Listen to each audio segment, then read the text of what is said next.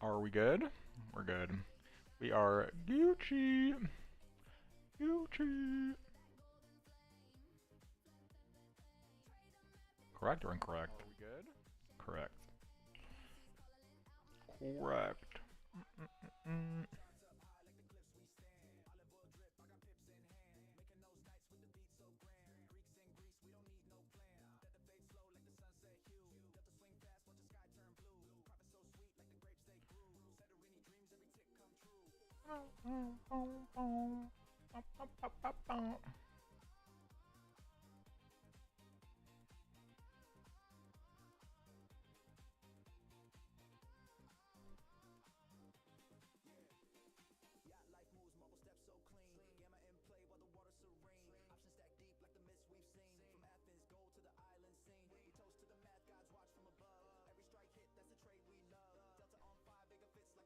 Mm. So we'll post this first. Friday.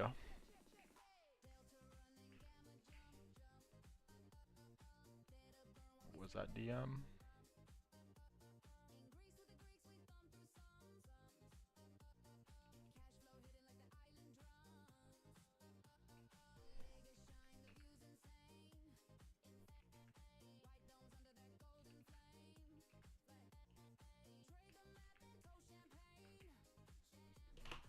Mm.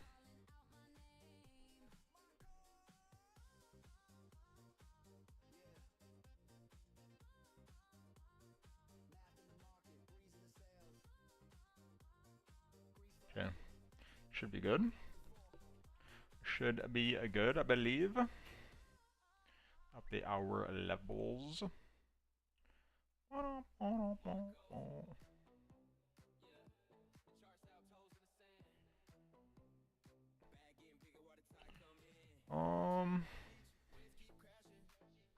In terms of yesterday, nothing really interesting going on, right? Kind of talked about getting this potential like weird third drive here. Ended up getting it right, cleaned the high, and then went lower. It would have been a bit of a scalp opportunity, kind of clean this poor high, bearish retest the value area high. And we end up getting this thing too, right? Kind of we talked about like kind of doing this at the lows. So far, seems like it's playing out. So a couple of scalp opportunities today. But in terms of the trades, nothing's really changed. Like the hedges had been closed out, right? We started going, so never made it to the TP zone. I was actually planning to cancel the TP because at the time that we were coming up here, there was like nothing really indicating like that we were gonna be stopping here. Like there was one big sell wall in the order book right here, and we just never got past it. Just kind of not enough volume to get through. Just kind of sat here for a while, just ding, ding, ding, ding, and then volume just fell off on the buy side, and that was it, right? Just kind of down to clear the low. So I have hedged those things again. The Bitcoin one's already like chilling, like will be safe. The ETH one, we if it starts to go from here, we'll be losing some money, but like whatever, right? It's kind of like an insurance policy. But we'll see. We'll see if it starts to roll over or not. Other than that, nothing to really talk about, right? Nothing really changed. It's like the third day in a row now. We're just sitting in this little ding dong range, like $2,000 range essentially.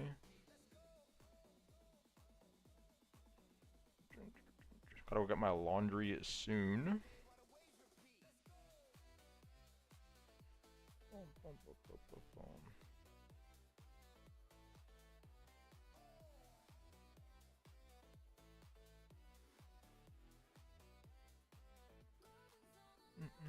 I'm so curious to catch up on some of this stuff.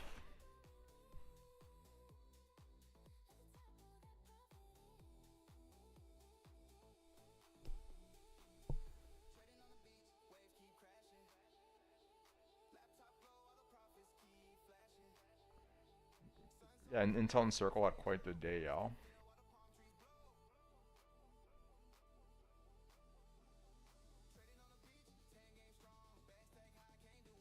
And I don't think we didn't kind of up to the date of everything.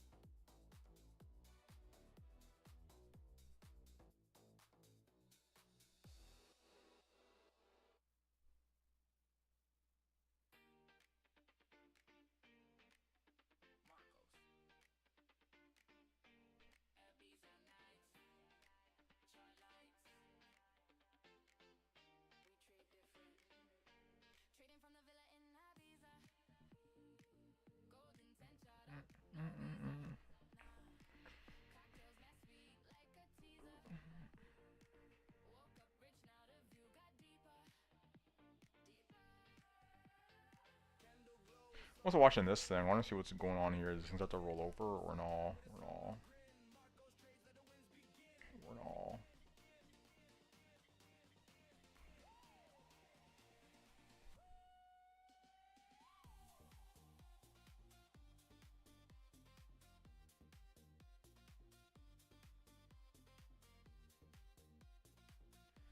Bum bum bum bum bum bum bum bum. Interesting times ahead, right? We had the monthly options expire.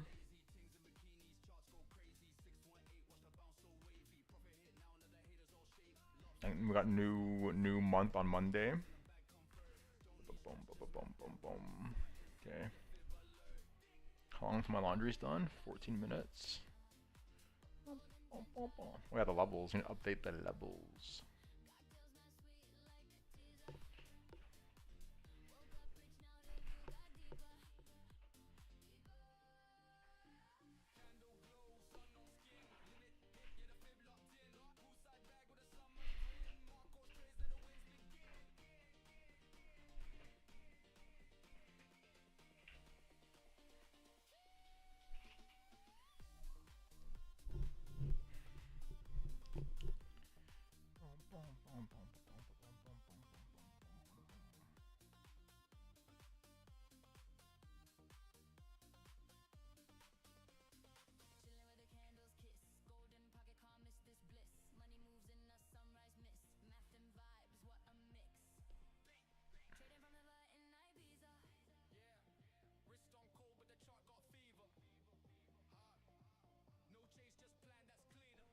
Can't imagine they changed a whole lot, to be honest, right? 91659.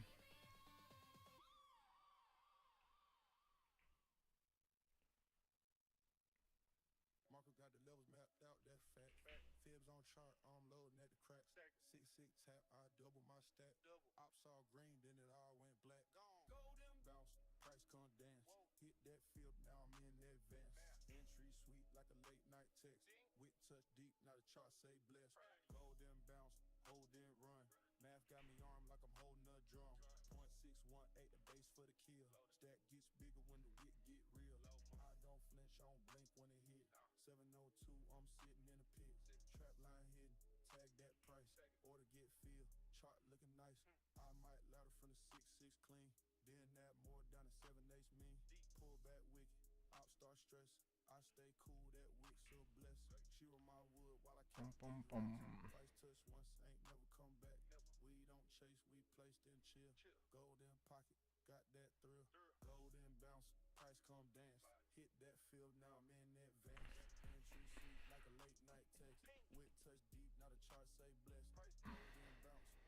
Took everything else. And what should we watch? Probably watch something. My back is cooked right now. Mega cooked. I just want to lean back and do nothing.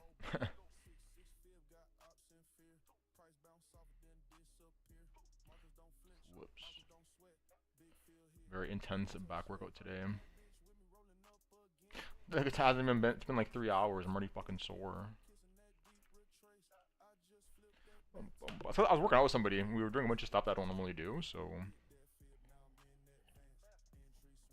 these bots are already back. Oh my god. This one's a different name though. This one doesn't have this typical bot structure name. It's like 6 letters or like 5 letters and numbers instead of 3. Interesting. Interesting. The rest of the data, whoops. So I upgraded my unusual whales. So I want to play around with some of the features they add on this higher tier. Figured I might as well just renew everything and give it a big ol' upgrade during the Black Friday sale.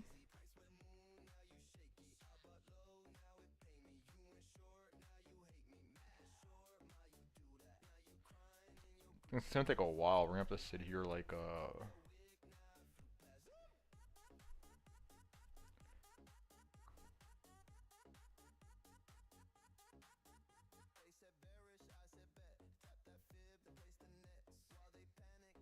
called?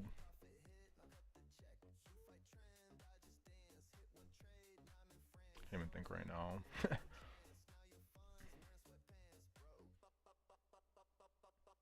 Like observe it for a while, right? See if there's any edge in these things. Kind of start to see if we can detect any patterns in some of this stuff. Potentially.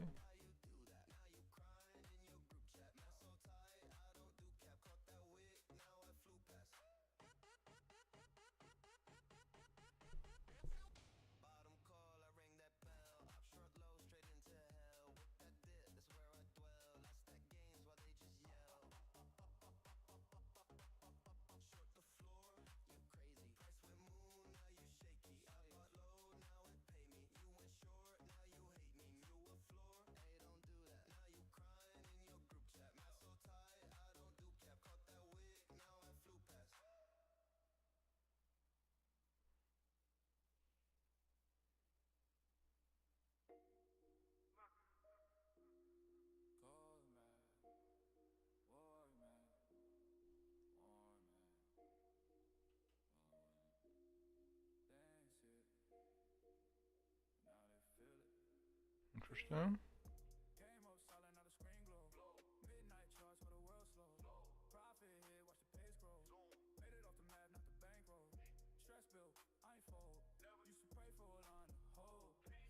Oh, yeah, I also need to look up.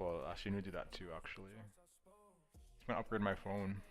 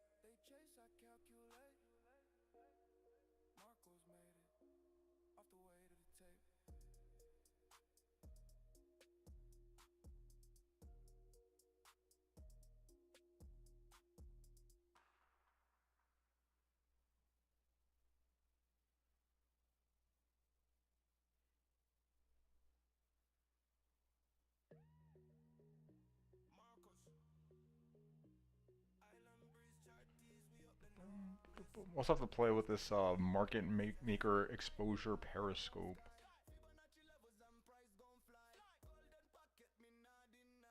How does the table look?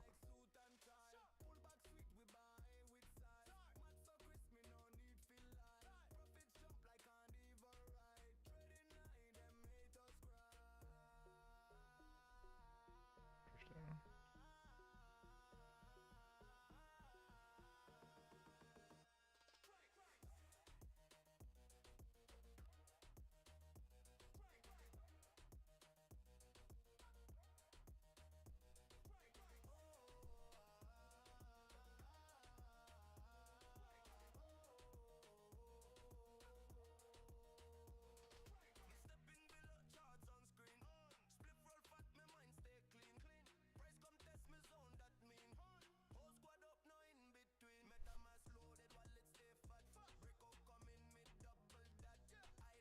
Oh, interesting. They now. Oh, interesting. That's pretty interesting, actually.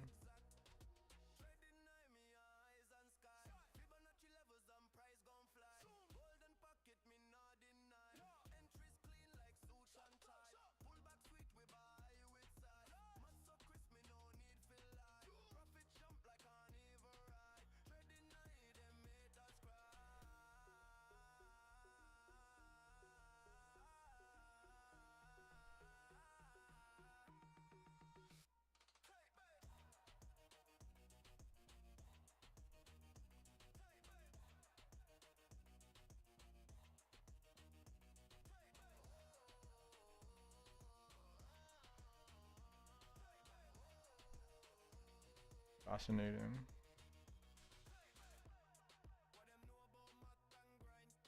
I mean, with this version, they added like a visualizer for the gamma levels in the actual chart, whereas before you just had to just look at the data and go plot the levels yourself on your own chart. I guess it's convenient. Just the Gex flip, I suppose. Yeah, interesting. We'll leave this open for a bit. We'll nerd on that later.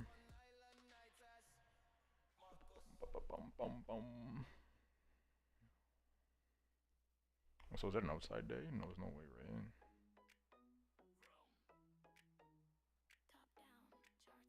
These have to be backwards.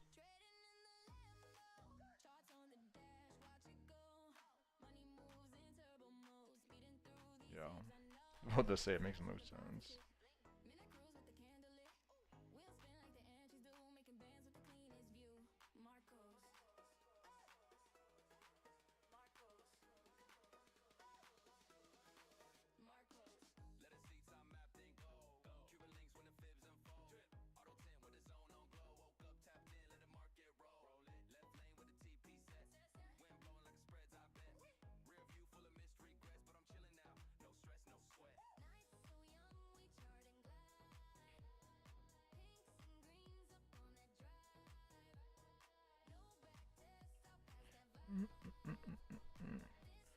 Math was not mathing on that. Show to the yellow lines though, right? Show to the yellow lines. Just kind of pixel fucking both sides of that thing.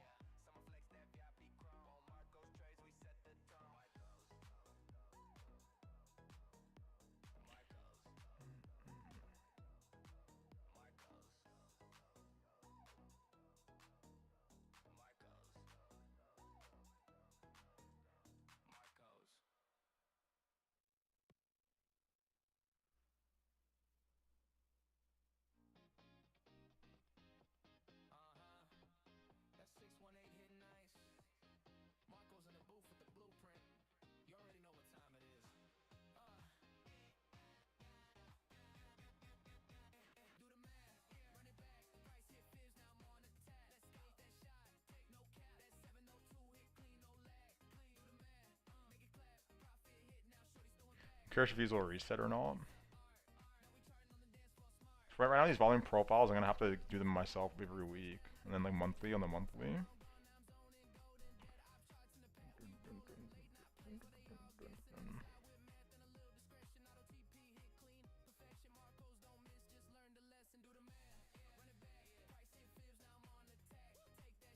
Sync pixel, fuck the 20 moving average.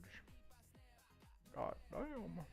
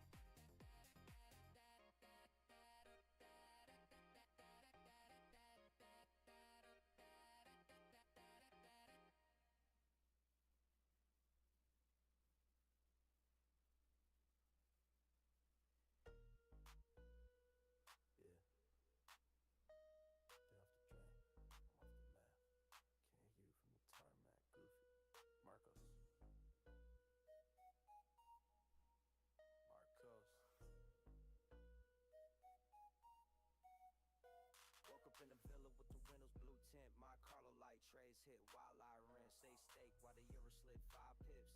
Didn't even check the chart. It's all instinct. Look at my laundry. I said barely off the map drifting. Slow in the McLaren. AP look like the chart. I sketch no cap. The face even showing resistance levels. You panic when the price go parabolic. I just lean back in this Paris loft melodic. She ride like a trend off CPI lies. I had your love in the penthouse sky. Off the math, off it. I ain't even here. Nah. Jet too loud, gone. Wrist too clear. Draw down fake, profit too real. They want the alpha, but they can't feel off the math. What? Lost in charts. I bought that zone, then I bought that car. Ferrari wide like a weekly gap, and the field hit hard like a market stop. Charles paid lunch, didn't even log in. Bot took the scalp, now I'm jogging. Palm trees bend where I parked the Rolls. Price came back, then I split that song. Lamborghini yellow like Euro strength. She curved like fib, I marked her length. Back test cold, but my heart on rest. Yacht hit waves, but the stats digest. Dubai high rise, wrist look fine. Chart like silk when she whine in time. Told her, baby, don't guess, just breathe. Price gon' come, just believe the speed. Off the math, I ain't even here. Jet too loud, wrist too clear. Draw down fake, profit too real. They want the alpha, but they can't feel. Off the math, lost in charts. I bought that zone, then I bought that car. Ferrari wide like a weekly gap, and the field hit hard like a market slap. Off the weed, that's childish. Off the lean, that's broke. I'm off the math, and I'm still up.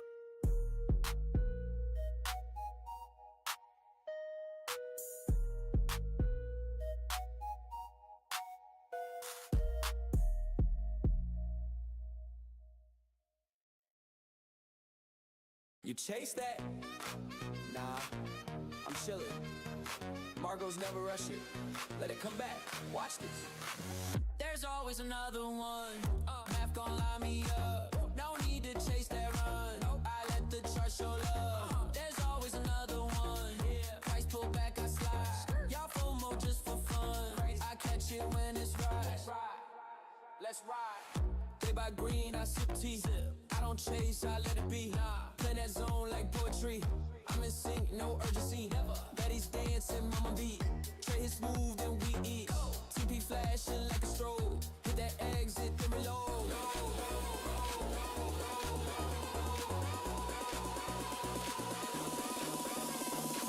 There's always another one. Math gon' line me up. No need to chase that run. I let the chart show love. There's always another one. Price pull back, I slide. Y'all FOMO just for fun. I catch it when it's right.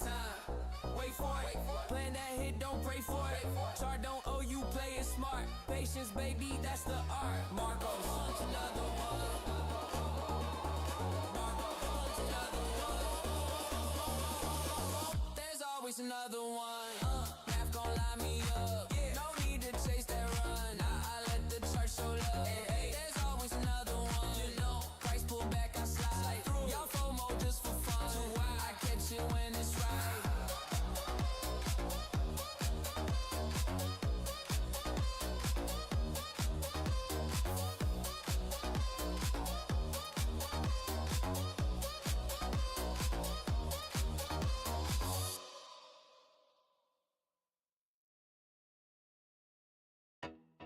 Money, math. Ooh, I said I was juicy.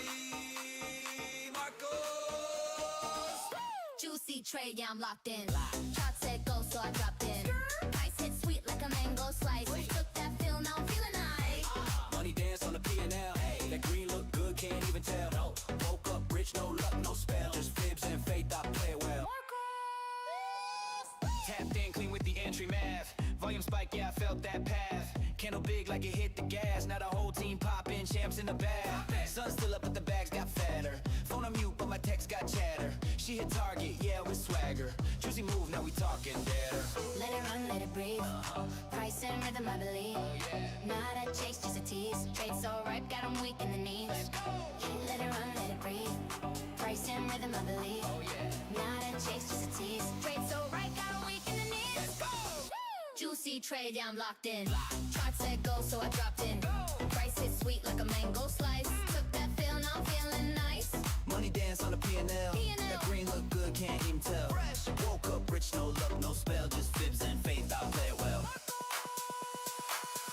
play, not pray. Nope. Juicy wrist, sweet pain. Back tasted all day, so the wind hit clean like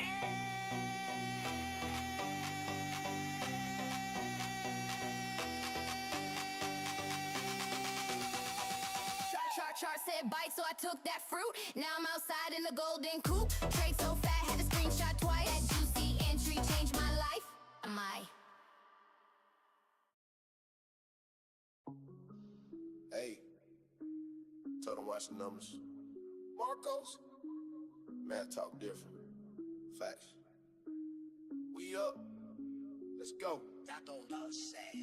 Matt don't lie, price don't tell. I just said that field didn't chill. 25 touch, that field was real. 618, yeah, that's the kill. Matt don't flinch, I follow code. Wrist map tight, that profit low. Others hope I chart and hold. One trade, flip that wrist to go. Got that zone and let it breathe. While they chase, I plant that seed. Red to green, I see that lead. Matt say wait, now watch me eat. They got dreams, I got plans. They got vibes, I got scams. I don't blink when price expands. I just read it like it's scanned.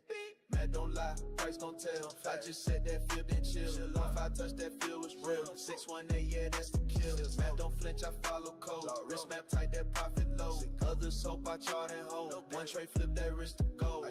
Price curve talking, I don't speak. Let that wig come kiss my cheek. Order stack like bricks, real neat. Math hit once, I'm off this seat. Wrote that range like holy text. Every level got respect. They still guess I just detect. Matt don't lie, just place and check. Blue lines glowing on the screen. Night still chart moving me. Matt says sell, I press that key. Next day, yacht life by the sea. Matt don't lie, price don't tell. I just said that 50 chill. 0.5 touch, that feel was real. 618, yeah, that's the kill. Matt don't flinch, I follow code. Wrist map tight, that profit low. Others hope I chart and hold. One trade, flip that wrist to go. Marcos.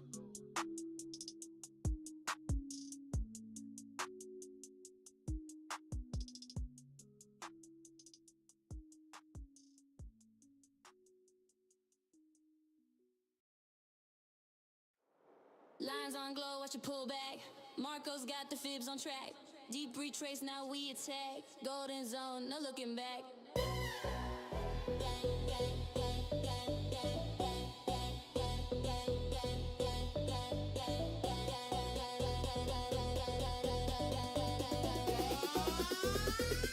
Fibonacci, feel that zone.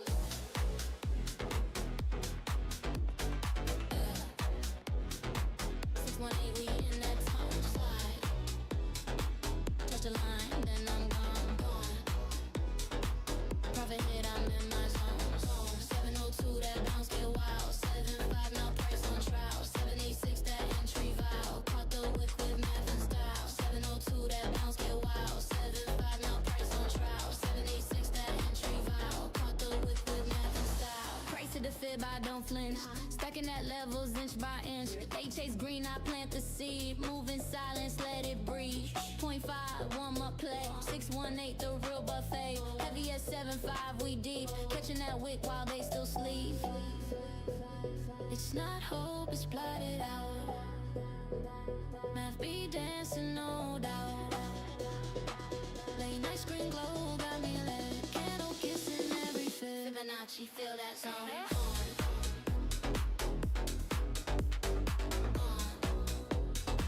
618, we in that zone. Touch the line, then I'm gone. Profit hit, I'm in my zone. 702, that bounce get wild. 755, now price on trial. 786, that entry vow. Caught the wick with math and style. 702, that bounce get wild. 755, now price on trial. 786, that entry vow. Caught the wick with math and style. No more guessing, just precision. No emotions, just the vision. They want hype, I want the rain. Chart react, I don't explain. Golden pocket glowing still. Price obeys the math, the will. Marcos drew it, price complied. Fibs don't miss, we let it ride.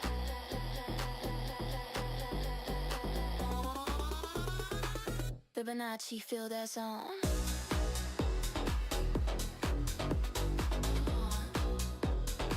618, we in that zone. Touch the line, then I'm gone. Profit hit, I'm in my zone. 702, that bounce get wild. 75, now price on trial. 786, that entry vow. Caught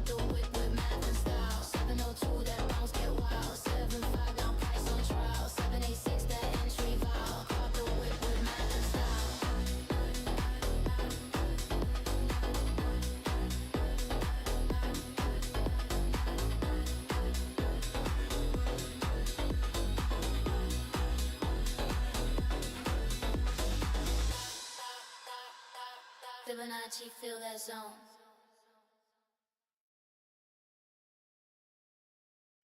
Yeah, yeah. Sometimes you win, sometimes the market bites back. SL slide. Got. Marcos. Got SL slides. Woke up cute, but the chart said bye. Caught that wick, no alibi. Shook me out while I sip my chai. Got math went left. Thought I was cooked, but I still look fresh. Bounce right back, no stress. Even when it hits, I flex.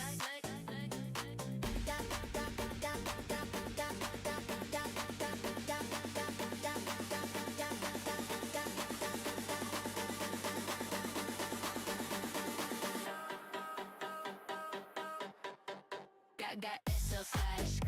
Woke up cute, but the chart said bye. Caught that wig, no alibi. Shook me out while I sipped my chai. Got math went left. Thought I was cooked, but I still look fresh. Bounce right back, no stress. Even when it hits, I flex. Set the zone, but the wig kept fang. Sniped my stop, then took off dang. Drop my T, spit it on the Mac. For the group chat, yeah, I'm back. Got me once, I ain't mad though. Matt still sharp like a blade on gold. Double it up, we still move bold. When I lost, baby, we don't fold.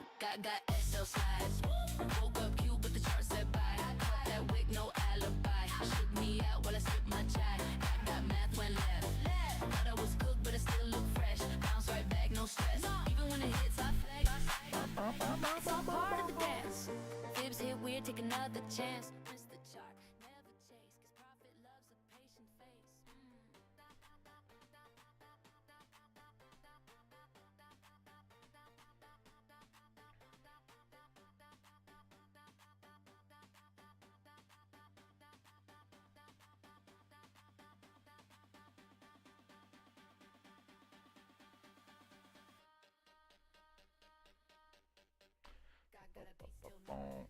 Okay.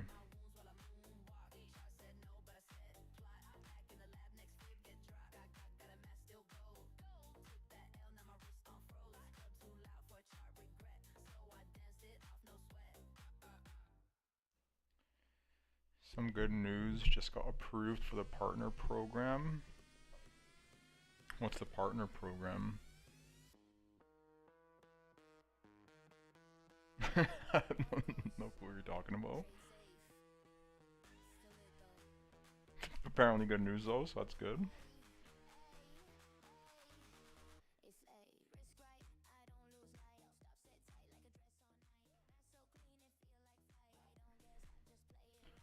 Through YouTube?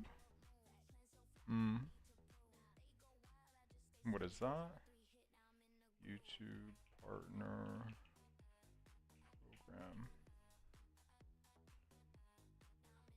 Allows creators to monetize their content by enabling revenue sharing from ads and offering other monetization features. Oh, nice.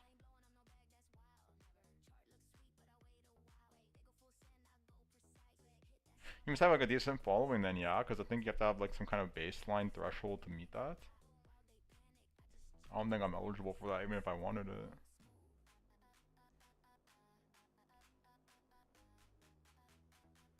I'm a little noob, a little fish in the sea.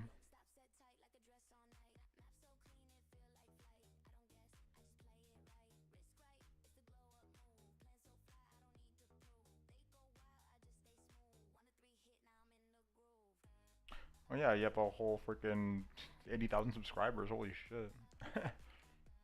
Holy fuck, you're a celebrity.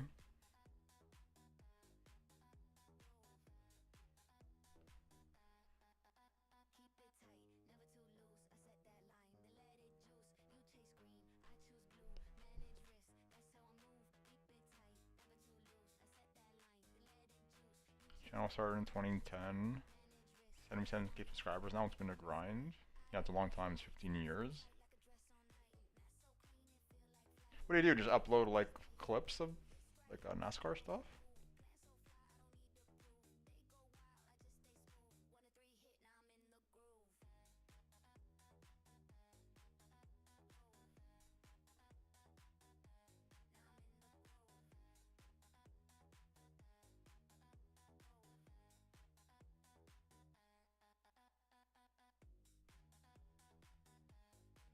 You're no joke, right? You really are just a NASCAR fan. Interesting.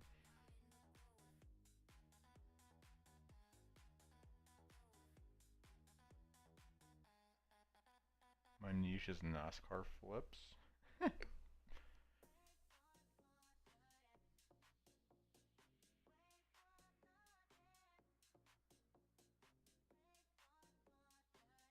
doesn't NASCAR have a YouTube channel that does all this as well? I'd imagine.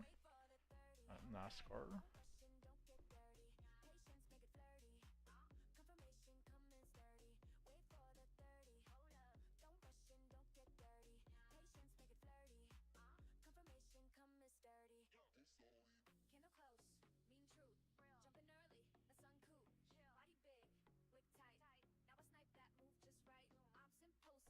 Interesting.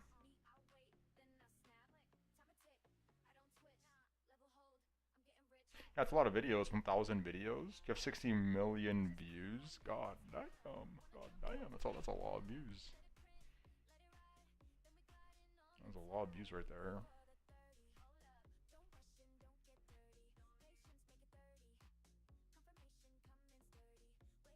I have no idea how much YouTube pays for. I guess you can have ads in your channel now. I think that's like what this partnership means. Curious how much you get from that per view.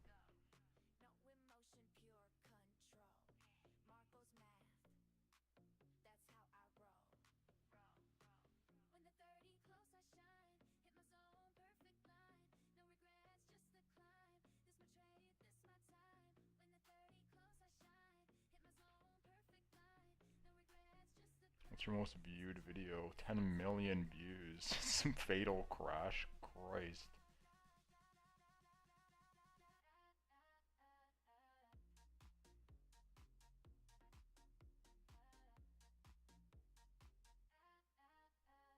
I have a lot of million view videos.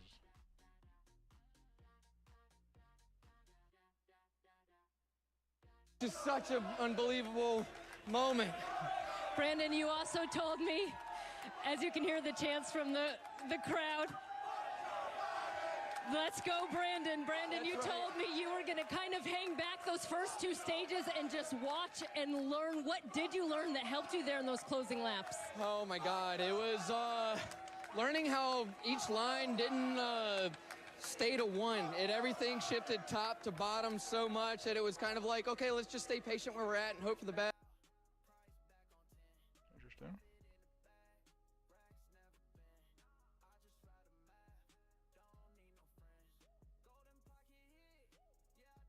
Quite the channel. I mean, you're almost gonna have one of those plaques soon. 100K plaque or whatever they give out.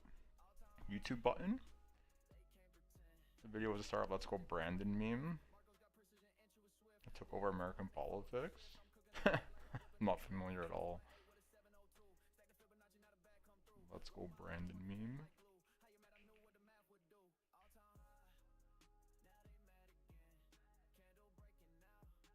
Used as a euphemism for the phrase "fuck Joe Biden."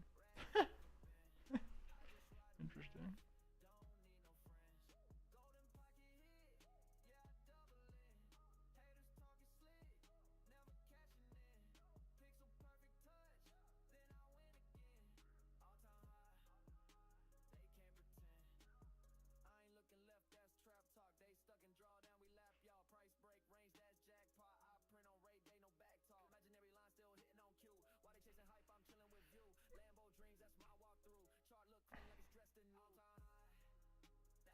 Wait, I thought that's what the crowd was saying.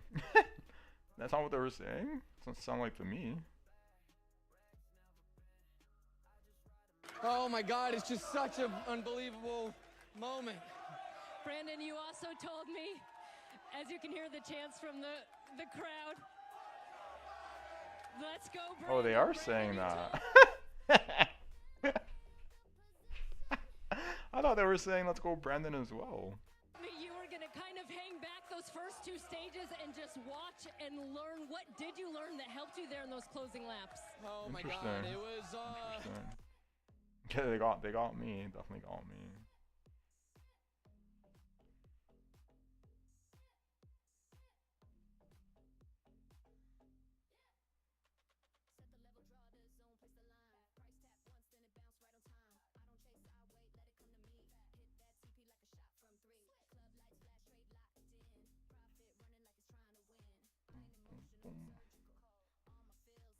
hating on Joe Biden. We'll put this here. Bring this here, put this here.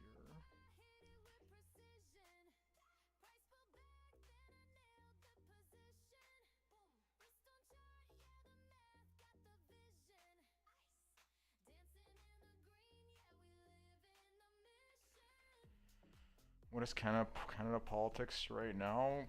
I don't know. I don't really care about that shit. I don't vote. I don't.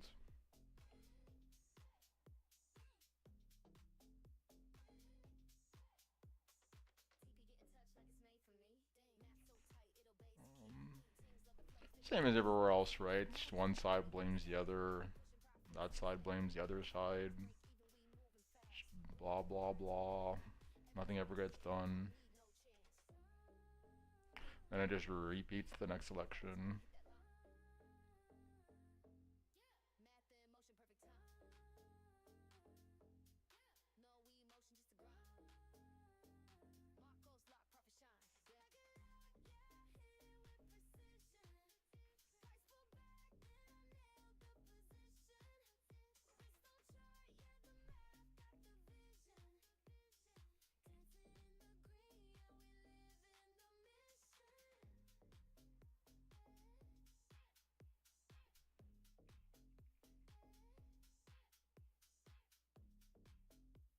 I don't know, like based on like social media sentiment, you would have thought that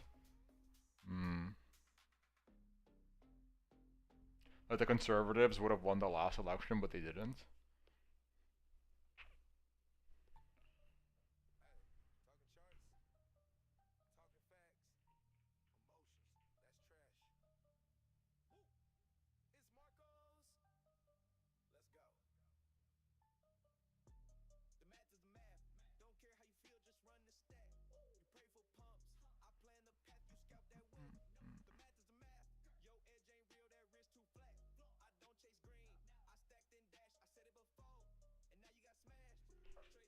Same kind of thing as the US though, right? Everyone's complaining about the same shit. Cost of living is too high, like too much immigration, yada yada yada.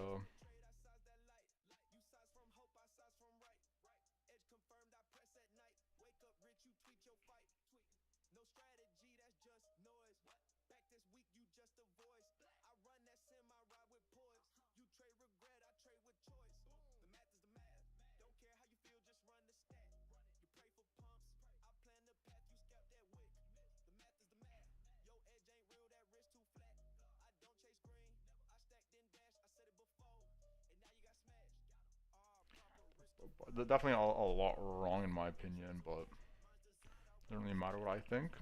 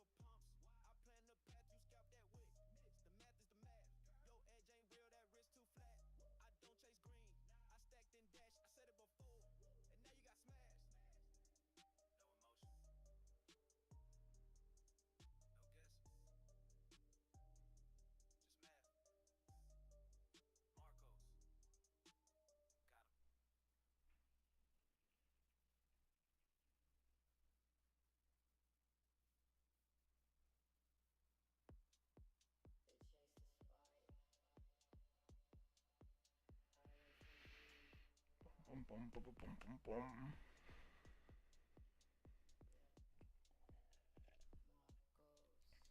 I just don't see the point, honestly. I don't like it's like I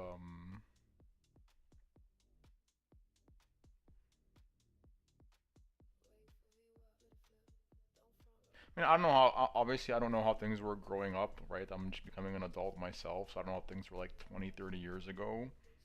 Right now it seems like it's just these people have their view, and these people have their view, And it doesn't matter how much reason or logic you present to either side, like they're just sticking to their fucking view, right? They don't want to hear it.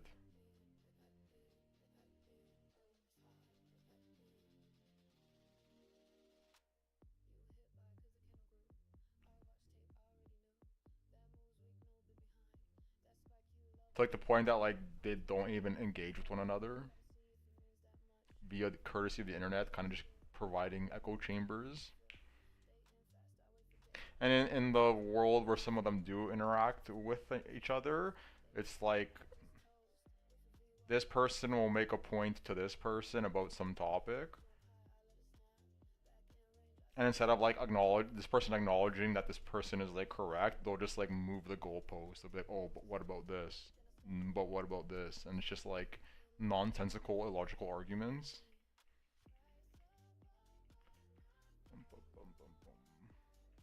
I don't even bother. It's like whatever, who cares?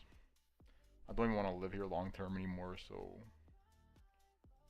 taxes are too high. I've been trying to get a doctor's appointment literally every stream I get on, and I log into like my doctor's website to try to make an appointment. I haven't been able to make one. So I'm getting like rinsed on taxes, over 50% taxes. Every trade I make, 50% of it, more than it, goes straight to the government. Straight to the fucking government. And I can't even get a doctor's appointment via our free government provided healthcare. So I'm just sitting here with a busted shoulder, like half-assing half of my upper body workouts.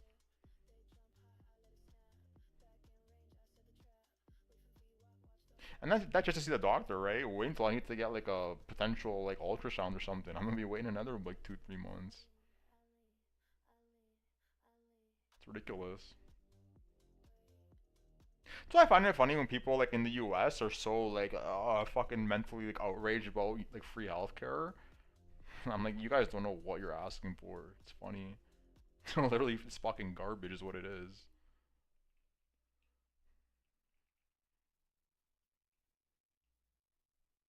Like there's stories of people like literally dying in the ER waiting to see a doctor because they're waiting for like 40 plus fucking hours.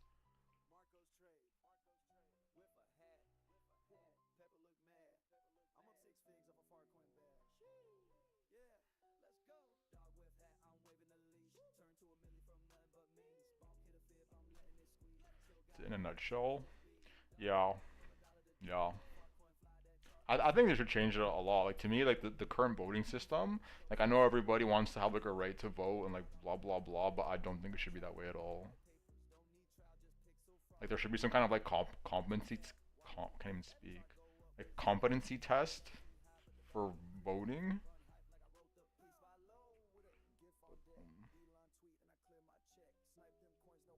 And maybe even like raise the age.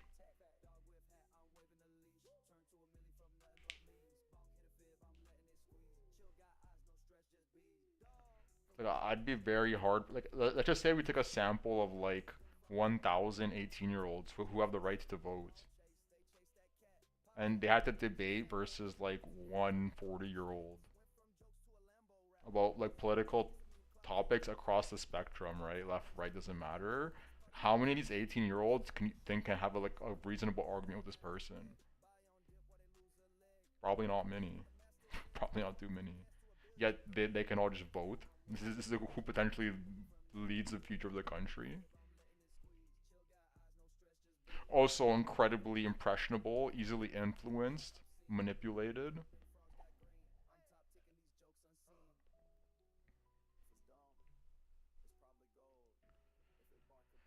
Really hope small caps heat up in December. Wasn't there one today? I was seeing one earlier today. Wasn't there like SNX or something?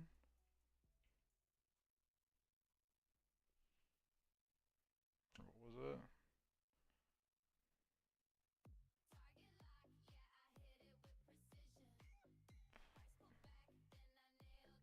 it? Isn't there always some of these running? I was actually watching an interview on stream yesterday about some guy that does literally like the thing I was talking about, shorting low caps only. And big on Wednesday. Oh, it's SMX. Hmm. Damn, what a chart.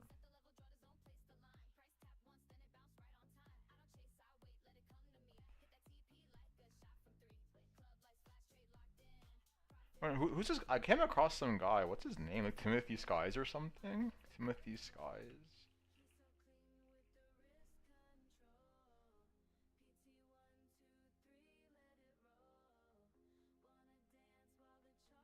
Yeah, Timothy Skies.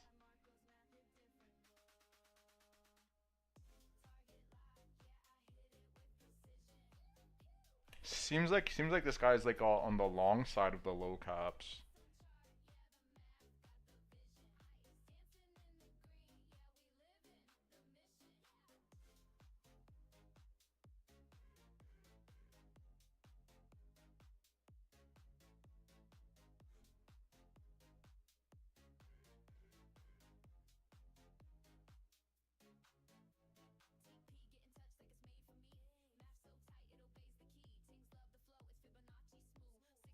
Should we take his course?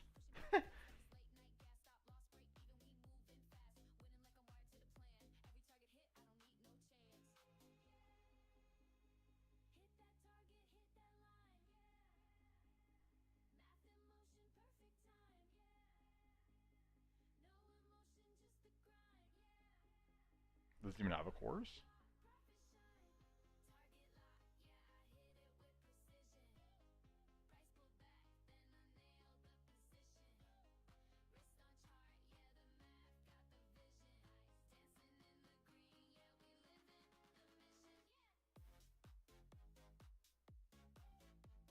How do you become one of this guy's students? I don't get it. I don't see like a sign up.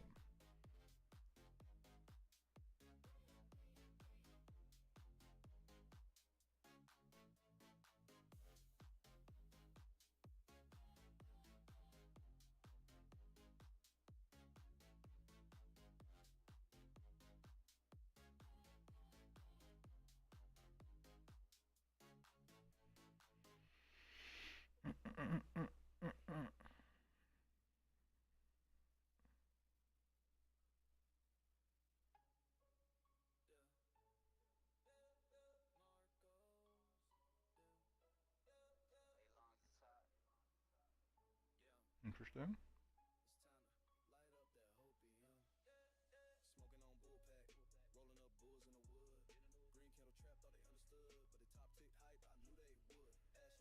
And WGL was up 30% today. I always thought that would be the next HKD. We got the same underwriter. And WGL.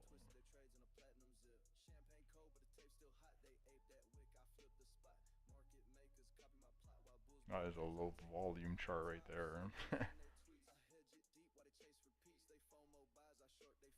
This thing must have like no liquidity. Holy shit! Even on the hourly, there's like massive gaps.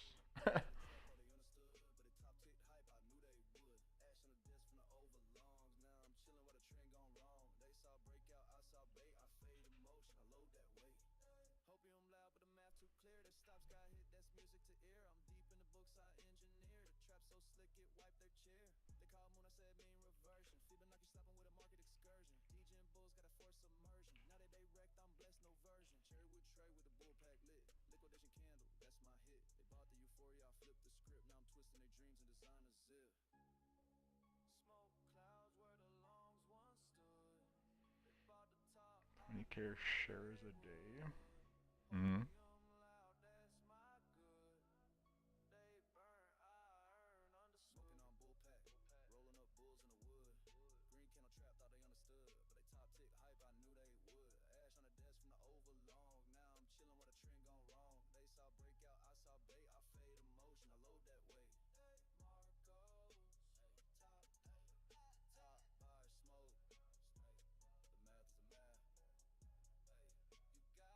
Yeah, it was interesting. Like the interview that the guy was talking about shorting these things.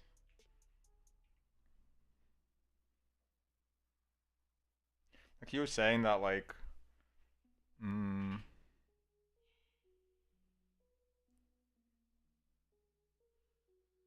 like every few weeks, every few months, like the same ticker will like have like a pump to short, right?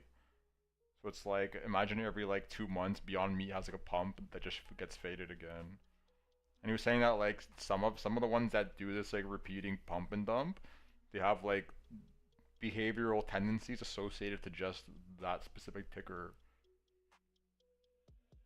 Like it'll like, I mean, I'm like like he didn't say this himself, but just to give like an example of what he's referring to, like one of them might like pump, and instead of like just the initial move fades, it'll like always do like another leg up and then do the fade. Or some of them will like continually trap before fading off completely. Or like so, one like the one example that he gave was like they'll run a certain percentage amount like consistently each time and then like fade from there.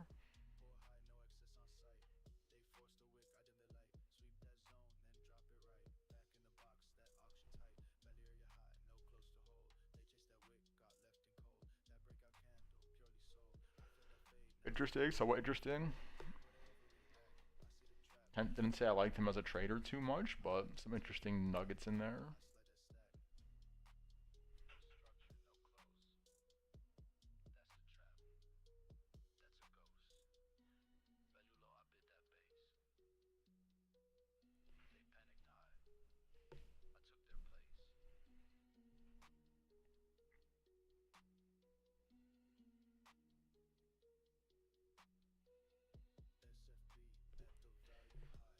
I'm trying to get an iPhone 17 right fucking now.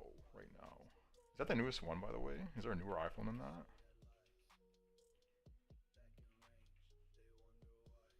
Well, there's not. Okay, cool.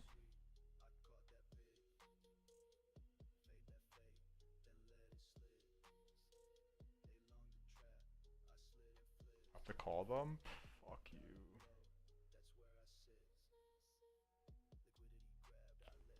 Okay, we'll call them tomorrow, I suppose.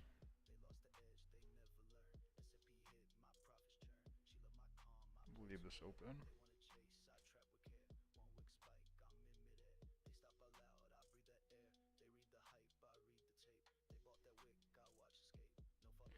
Gonna get a new iPhone, you feel me? You feel me? There are connections to be made with low flow IPOs and lockup periods. Seems like the way these deals are structured, 30 days post IPOs, earliest insiders can start cashing out.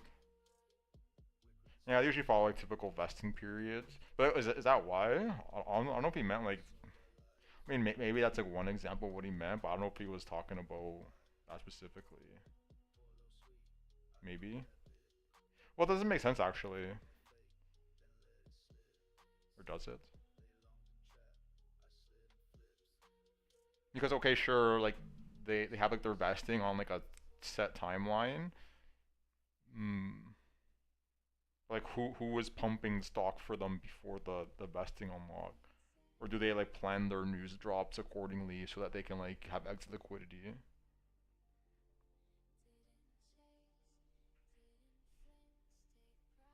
I guess lots of different possibilities there.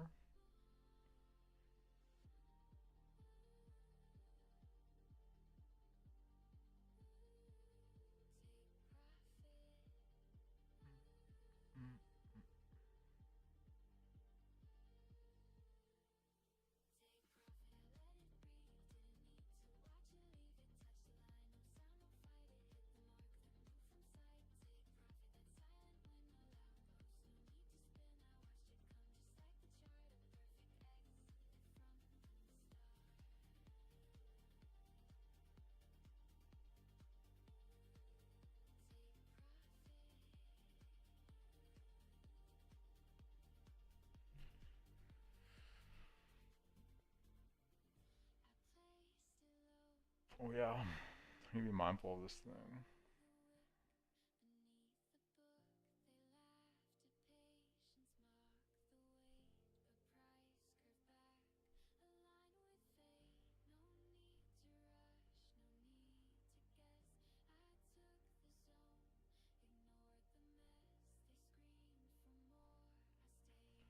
To be honest, I've gotten away from low flow IPOs and Thinkorswim pretty much restrict traders from trading low flow China Hong Kong stocks. Plus the place hasn't been as clean. And weren't you saying that all those are like pre-manipulated? Like those are the ones that gave like those like, catastrophic short squeezes with like thousands of percent.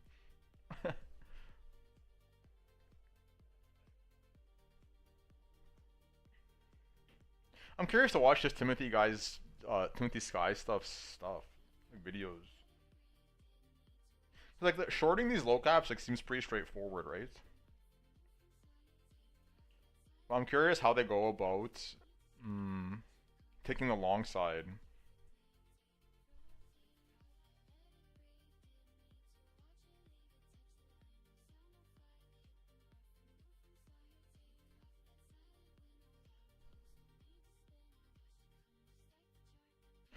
Without getting in the news pump. I'm curious if they like use certain moving averages that people consistently use for that or what. Because I imagine you have to be a lot more aggressive with your entries on this stuff. Like look for something like this where it does some like 382 bull flag and just rips. Where's the oh.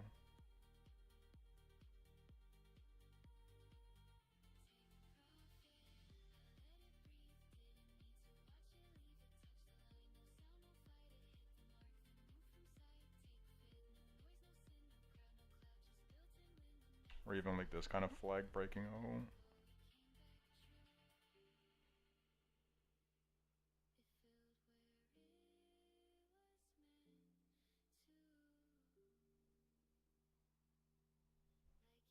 I suspect no one uses like fibs on this. They're all probably using like just moving averages.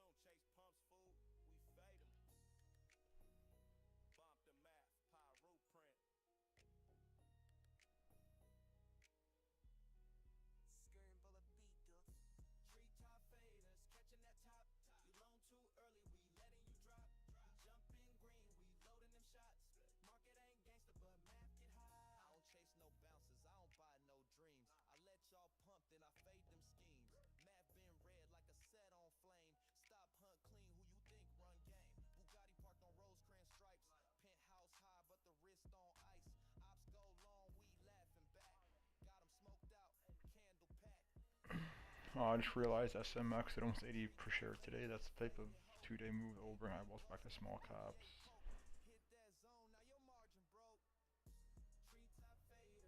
Don't they always have eyes? Don't they always have eyes?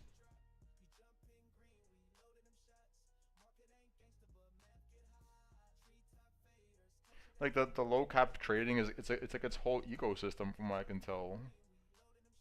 There's like a huge community of people who trade specifically low caps.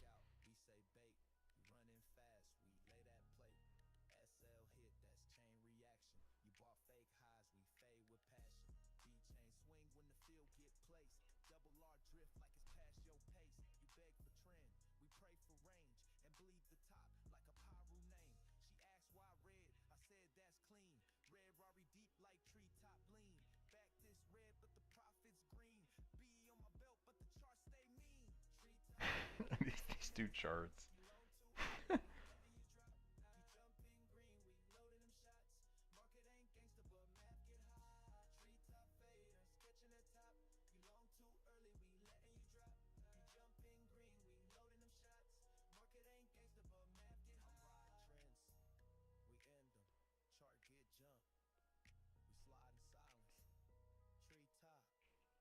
What happened to this thing?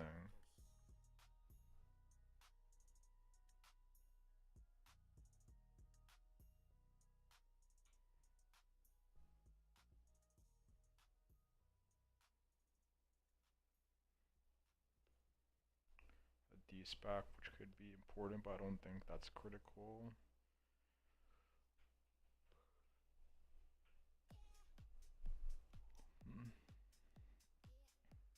I don't think people give that much thought to that kind of stuff. From what I can tell, right?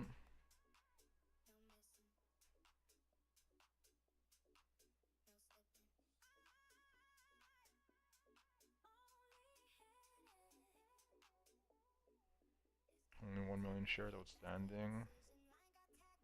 Trying to get a feel for what type of stock to watch Monday.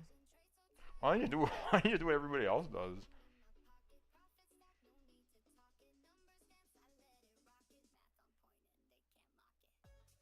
Pretty sure that guy's a scanner thing on his website. Like videos that show you what they're scanning for.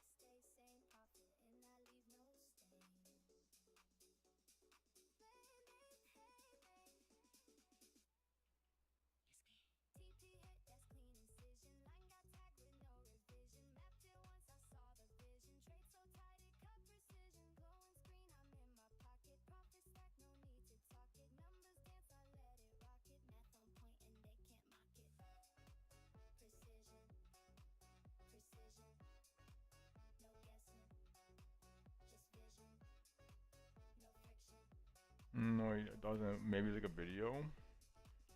I'm sure you can find I for sure one of these low cap people have like the scanners they use online.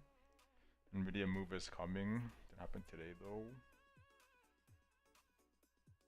Possibly. Could also continue lower.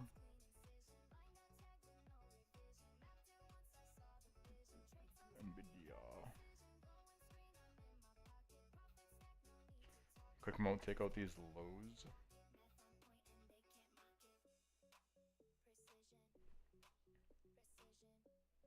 So had Google on the closing today.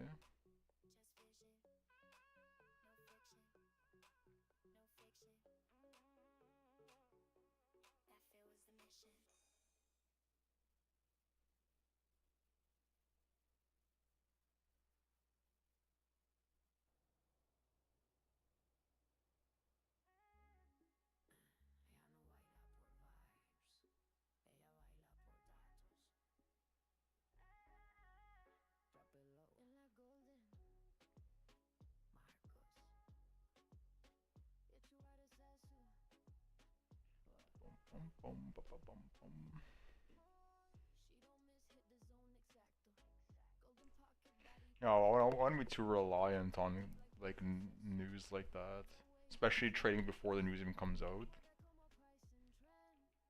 Cause like probably know they come out and like the news is not what people expect, right? Completely unrelated, or it could be related without like what you're thinking.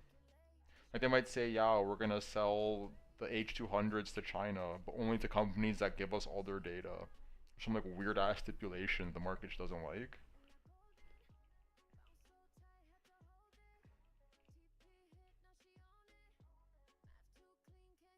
So essentially you're just gambling that they release news that everyone likes and thinks should increase the stock value.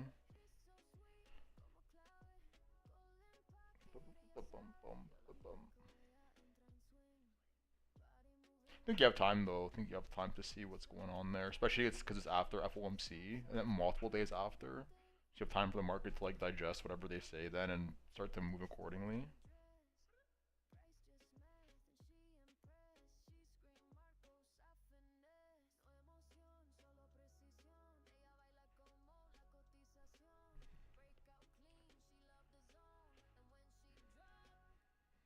It's just super compressed.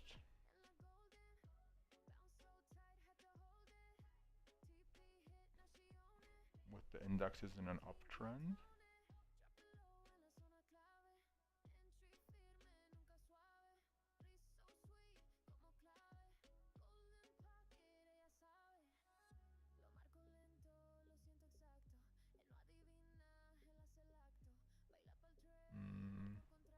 Not sure what you mean by that. Also, interesting dumping on Google here, right? Right at the end of the morning sessions, someone's been dumping huge volume spike, bigger than the intraday session. Someone's dumping the clip up here. Mega unloading.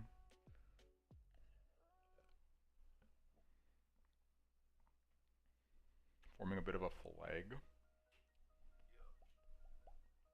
Interesting.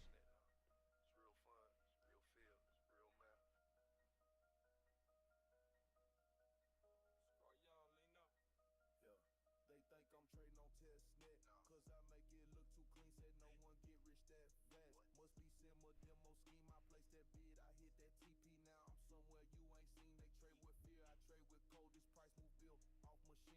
Rolls outside and the seat still warm, penthouse trades and my wrist got storms. They hit margin, I hit my long. They need signals, I move calm, balance real, them feels hit fast. You still pray, I back this pass, my edge live, no fake account. You click hope, I click amounts, they think it's test, nope. But it's all real facts.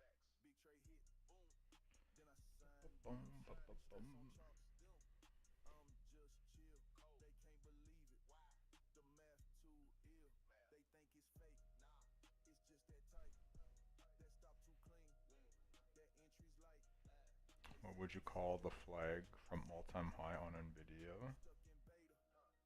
I'm out here scheming. Woke up clear 5 figures. Didn't even leave that villa. One click trade got triggered. Chart came down, I drill her. They think it's capped, I let them talk while I withdraw. You post gains, I post results. You hold hopes, I don't really call this a flag.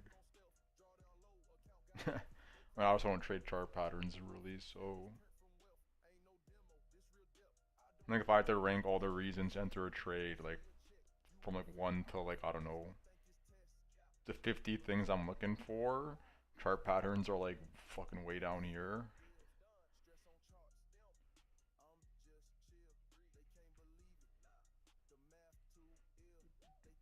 At least for like a, especially for like scalping and whatnot, right? Because like these chart patterns that people collect the data on, that have like the statistic database, they're not collected on like 5-minute charts, right? It's like both like chart patterns are collected on like weekly charts, so like all the statistics that apply to this and like how often they break out or not is like only applicable on weekly time frames. So if you're like on the 5-minute chart thinking that this is going to trade the same way it does in the weekly, like it's not the case. But also, so not call this a flag, right? Like, I mean, I don't know. Maybe you're talking about like a more zoomed out version, like a megaphone type thing going on here.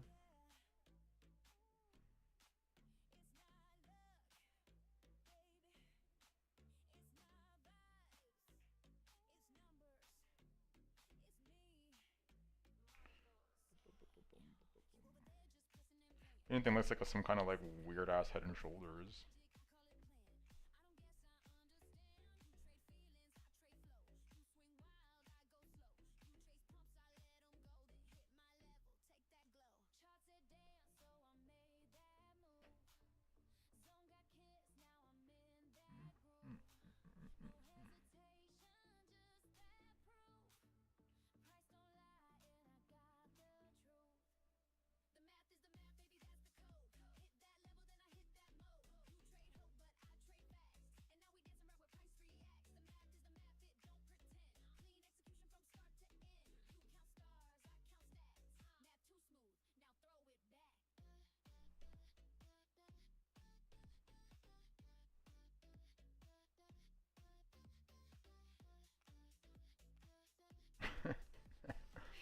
Interesting.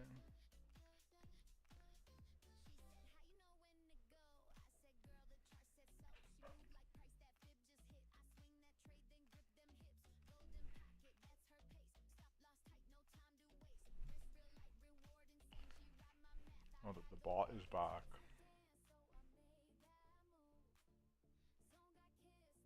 Aurelio E5Y. This is like what, day 3 of this fucking shit now? Where do these things come from?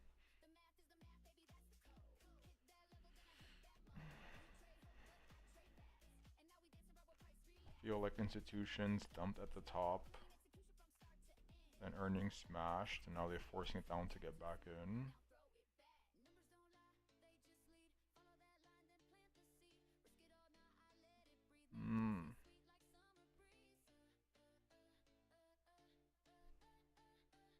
I think people are just de-risking right out of tech. Like if you go look at the equal weighted S&P index, like it's starting to like pump, right? And like the market breadth indicators are all starting to pop off. And I see money rotate out of just the Mag 7 into like all kinds of different names. Like biotech is pumping, like retailers are pumping, like consumer staples are all pumping.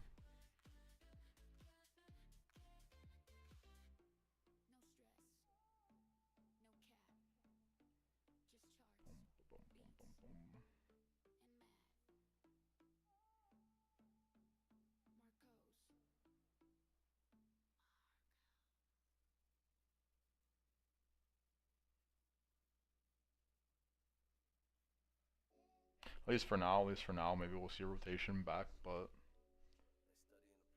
people are just diversifying a bit. Which is good, right? If we don't want 2026 to be just some fucking straight nuke down, want to see S&P rounding out a bit, not everyone just fucking chasing the same large cap tech trade.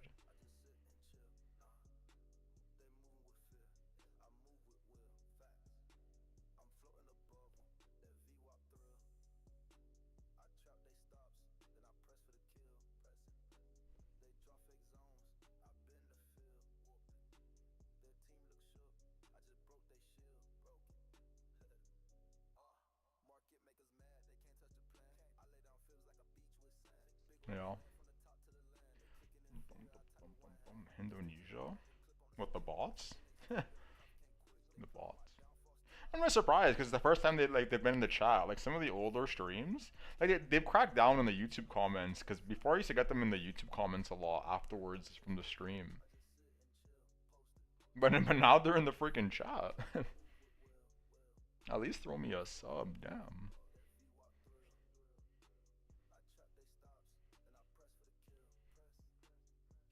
Throw your boy a subaroni.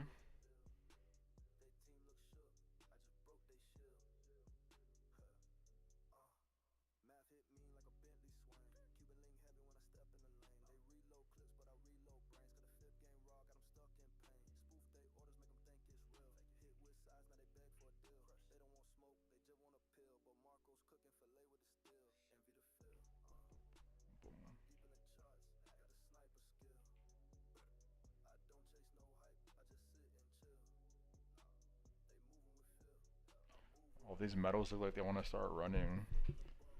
Interesting if we got a leg up here or not.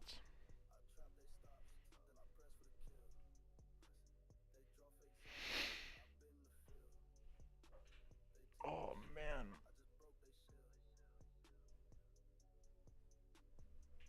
Oh. Think SPY all-time high Monday.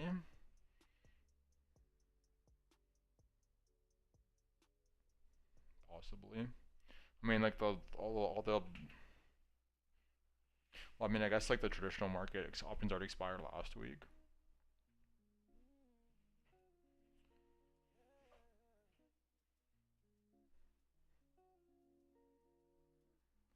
Let me look at some of this options data.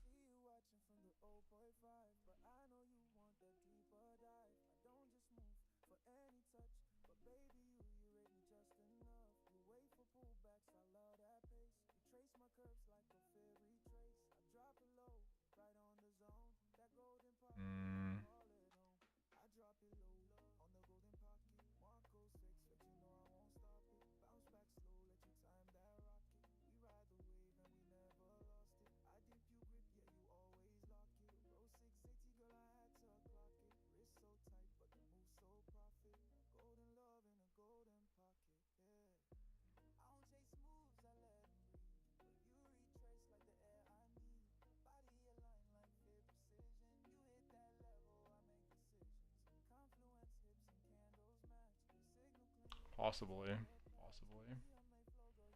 Seems like most people have like somewhere between 6,900 and 6,800 priced in for next week, up until Wednesday at least, but It can change pretty quick once the 0-day to expiry options start rolling in.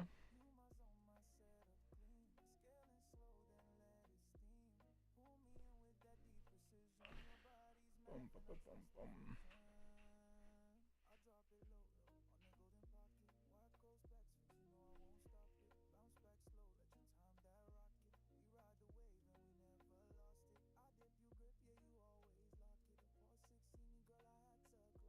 And so far looking interesting, right? Like everyone was freaking out and then kind of just did a weekly SFP on the low and now we're just rallying right back.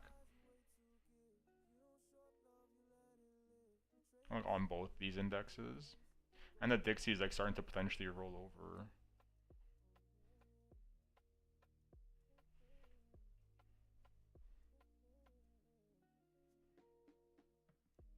Potentially printing like a double top down here, we'll see. On the daily.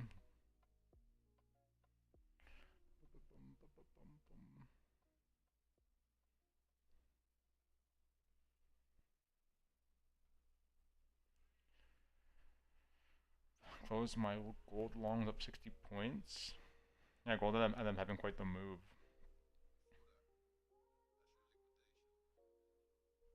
I'm curious if it ends up going higher, right? Right now, more than anything. It kind of still determines to be seen. Like, are we actually breaking out here for real, or is this just kind of like setting up some kind of flag, like longer consolidation?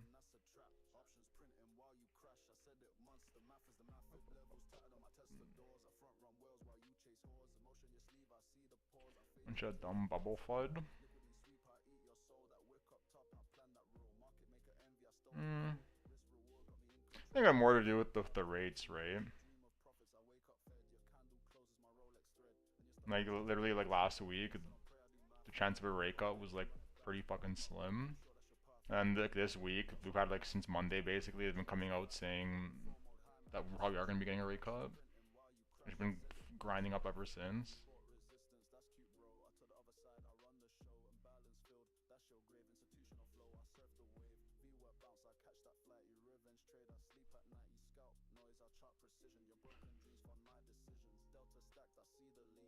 Probably the primary thing going on here. I mean, yeah, like I'm sure some of the sell-off was like based on some of the FUD, but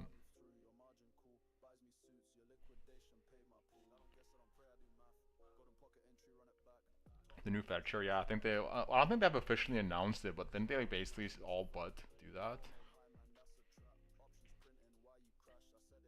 Forgot who the guy's name was.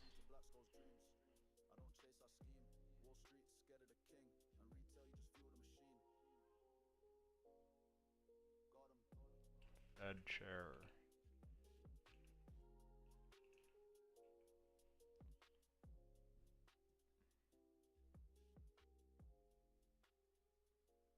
Hassett.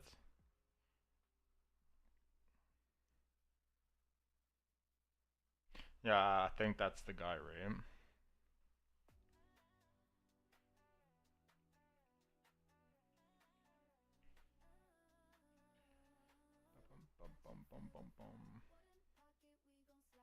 I mean, I think everyone kind of fit like.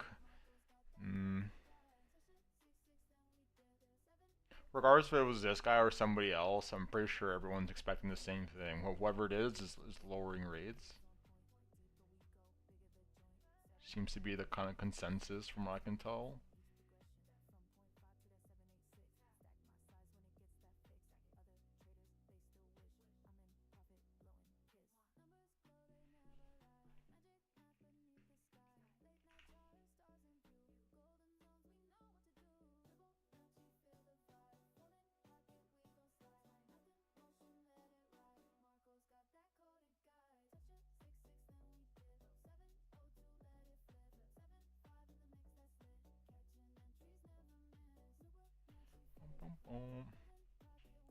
Should be tightening.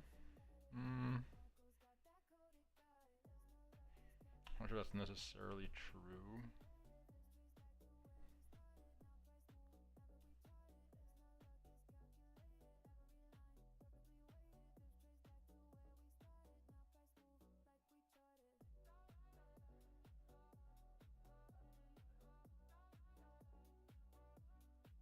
There's people and like all people think that we shouldn't be. People think we should be.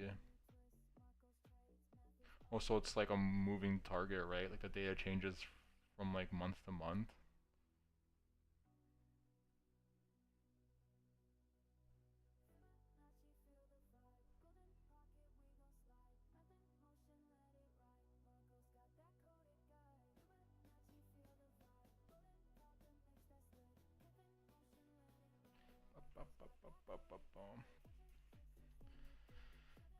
It would be, but the yen is fucking up with global liquidity.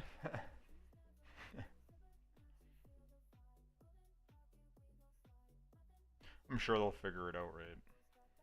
You usually do. Sure, money's getting printed one way or the other.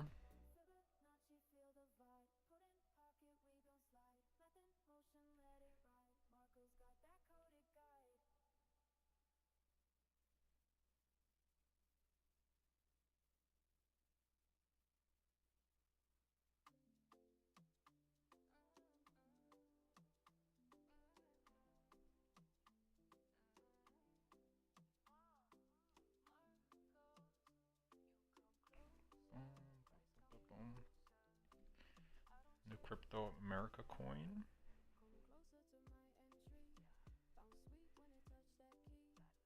I'm not sure.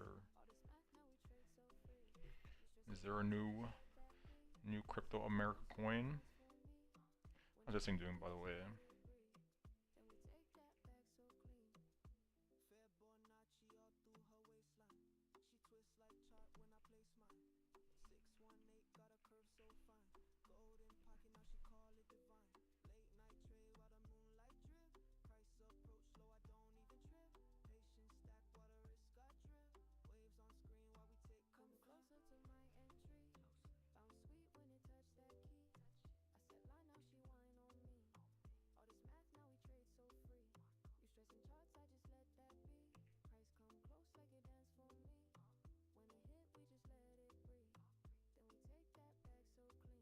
Interesting.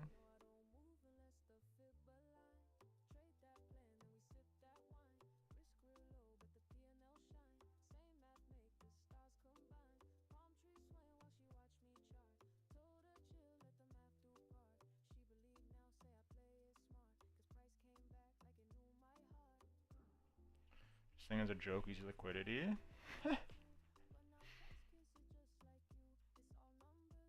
Yeah, I'm surprised how many people just bought that Trump coin. How is that thing doing that nowadays anyways?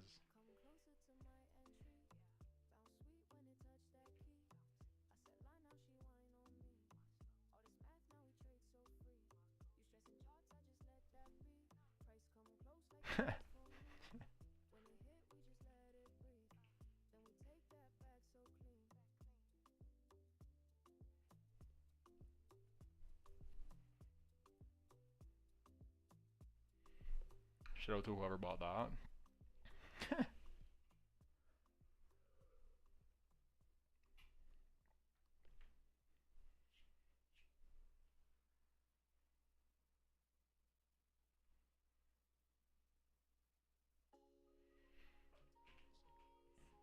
Let's read this Nvidia bear article.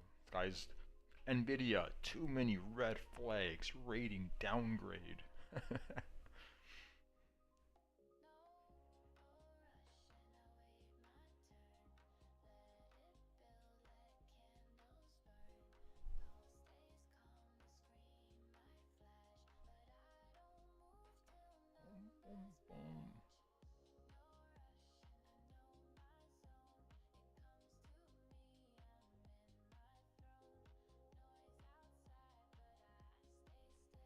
Such a buy right here.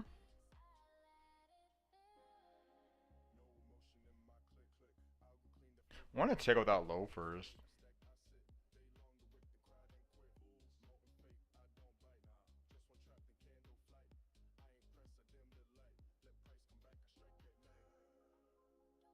I just don't know if it gives us that big of a pullback, like somewhere in this region.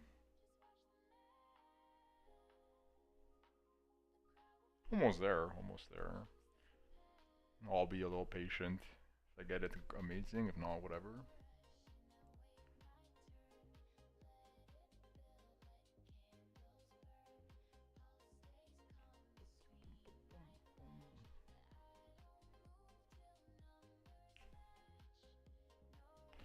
just means I'll have cash for something else.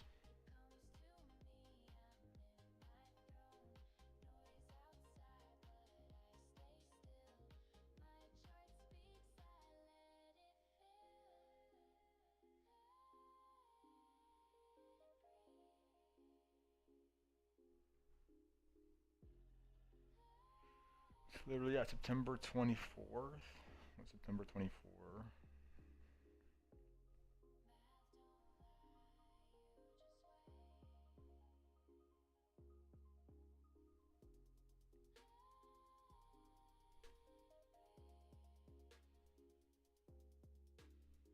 What's the relevance of this day?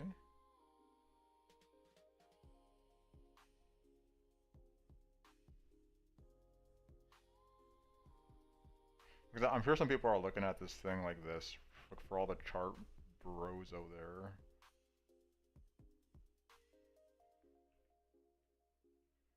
Oh, it is potentially kind of reversing down here. Bum, bum, bum, bum.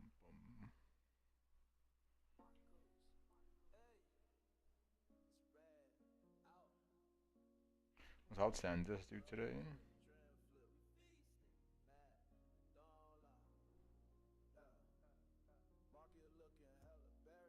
Is this happening in every stock? Interesting. These things are all seeing dumps in the right at the end of the morning session, like high volume dumps. More volume than the whole day combined. Not combined, but like the biggest volume spike.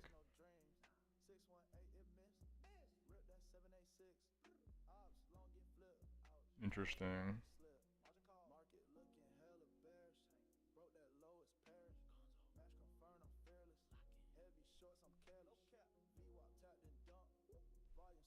Yeah, there's definitely some like large players dumping all these large cap techs right now.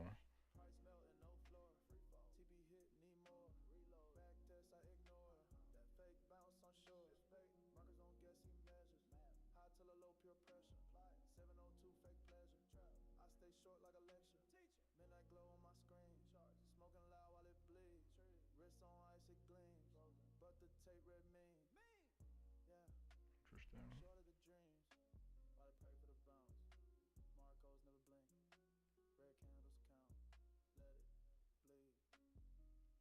And they're buying Apple.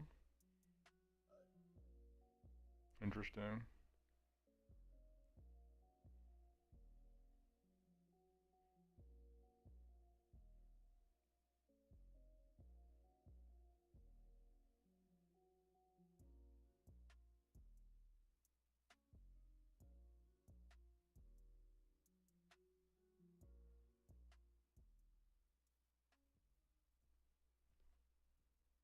Very interesting. Just as a concerted institutional efforts to force a pullback. I mean, do you have any data to support that, or you just like imagining that?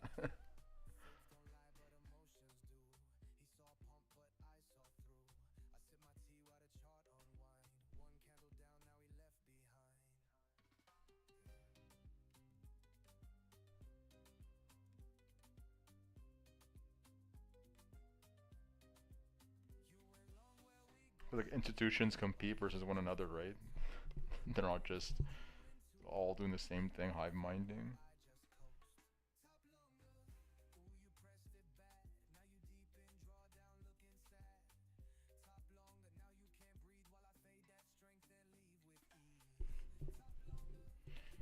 Just what I'm seeing. What are you seeing that gives you that indication?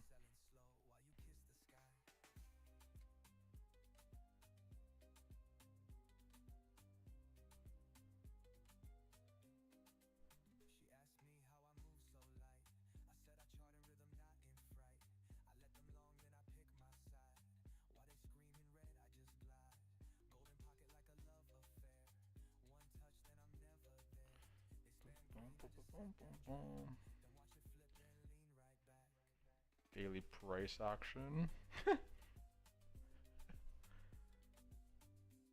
You should be a billionaire then, right? Clearly, you know everything that's going on all the time.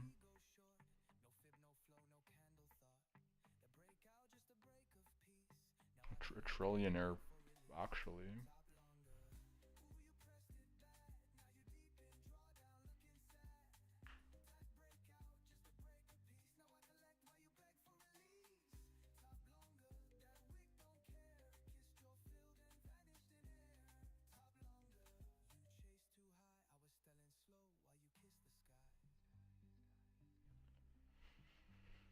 Maybe I am. Possible. It's possible. I doubt it, but it is possible, I suppose.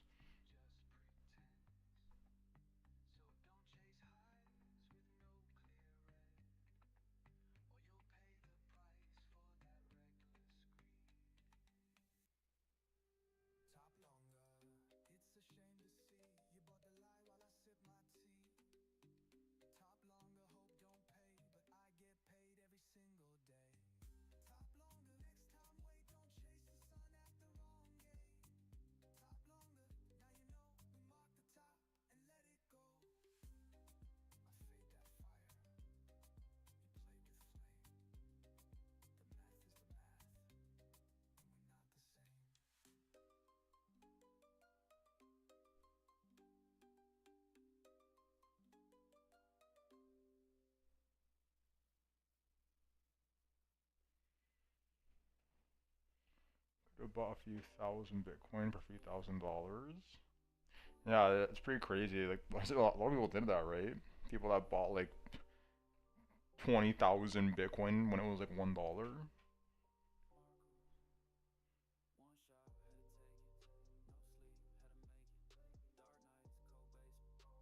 I mean, we've seen it, right? This is the first cycle where there's enough like exit liquidity to actually like offload positions that big.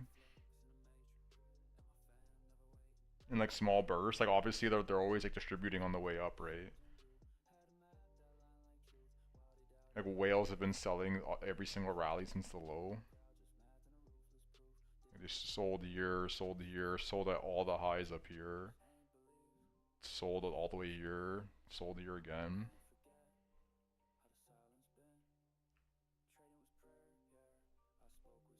But this is the first time where you're seeing like pretty major clips getting dumped.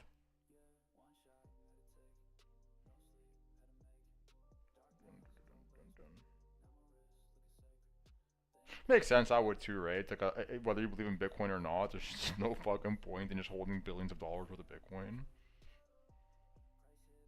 It's nonsensical. It's like borderline stupid, actually.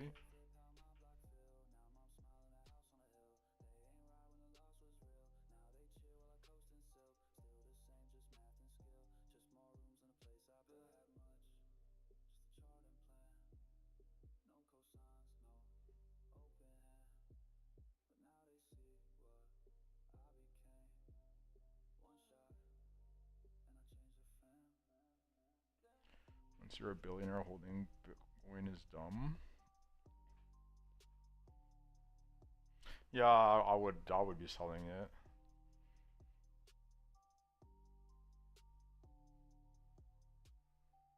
Like you can buy whatever you want. Slash diversify. Like sure, you can leave some in Bitcoin and spread it out on other things.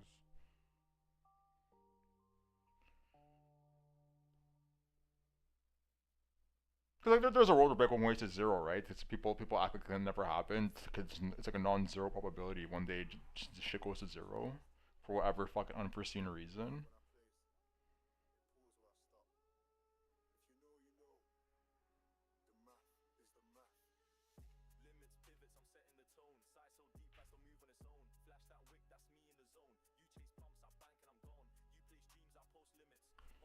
T-bills are for a handle. Yeah, you can do some in that, right? I wouldn't put it all in there, but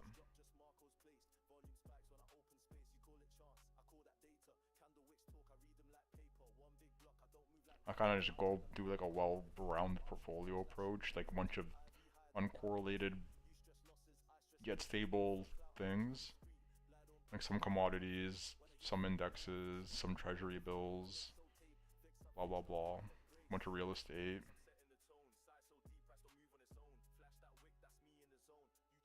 or at least like land, right?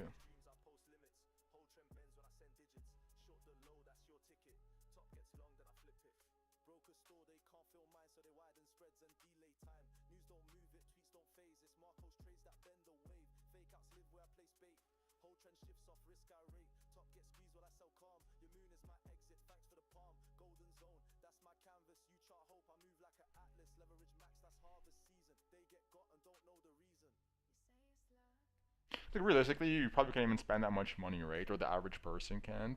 Like if you're trying to start some like a SpaceX competitor, sure, you might need a lot that money, if not more. If you're just some like random Joe Schmo, what are you gonna spend $1 billion on even if you wanted to? The biggest mansion you can buy is like $50 million in like LA. Maybe like 9 figures. If it's like 100 mil, 200 million. T-bills alone would give you 40 mil a year from one bill.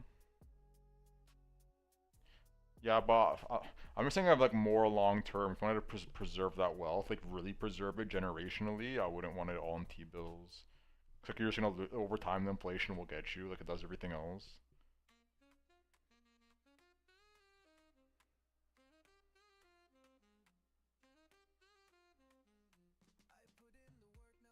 But yeah, obviously you can get like a shit ton of passive income from just doing just that.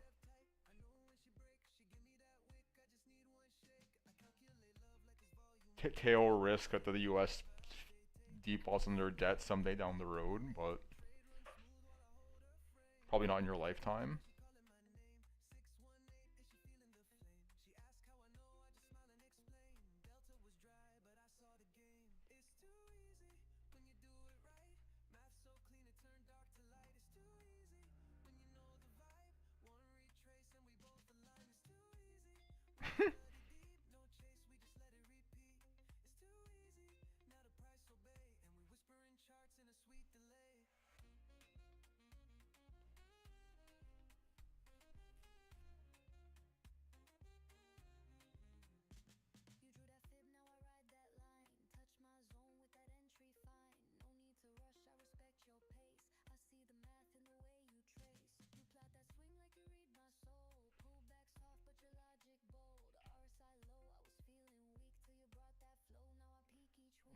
What time is it? 9:07. Should we watch one of these videos? Should we watch some nerd out video? Should we watch?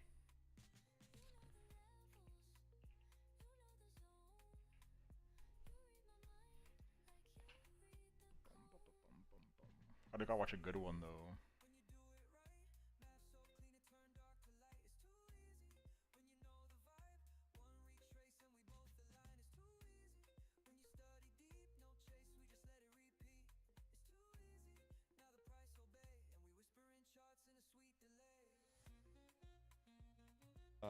But statistically is that only 30% will go through, the rest. This guy is the best scalper in the world for the first time ever, where he showcases the power of his strategy and breaks it down step by step. It's Fremont. You wait for this candle, you put the stop loss here, you target either. This is the main reason why a lot of traders lose money. They try to. Do I play instrument? No, I do not. I mean, like when my cousins had a drum kit, I could wing it playing the drums, but never got like professional lessons or anything. Sure, if I could, if I wanted to like learn whatever, it doesn't seem that complicated. Just takes time like anything else.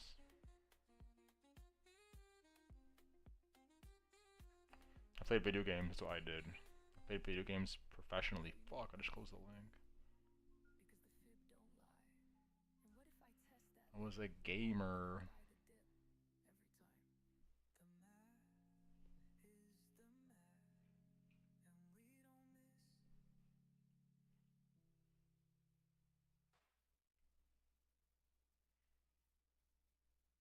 This is the wrong channel.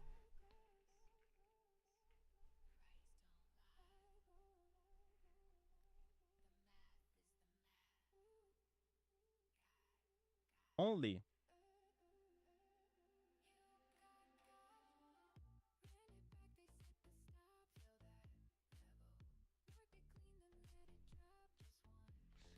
Play Hammond organ?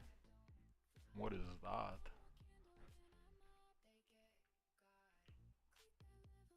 Oh, like some piano type thing? Interesting.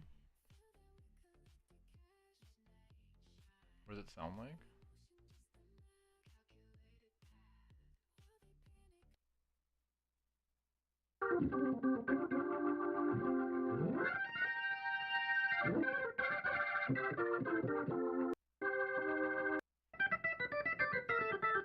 Interesting. You know, right here, Eric Stack.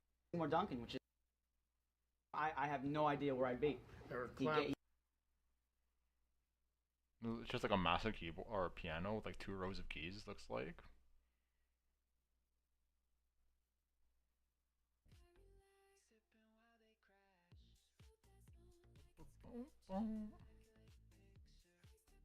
Yeah, this didn't have any instruments or anything growing up, so simply none of that shit.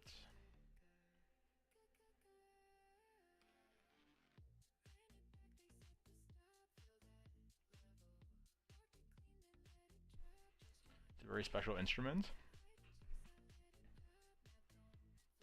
Yeah, it looks interesting.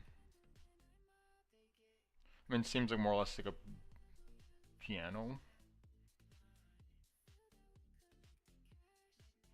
Like, imagine if you can play one, you can probably play both.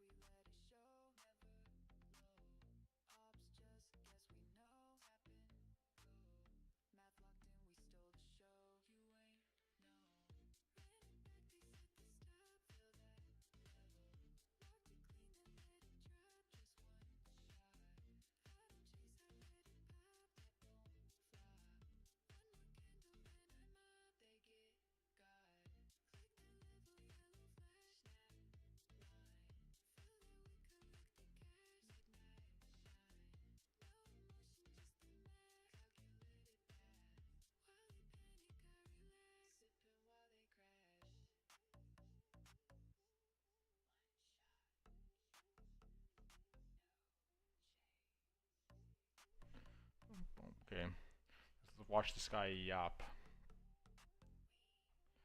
suspect we're probably gonna know everything in here already, but This is a top Fuck it, 1% trader showcasing his strategy for free. To give to the audience a little bit of reference, you can either do 15 minutes, 3 minutes, you can do 1 hour, 5 minutes, or you can do the most aggressive one. That is what I do.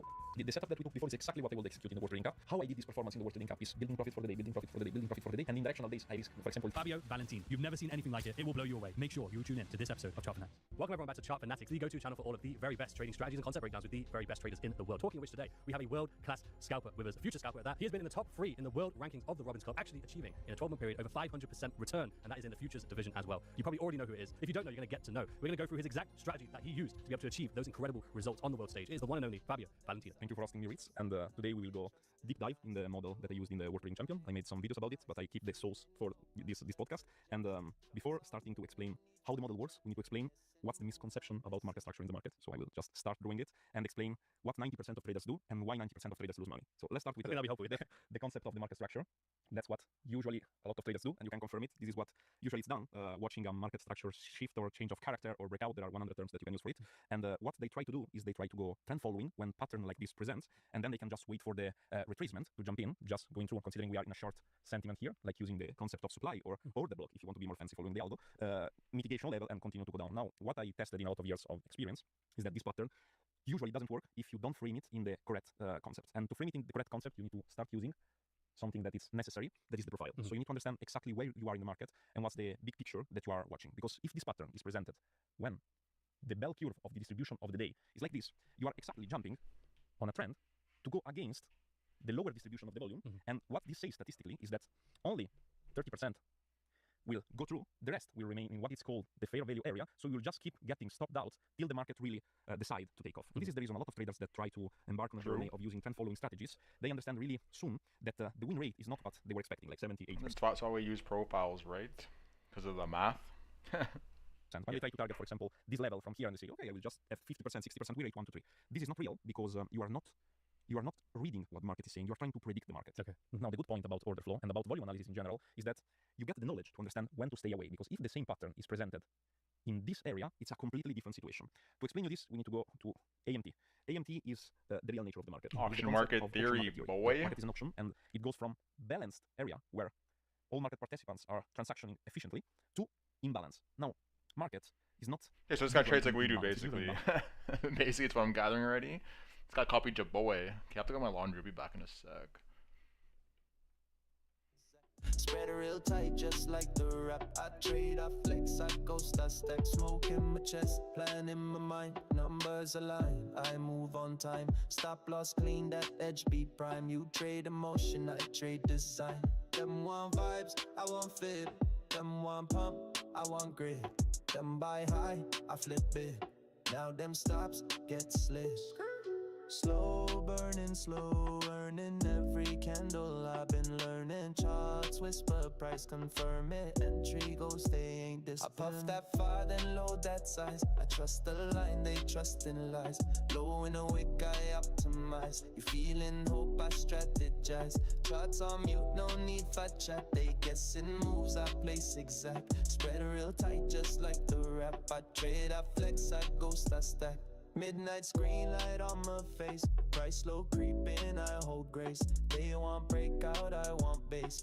Me and risk, we never race. Smoke curl up like liquidation. I wait my time, no imitation. They short the low, I hit rotation. Run, they stops, pure elevation. I puff that far, then load that size. I trust the line, they trust in lies. Low in a wick, I optimize. You feeling hope, I strategize. Charts on mute, no need for chat. They guessing moves, I place exact. Spread it real tight, just like the rap. I trade, I flex, I ghost, I stash. Gia Lion, Marcos. The fire loud, but my math louder. Shh. You got.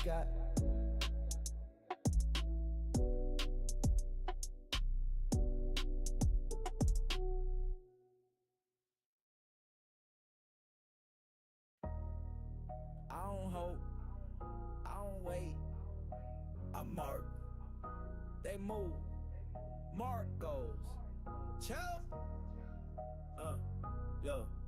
Imaginary to you, but not the price. Drawn 2 weeks back, still hit twice. No confluence, no fib, no hype. Line too clean like the math got sliced. Chart slow down when it near my zone. Wick tap like the momentum gone. They thought breakout, I thought fade. I was 10 pips deep in a palisade. No reaction, I just reload. Pit clean like a fingerprint code. Line invisible, weight still known. Yo, hold this is died on a level I own. Imaginary line still print real. Price hit once and sealed the deal. You press buttons, I press steel. Chart show chaos, I just feel. Imaginary marks, no glow, no sound. Came through soft, but broke that round. They never saw, but it came back down. You call that random, I call that crown. Imaginary locks, no glow, no sound. Came through soft, but broke that round. They never saw, but it came back down. You call that random, I call that crown. But I got hit at the edge of space. Line held firm like a golden brace. You saw noise, I saw math. You chase trend, I trap path. Set that level on a wine stain napkin. Price curve back like it owed me action. Whole move died when the wick got clipped. Mad don't lie, it just flips. I don't move fast, I just set fate. Market bend, I'm a silent wait. Chart don't fake when the edge get close. And I don't speak, just post that ghost. Imaginary line still print, no sound. Came through soft, but broke that round. They never saw, but it came back down.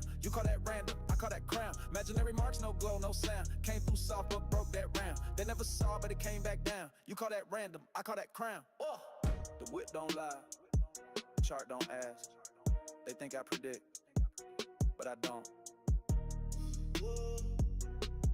I remember Marcos.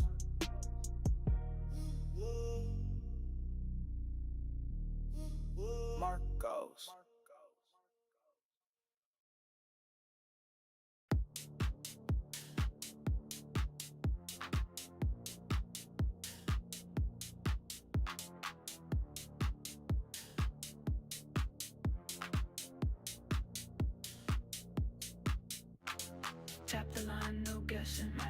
Chart so clean, it's a weapon. You buy hype, I'm testing. You chase green, I'm resting. Pull up slow, then vanish. Fizz mapped out so lavish. 618, I vanish. You get clapped, I planned it. Marcos.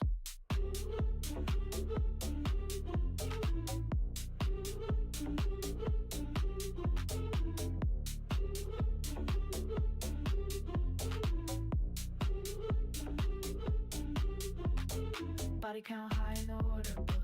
One tap fade, didn't even look. Lemon fills get snatched like crooks. Stop hunts cook, just read the hooks.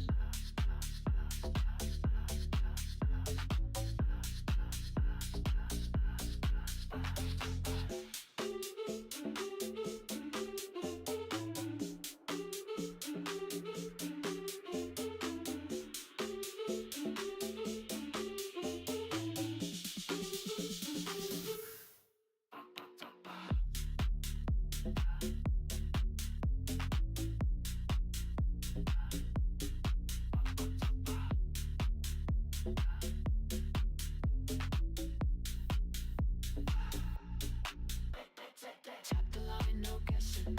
Chart so clean, it's a weapon. You buy hype, I'm testing. You chase green, I'm resting. Pull up slow, then vanish. Fibs mapped out so lavish.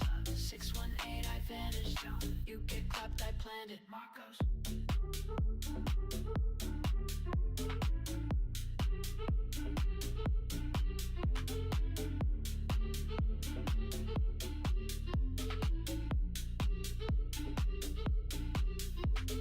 Late night clicks in silence. Price talk back in violence. I drew that line in science. Now you pay that math compliance. Marcos got the thieves laid clean. Mac 618 to 786, we stack mean. Orders deep like the Villa pool. Hit that wick, now we acting cool. Splash! Stack it, 618, get the light dip. Yeah, 6, little more grip. Low 702, add weight quick. 75 hit, I'm locked in rich. 786, that's the trap door zone. Biggest order, sitting on the throne. King wick come down, feel that line. Click. Marcos flip it, trade divine. Boom. Levels on levels, no guessing it's stacked. Auto on fills, then price react. Each retrace just fuel the load. I was trying to chase, I'm already sold. Watch the math like I watch the time. Go Rolex when they touch that line. Price dip down, they screaming red. I'm getting entries, overheads fed. 618, I'm light with ease. 6, yeah, I start to tease. 702, add more disease. By 7.5, I was begging please. 786, that's beast mode. Big size, feel that candle froze. Full send hit, I'm in that seat. Marcos playing this game elite. 618, get the light dip. 6, little more grip. 702, add weight quick. 75 hit, I'm locked in rich. 786, that's the trap door zone. Biggest order, sitting on the throne. We come down, feel that line. Marcos flip it, trade divine. I don't chase them, make them come to me. Pixel perfect, this ain't luck, it's key. Calculated, cold-blooded, clean. Fibs on screen, bad bitch rolling green. Deep field hit, then reverse insane. Rip through highs, can't tame this lane. You trade vibes, I trade domain. Blueprint built, I run this game. Stack like coke in a high-rise suite. Buy so low, I resell peaks. Roomed out, star roof in the race. Marcos stack size while they chase. 618, get the light dip. 6, little more grip. 702, add weight quick. 75 hit, I'm locked in rich. 786, that's the trap door zone. Biggest order, sitting on the throne. We come down, feel that line. Marcos flip it, trade divine. No emotion, just execution. Deep feels Fibonacci fusion. I'm still crying about illusion. Marcos just ran up a revolution.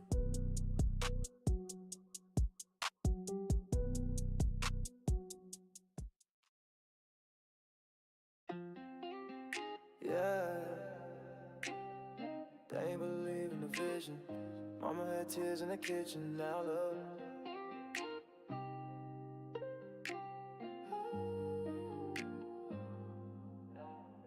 Mom was crying while the rent passed due. Now she counting blessings with a sky view. I was down bad, no one had a clue. Now we all good, whole crew came through. They ain't see the map, just a doubt in they face. Now I'm cruising slow in a starlit wraith. Never needed luck, I just needed some space to build it from scratch, now we floating in grace. I was in the dark with a pixel dream, trading in pain, trying to find my theme. Late night charts, steady chasing green. Mama said pray, I said watch the screen. Whole fam slept while I mapped that zone. Woke them all up when I touched that throne. Golden pocket entries, built this alone. Now we eat well, got marble and chrome.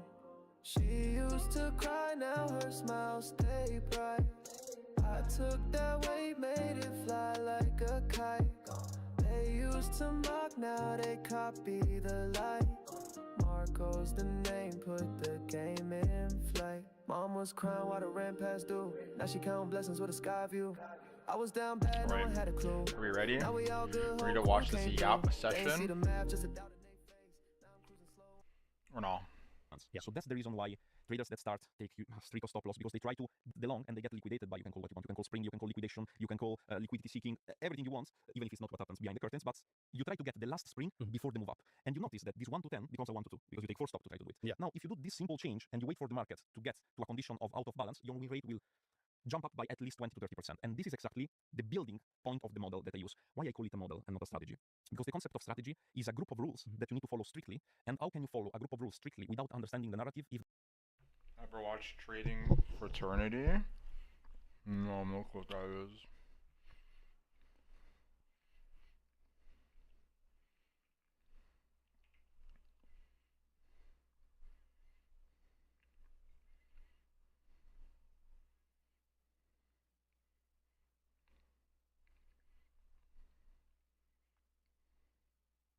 All right, ladies and gentlemen, this is a big deal. 1 in 4 minutes, but what's the economy going to do? I think very volatile with some of these moves. And again, when bond volatility goes up, this isn't over. I mean, pretty much the last time you had, I think you're going to hear it again. So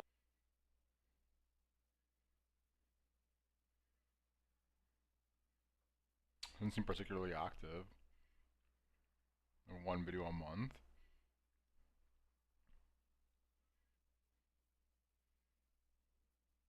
Maybe it's the live channel.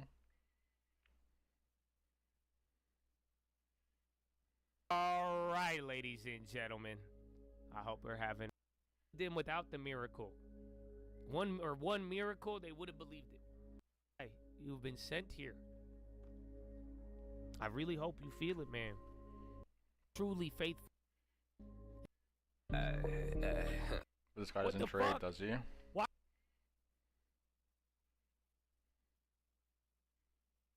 Why don't you wear make it special and it's lore?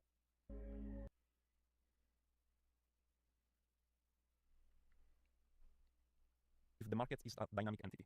It's like trying to cage an animal that is not made to be in a cage. And it changes every day, it adapts. For example, yesterday, there was this situation about America bombing Iran. We opened with a gap down really heavy. You cannot expect that the market today will behave as Friday. It will have a different behavior. Now, what is helping you is understanding how you can use the profile to exactly time your entry and your area. So this is the step one of the model. And is understanding the location. The location is when you can efficiently trade. When you are out of balance, so your model is okay to be traded, you start to see what all the traders are using. So you start to see the market structure and you start to validate which area can be used to jump on trade. Yeah. Okay. So now it comes handy to use supply and demand zones, and it comes handy to understand inefficiency. Now, inefficiency, if you can talk about it, is misconcepted nowadays because it uses the term fair value gap. Yeah. But what's happened really behind the curtains in the concept of inefficiency is when one part is more aggressive than the other. Yeah. So the market gets really momentum in one direction. And this is, if you think about it, is the best moment to transact because the market is telling you this, and this is not my personal opinion or your personal opinion. What the market is telling us, look, I'm out of balance. I'm searching for a new level of balance that will be down. So it can be here, it can be here, it can be here. But I'm telling you that I will go there. Okay. Yeah. He's not really a trader in the way you are. What is he then? Just a yapper? In terms of this guy though, right? He's just talking about buy, sell imbalances right now, basically. What a fair value gap is. Just a bunch of market orders overran one side. Slash single print on the TPO. All the same shit. So if you want to know about that, look up footprint charts, etc. I'm out of balance. I'm searching for a new level of balance that will be down. So it can be here, it can be here, it can be here. But I'm telling you that I will go there. Okay. Yeah. At the same time, it's telling you that the sellers are more aggressive than buyers because you're getting this kind of concept. And that's when you go to step two. Step two is the concept of validating the level.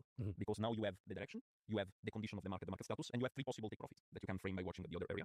Now it comes handy a concept called order flow. That is not a concept, but it's like an alphabet, a new way of reading the market. So 90% of the traders try to understand what is happening inside a candle using multi-time frame analysis. Yeah. I think the real inefficiency is the way traders analyze the market. Because it's like trying to get the bullseye blinded.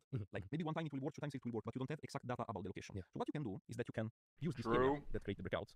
And let's consider that I make an arrow here and we zoom out what is happening exactly inside here. Okay. So if this is the swing point that break this low, traders will just watch for what is called fair value gap, or inefficiency, that is when the candle is not transaction efficiently. What you can do is that you can use from point A to point B using profile to watch exactly when there are low volume node. Yes. And I know this because I saw the other interview that you have made, and I really like the model also of Carmine Rosato. I think he's a really good order flow trader, and he's doing something really similar to what am I doing, because low volume node, it's a really good reaction level. So you can use it as a continuation. If we have a low volume node here, the probability that we will go down is really high. Yeah. So you start to add the concept of refinement. You have the direction, you have the location, you have the refinement of the location. Now you need the step 3. The step 3, it's a little bit more difficult because it's the part where you really need experience, and you cannot just automate it and say, okay, when it's happening, because it's really sensitive to market. What I use is analyzing big orders. So when there is in one specific point, let's say here, a lot of aggression, okay? And in order flow platform, typically you see bubbles. Yeah. Okay? If you use any platform, you can see bubbles. When there is direction, location, and aggression, your ability to predict is 0, but your ability to read is 100. You are exactly tuning in the market at the correct moment, and you are not predicting what is going to do. You are waiting. So this is really beneficial because when you see aggression, you don't have a huge stop loss, for example, out of balance. You don't have a huge stop loss above the high, but you can get protected exactly.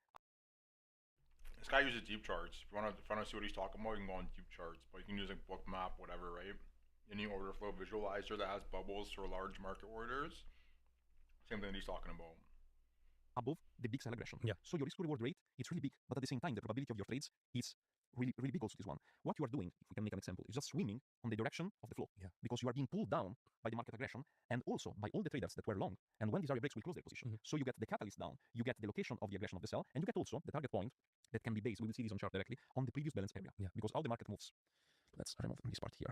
But how the market moves is that it's seeking balance. So if you go out of here and the previous balance area was this one, where your POC, point of control, the previous point where the majority of the volume was located, it's here. The probability that when you go this pattern and you enter here, let's say, you don't need to break your mind to understand where you can put your target. Maybe I can try 1 to 30, and this is another error. Traders think that the risk to reward is not influencing with rate.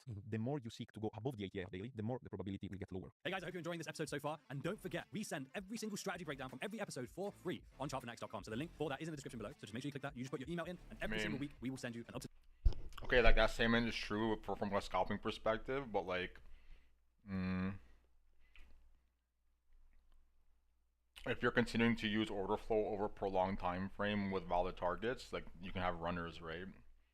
But this guy is just specifically speaking about scalping, so he's not going to be like on the same page on some of this stuff. Today PDF strategy breakdown for you to keep, to learn from, to reference for free. And don't forget, we're also launching Chart Fanatics Live, where your favorite traders from Chart Fanatics will be live trading every single of Chart Fanatics to make sure you're ready for that. Up to $6 million in futures funding. That's only possible. Pays out the £9, but 10 profits account off by tips. To search for new balance. It's like human being. When we are in a condition of fear, our heart continue to have tachycardia till we don't get back to. Because like these profiles don't apply on just the low time frames, right? We've been trading these node movements on the higher time frames as well. The same concepts apply. So you can trade from like larger time frame nodes to other larger time frame nodes.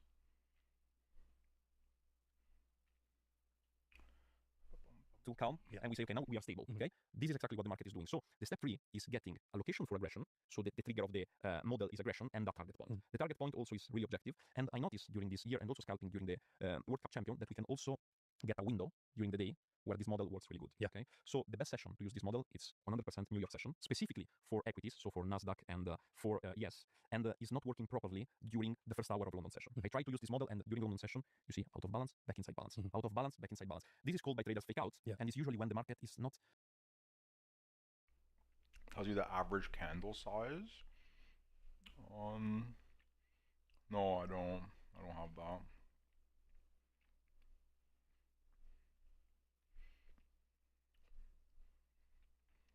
Interesting thought, I suppose. Never really gave it much thought.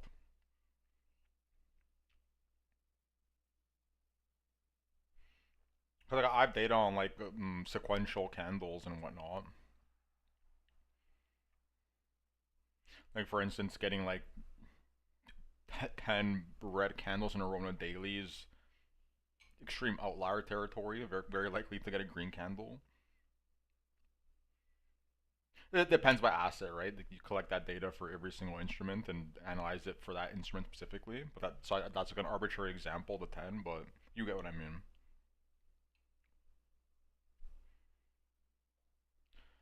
I'm sure there's some kind of data to derive from the thing you're describing though, right? Because let's say you get like a small candle, then the next one expands more, and the next one expands more, and the next one expands more.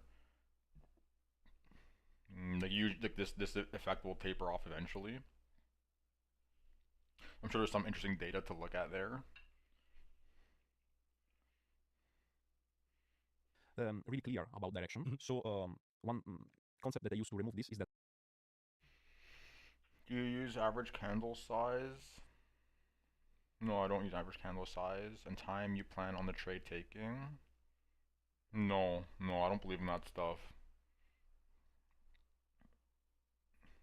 No, like the people that say like,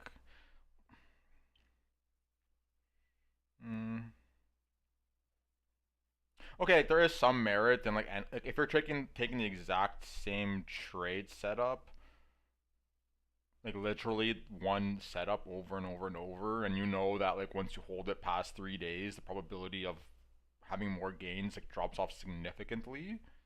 Like, okay, sure, you can like apply that to your trading. But I don't trade like most people, right? I'm looking at the data in the moment, nonstop, analyzing what's happening in the moment with the market. So like for me to have like preset strategies like that is just like a lower rank type of trader, like to put it bluntly, right?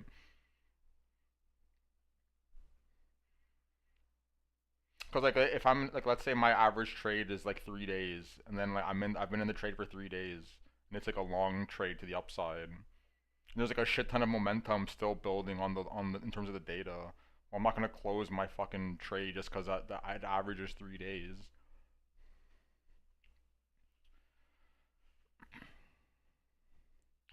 I've seen people use that kind to define stop loss and time frame.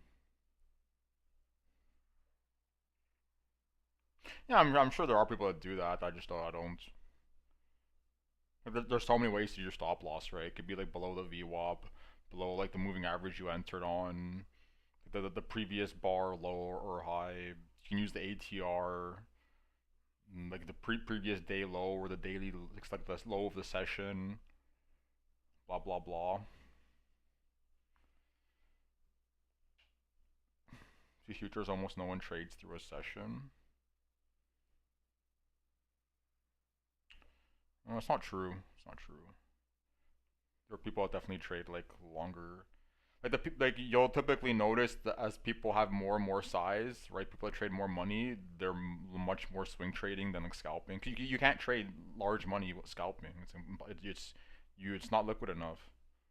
I can't sit here and just market order like fucking $5 million of Apple on the 1 minute chart. Like you start to get like slippage, it starts to like affect your strategy. Like it's not efficient, and it only becomes more and more true as you have more money.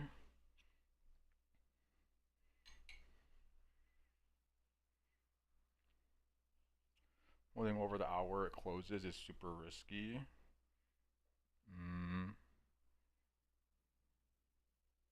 I mean, that's not true, right? Like, what is the basis of a statement like that?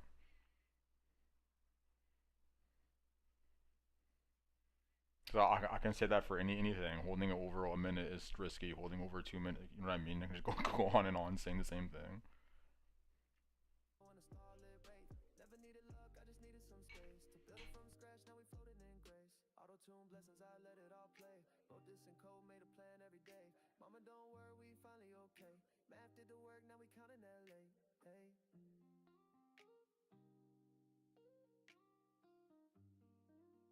Most traders try to be flat by 5 p.m. I don't care what most traders do. It's like an irrelevant statement. Like the ranking of traders is in a big pyramid. So why would I concern myself with what the bottom pyramid does, right? I'm only concerned with what the best people do. So most people close their trades early, good for them. It's irrelevant to me.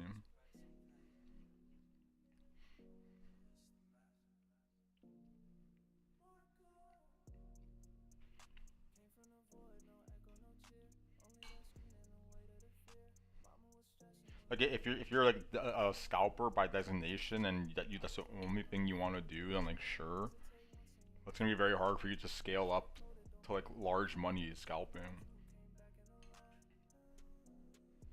Like how many scalpers you know that are making like $3 million in a day, right? You never see it. I mean, holding 5 minis through a session close, asking for it. Don't know if I agree.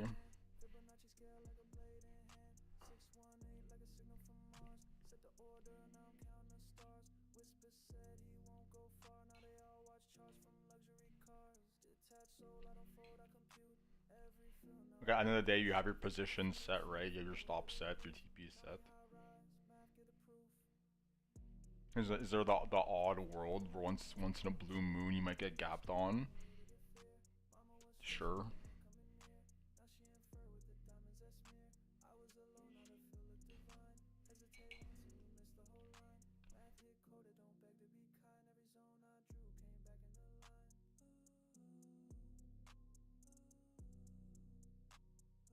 Jump your stop loss. Yeah, but like how often are you ever trading like when do you ever see futures resume and it resumes from like from here to like down here? Almost never, right?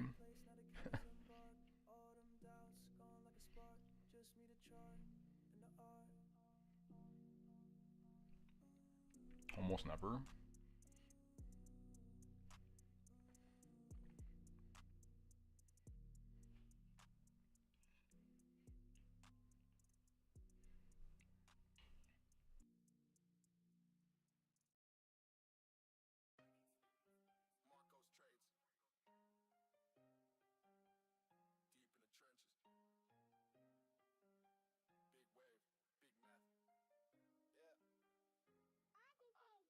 Set the wave, I surf, I move it. Whales get clipped when the math too ruthless. Trenches cold, but the wrist on stupid. Size get dumped, they pray, I prove it. I'm the current, they just floating lost. I hunt depths, they don't know the cost. Wick get tapped, that's blood in the sea. I got feels where the pressure peak be.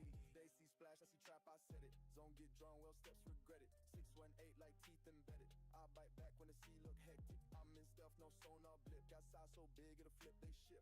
Lick map blink, that's bait too.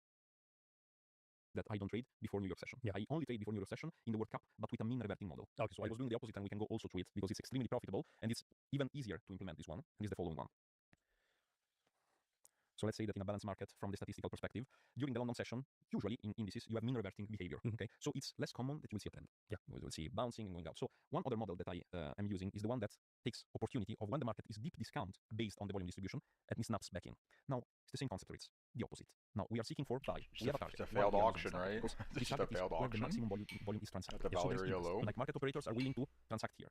What I do in this area is that I don't take the first movement. I wait for the first breakout. You can use price action for this because I get clear market participants of what they want to do. I don't risk that this is only a retracement and then the collapse. Exactly. I get a movement that is clear. When I get the first breakout and I'm back inside the balance, this probability is really high.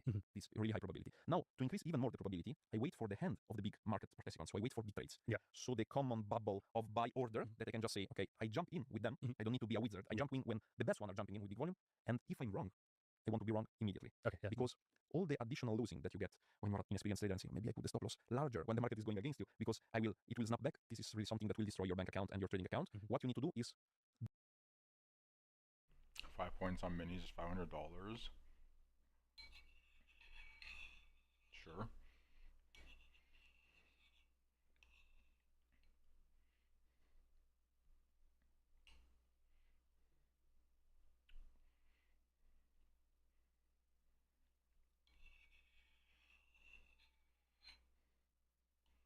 Each to their own, right? Each to their own. Like if I would not be particularly like the only gapping I would be really concerned with is like a weekend gap, if anything, right? The close out by the Friday.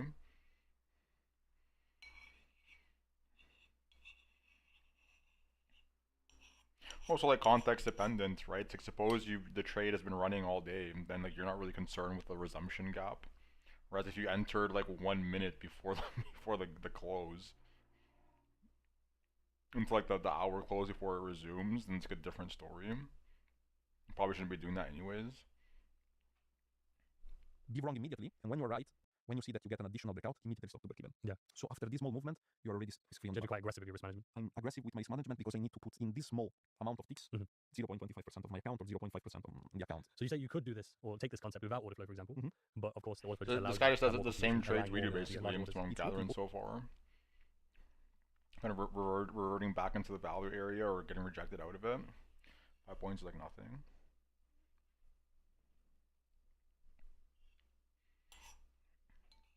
I guess each to their own, right?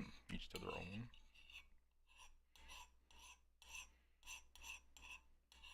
That's why I trade perpetual futures, and I don't have to deal with that situation in the first place.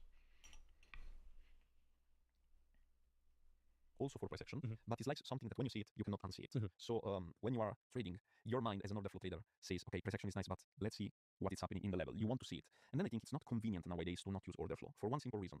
We are edge seekers as traders. Every 5% more win rate brings us more money at the end of the month. Every 1 hour, 2 hour, 3 hour more at the end of the month is more money for us. So why not using all the information available? I've been in trading floor. I've seen how they trade. An institutional trader, considering that 90% is algo trading nowadays, but the discretionary trading for alternative markets, they still use order flow. They use order flow because they want to see what they are doing. Maybe they are more long term because they work with huge amount of capital, so they prefer to use volume profile. But for short term, after 10 years of trading, I've never seen something better than order flow. So still nowadays, the model is not getting changed. The only change that I've made is during high compression period that we have seen in 2023 and 24, the months that you are going to summer, like end of March, May, June, you see the market is getting a little bit compressed, and August, like Nasdaq movement are really choppy. So what you can do is just say to create specific condition where you will not transact. So this model, it's okay for London session, it's not okay for New York session, but it's perfect for the summer. So I'm giving you a model that is perfect for the months that we are going in, because this is the behavior maybe with Iran and America and Israel. It will not be the summer to do this model, but yes, it's working. But to your point, in terms of order flow wise, regardless of your conditions, that understanding of order flow remains, right? So in terms of the principles that you're using when using order flow and understanding that information and deciphering that information, regardless of the conditions, whether we're compressed or whether we're getting a lot of volatility and movement, the lessons and principles you take from order flow remains universal. So outside of, because with price action and purely price action, the problem is, one, you're guessing, right? You're trying to guess where stops are, you're trying to guess where the big players are because you can't see it. But equally, when conditions change, the same concepts aren't universal. Now you have to change and be able to adapt. While with the order flow, you still have to adapt. You still have to change in terms of your maybe risk management, your trade management. But the order flow itself, like those orders are still orders. Those stop losses, those participants are still going to be the same. But just a quick question for yourself: were you always an order flow trader, or is it something you picked up? No, I was a price action trader, but I'm really open-minded. So if someone comes to me and say, Fabio, you can improve your risk to reward from here to here using option flow, I'm really open to it. Like, I think that a trader needs to be the most open-minded person, because if a new tools, for example, if new data like MBO orders can improve your model, you shouldn't put your ego here and say, no, my model is the best one. If it's improving your profit factor and Sharpe ratio, just use it. And connecting to your point, I went to order flow also because the price action, it's harder to replicate for students. Because let's say that we have 100 people watching this, okay? And we say, okay, use a break of structure in favor of the trend. For someone, a break of structure is this. For someone can be external break of structure. For someone, they take the big swing and is this the break of structure, okay? If I say to you, look, drop for the full day the profile is this one. This is the level where you are out of balance. It cannot be this, it cannot be this, it cannot be this. If I say to you, it's when you go here, just put a filter of 30 contracts on Nasdaq on the 1 minute. You cannot think it's here because you will see the ball. So it's really objective. Now, there is a skill in reading, of course, market sentiment, market change. But when I explain you something that you can go home, test it, and you will see exactly what I'm seeing. With price action, I think the subjective analysis is really heavy, especially if you start to input multi-time frame. So definitely, from daily to H4 to H1 to 15 minutes, 3 minutes, 1 minute. What's the probability that the trade that you frame is the same that the trade that your student will frame? It's really low. That's what I was going to say. So when it comes to, say, teaching, for example, when there is no order flow, that subjectiveness becomes quite a difficulty because everyone has a different perception. As you said, there's a really good example of showing that. But then when you have order flow, regardless of that, I'm going to brush my teeth. Where you're looking, the areas. We'll continue this. To grip, I just sit then pop that clip. Trend setter, I chart the swell. Pulse of the tide, I rid that well. They just swim where I cast that spell. Every reversal, I ring that bell. Set the wave on surf, I move it. Whales get clipped when the math too ruthless. Trenches cold, but the wrist on stupid. Sides get dumped, they pray, I prove it. I'm the current, they just floating lost. I hunt depths, they don't know the cost. Wick get tapped, that's blood in the sea. I got fills where the pressure peak be. Deep sea pockets, that's where I dwell. They chase pumps, I wait and shell. Flip get marked and the trap get set. They swim loud, I move in stealth. Float through charts like I breathe that tide. Bad bitch rolling while I glide. POC get kissed and slide. I front run trends, they chase and cry. No clout moves, I just set the tone. This the ocean math on a platinum phone. Whole crew fed on precision zones. We hunt whales, they die alone. Set the wave on surf, I move it. Whales get clipped when the math too ruthless. Trenches cold, but the wrist on stupid. Sides get thumped, they pray, I prove it. I'm the current, they just floating lost. I hunt depths, they don't know the cost. Wick get tapped, that's blood in the sea. I got fills where the pressure peak be. It ain't luck when the ocean bends. Just pressure, math, and patience. Marcos.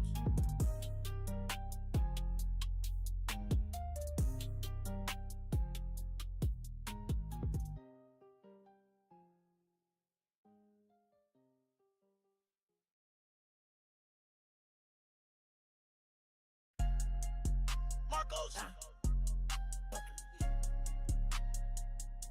Yes, sir. Didn't believe it, huh? Fresh. Migo. We know. Man made millionaires. Back then they ain't care. Now my whole fam in the air. Private flights, no stairs. Golden fibs, I swear. 6'1" Lounge truck, 2-tone glare. TP hit, I stare.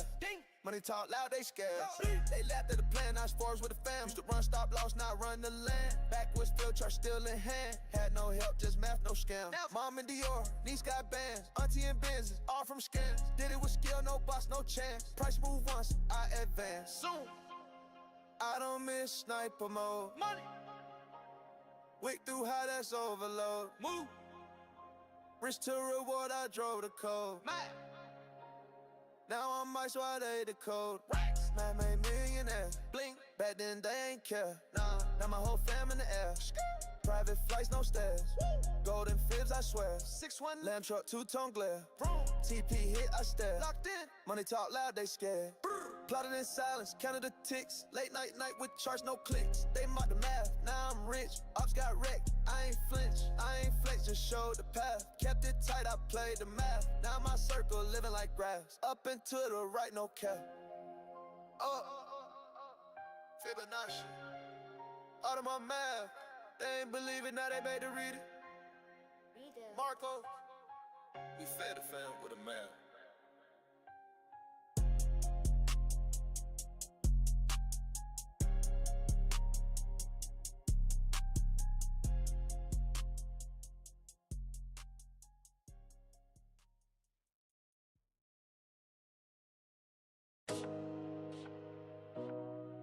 Marcos.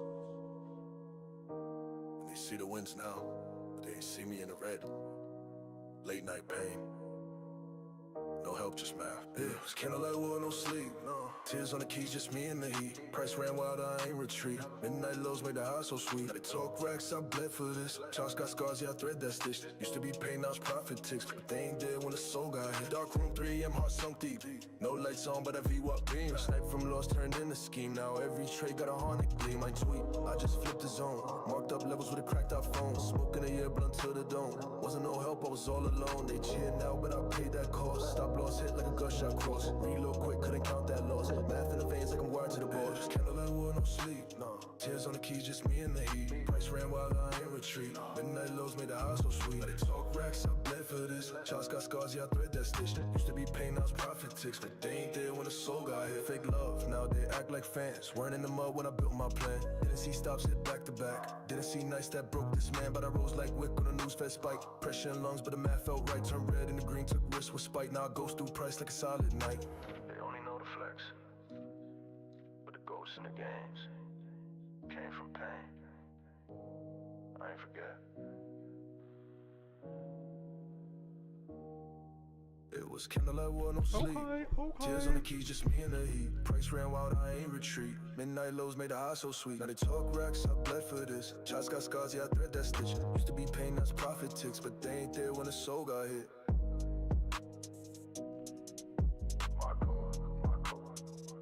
You're seeing quite the battle we're witnessing right now, right?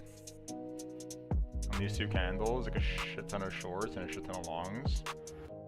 Right at the level. He was gonna go underwater here, right? Basically. I'd die for this. Means we'll let them sort that out. Through the math. While we continue nerding out. On the charts all going to be the same. Everyone's going to see the same thing, and those numbers are going to be reflected exactly the same across the board to every single person. While even the subjectiveness of, say, just candlesticks, like a large red candle to one person might be to another candle, while to another person they'll be like, oh my goodness, the market is completely falling off a cliff. When they explain the model, when you see a big candle, how much it's a big candle, how much ATR you include. So there is a lot of subjectivity, and also let's consider that we have 3 levels of analysis. We have lagging, we have real time, and we have leading. Lagging are indicators. So if you get MACD, if you get stochastic, if you get RSI, this is created as derivative of price. So you get MACD that is always going after price, never anticipating. Price is real time, so you're watching. That's not really true though, right? Like with these things, you can anticipate them depending on how they're printing, so that's not true. Like when they reach certain thresholds, the only way to go is the other way, right? It doesn't matter what price does. In real time, but with volume, you are watching the narrative before the price created. I give you an example of something that I never explained, okay? And this is something that really helped me to see the developing pressure to be able to put a break even sooner than other people, okay? So let's say that we are here. We have a long bias, we are out of balance, and we have the previous day point of control. Okay, so with price action, when can we put that break even? When we break this level. Yeah. You agree with me? Yes, because we have a level of protection that we can put here and we say, okay, it will retest and go. Yeah, we shouldn't break that low. With volume, we can use one tool that is called CVD, that is cumulative volume delta. What cumulative volume delta is giving you is a benchmark for pressure of volume. Yeah. So you are out of balance, so the probability And you will we find all have CBD open at all times, right? We already got the CBD, guys. Come on, this is fucking rookie shit. Guy's a rookie. of balance is high. With cumulative volume delta, you see, this is the price. Maybe you see the cumulative volume delta doing this. When you are here, the cumulative volume delta is doing this. What does it mean? That aggressive buyers are really pushing on the gas, and there is a lot of interest because as the price goes up, you don't see sellers aggressive, but you see that buyers are willing to buy at higher price. And if we are at an auction and there is a limited piece of Mustang from 1969, okay, and the base auction is 1 million, and you see buyers starting 1.2, 1.4, 1.6, it means that the price is probably going up because they are interested in the piece. So what you can do when you see that cumulative volume delta is pushing up and you see this leg already building, is then you can already put the break even. Because you know that as the smallest retracement, aggressive buyers will continue to push up and you are protected. This is something that you can do only with leading indicators. You cannot do before. Of course, I didn't talk about global macro, but also global macro, it's a leading indicator, or on-chain analysis for crypto. But for intraday and scalping, like order flow is the benchmark. Let's take a break for a minute there, guys, because I want to tell you about the best men trader. Whatever you're looking for, they have. They have a one-step join funded next today. And let's get back to the episode. I love that example, to be fair, because if you really think about an auction, that's probably the closest that the everyday person might have some sort of insight into, or at least know and understand how they operate as a usual auction. So in this case, the car or house, for example, you'll see the same thing. If, let's say, even when there are buyers who want to buy, but let's say if the auction price is starting too high, they don't really like where it's starting at, you'll see actually the auction begins, anyone at a million, no one answers, no one says anything. So then the auctioneer or whoever's like running the auction will bring the price down until there's some interest. And then you never know, like it might seem like, oh, no one wants this car, no one wants this vehicle. In this case, obviously, no one wants to participate or place any orders in this market. But then once it hits the level that people are interested at, let's say if it's that car example again, let's say we start at 1 million, but no one's interested. Bring it down to 800,000. Now suddenly someone's interested, one person's interested. Okay, we bid it up. But now people who were there for that particular vehicle, yes, and then you'll suddenly see how we started at 1 million and no one's interested, but suddenly we're blasting up to 1.25 million and there's still orders and still more bids, and therefore that velocity and that amount of demand. At the moment, you go to the market price. Because the market price is 2.1 million. You start to see at 1.9 million of auction, market participants saying, okay, let's go on increment of 50,000, not 200,000. So the market gets lower and you build new balance. And then the point of control is the seller that closes it. Usually the auction. So this is how really the market works, and this is what I use daily to frame my entry. And then what's good about order flow is that it's really, you can adapt it to every market condition. For example, if you have a model with price action that is working really good, you don't need to abandon your model. Just see if you can get better precision and remove the losing trades using this concept. So it's not something that you will not start from scratch. Just expand the level of knowledge you have from candlestick charts. It's like you said earlier, as a trader, and a pure trader at that, and who's someone who's focused on trading 100%, that's your goal, is to how do you build more edge? How do you squeeze more edge out of the same knowledge, playbook, or strategy that you're using? Because that's really what you do at that point. You're not jumping, okay, I've got this strategy, but I want to find that one. That's not how the mindset is, right? And if you come across a really good playbook and edge and strategy, you always can start to add that. But your focus point is, how do I make this playbook the best it can be? How can I be the best trader possible? And in this case, you might have a profitable price action model, but your goal then is, okay, how do I squeeze more out of it? Right? So in terms of using order flow, if you're not using that already, that would definitely help you to squeeze more out of it. Now, I'm sure there might be some people who try and learn order flow and go, this is a bit more complex for me, and therefore, for that particular individual, it might not be as helpful, for example. But I would say it's probably a slimmer amount of people, right? But the worst thing you can do is just not even try, because you already write it. It's like people who need to learn fundamentals, right? Macro.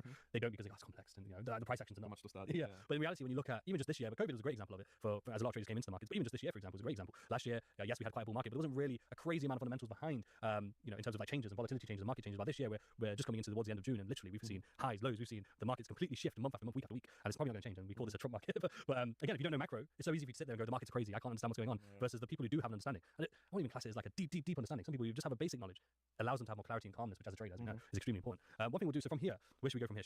Should we recap the two models quickly? Did we cover two, right? Right. That's why we track monetary policy, right? Big influencer of the market. In terms of the global macro conditions, especially from other regions. But that's just one of many things we're tracking, right?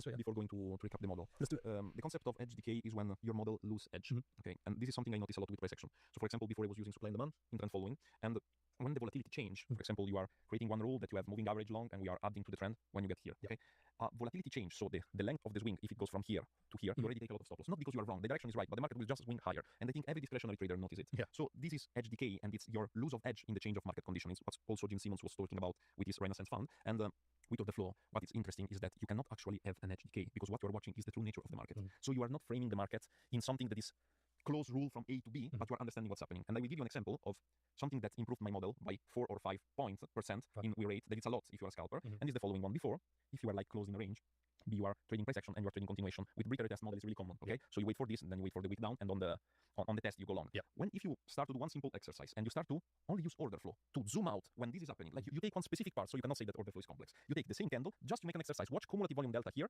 and orders. You can use also footprints for this. If you see that at this level there is a lot of aggression and the cumulative volume delta is doing here, it means that this movement is not supported and the probability that you will go down is here, and it's something that is telling you before the price brings you to stop. So you can just decide not to jump in. And this is a concept that I want to cover because it's something that I went through when the price action model was not working properly during the 2019, and I had to step up the game, and I was thinking, no, I need to step Right, from zero, do we and I all need to understand implement something CBD, that will guys? Do cancel and erase are all we the all on the same page of why CBD is important? Should we have a quick refresher? Right, if this is just the order book and there's just a bunch of limits for sells and a bunch of limit for buys, and no one is marketing any orders, then price is never going to move, right? So you need market orders to move the price either up or down. Someone needs to hit the bid or hit the ask. And so that's what CBD is measuring, right? So the more you know.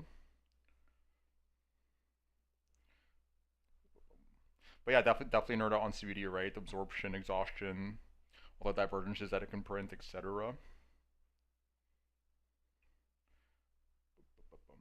The learning curve that I got with price action, but it's not like this. Just you will start from where you are before, just understanding what's happening behind the market. Of course, it's easier to think that the market is dominated by some black entity behind the table, because understanding the mechanic is difficult, but I can guarantee you that you will improve as a trader. And so we go now on the summary of the two models, and we start with the trend model. So this model is a trend following the model, and we will go before on the timing.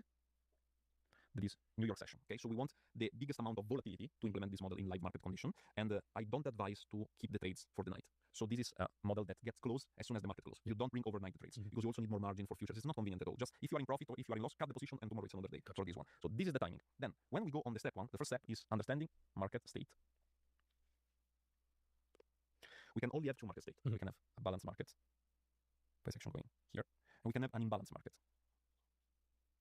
Okay, with this model, we want to transact here. We are not interested in this market condition. So also for the gamblers, you have one rule that keeps you out of the market. It's really important because when I started scalping with price action, every movement was okay for me. Like we always say the same shit, right? Don't dabble in the middle.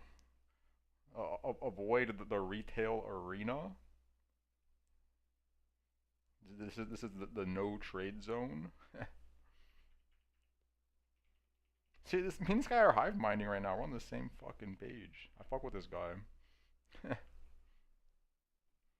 I took this off for the day, I'm out, and then the big moves arrives. So this is the lock where you cannot enter if you don't have exactly what the market needs to tell you. This is the market state and what we frame as the step one. Then we need the location. The location is exactly your swing point, that is this one, okay? That you need to analyze deeply because you need to understand if you want to jump in here, if you want to jump in here, or just if you want to jump on the train sometimes from the lowest point. Because momentum is so high that you can just say, okay, I jump here, market smash that so it's still a good risk to reward rate. What you use to do this, you use profile. Okay, use profile. And what you search is low volume node. So where the market, let's try to draw the profile, okay? Say that this is the profile for the swing point. What we can see here is that this is the low volume node, not the best at drawing, but I think it's understandable that we're going to see on the charts, right? The point where the lowest volume you get to transact. What you can do here is do this, okay? So what I do usually is I don't put a limit order. Okay. I put an alert a little bit below. Okay. Because when it arrives there, I want to see big trades, big orders. Okay. So as we were saying before, we started from the timing, we went to the market state, we went to the location, go to the step 3, that is execution or trigger. What you want to see is aggression. If you are seller, you want a big red ball. Okay. When you see a big red ball, you can jump in and your stop loss will go here. And your target will be the previous balance area. So if we are here, the previous balance area is here. Let's see, the POC. This is our target. And we are going to take out not half the position and let it run. We are going to take out the full position because the probability is that the market will reverse from it 70% of the time. So it's just not worth to keep the position for only 30% probability more. Better that we take all that we can in this case. Now let's go to the model 2. And the model 2 is mean reverting. So the model 2 is using the market state that is the opposite. So it's using consolidation. Market state is consolidation. And is one. No, I'm curious if he only takes that trade when there's like a low volume node present. Like you don't necessarily need it, but I suppose he's probably back tested this a bit and has like some data on that. Personally, I don't give that too much attention, but I'm not also scalping on like the 1 minute, so. Is protecting from breaking here and breaking. Interesting. Okay, so we get from here to here to here to here. What we are trying to take is the out of balance condition that get back inside balance. And as I told you, we are not trying to take the first swing because it's risky. We are getting the second swing. So when we have the first breakout, we are just waiting for the retracement. It's the same concept as before. Now the location is the swing. You frame the location, you wait for the retracement. So let's consider that this is the swing. Just a failed option, the value area high / aggression low. seller. Consider that we are here maybe. Where we go, we don't go here. This is an error that everyone is doing. The probability is not high. You go here. You go to the where the bulk of the auction is taking place. Where the probability that you will go to balance is really high. And if you are wrong, you want to be wrong immediately. If you have big sell orders here, immediately here it's your stop loss. A small trick for the scalpers, aggressive scalpers. There is a way to avoid slippage, or at least minimize slippage. Put the stop loss not above the high. Yeah. Because above the high, there are a lot of orders, and what you see is that market will boom, accelerate. Example, when you take previous daily high, previous daily low, previous weekly high, previous daily low, you see that the market, even if it's a failed auction, now it's going down, it accelerates. So you lose an additional amount of tick that you can protect. How you can protect them? Just put your stop loss 1 or 2 ticks below the high. Okay. So you are taken out before everyone that is Before the acceleration takes place. and it's worth it. I tested it, and it's worth it because sometimes you get 5 ticks, 6 ticks of Because the overall chances of price getting to 1 or 2 ticks below that high and then not go for not great. It's almost zero. It's not zero. Sometimes it happens, and you just want to cut your ends. But on the long term, like statistically wise, it's worth it. Yeah. Because in this case, for example, just to recap, so this Depends. What he's saying right now is very time frame dependent. Like on the very low time frames, like yeah, this is true. But on the higher time frames, I would not suggest doing that. Because like these higher level like 886 fibs, well, like, we just saw it, right? We just saw it happen right here. So you don't want to be like front running your stop just to avoid slippage in that scenario. But the lower time frame you go with, the more true that becomes. This is obviously the daily chart. potentially London, right? And then in your consolidation period, such as normally your summer months, right? Yes. Just as an example. But in terms of recapping the thesis, it's the fact that yes, we're in a range, and yes, you could target here because price has shown that yes, we're going from high down to low. But the highest probability is that auction area where the bulk of the orders and transactions are taking place. Versus okay, yes, we could get here, but there are chances that we could get to there and rebound back up to that auction area again, or rebound back up to the high. That there's too many variables trying to target here, or especially lower, versus the highest probable. And it's not guaranteed, nothing's guaranteed, but the chances are way more in your favor, especially considering the information you're taking on board. Because again, you're not just entering from the first spike out of the range. You're going to wait for your confirmation and then look to execute. Exactly. And then consider that there are some days that they are really blessed days where you have this model. Then the market breaks the low. You activate the second model for New York and you take two amazing target and you're done for the week. So yes, these are the two model. Now the tricky part is correctly identifying the consolidation area because you can make it as simple as possible and say this is one day. So I use the profile of the previous day. Okay. So it's easy. You don't need to have headache about it. You just wait for the okay. There is a more advanced model where you have more execution, where you get the ability to identify the consolidation phase. Okay. You just take another flow platform and you see the compressed candles and you just plot the profile on there. This is what we were going to do because it needs a little bit more skill. I will explain. You pull out the profile and I will show you something really interesting that not telling you, but some of the flow platform are willing to give you also the delta of the transact volume before, so you can see for each level who is dominating the market. This is really useful because if you see here that you're going up and is dominated by buyers, it's not the best condition to buy trades because the probability that you will do this is really high. At the same time, if in this area you see a huge delta sell when you break out, it's your birthday. You can do this on most plat like TradingView. You can do it, but if you use like Exo charts, Trading Light, like Market Monkey Terminal, like you can do everything he's describing. At least for crypto. Go over quickly the pros and cons and then we'll pull out the charts. Let's take a break for a minute, guys, because I want to tell you about our incredible sponsor, TradeZeller. TradeZeller, American Connected, adapt these as well. With 20 subscriptions. Short-term profile you can trace by yourself, especially if you don't work on the day. If you use the second model, compression days are killing you because sometimes. Especially if you don't work on the daily profile, but you work on the short-term profile, you can trace by yourself.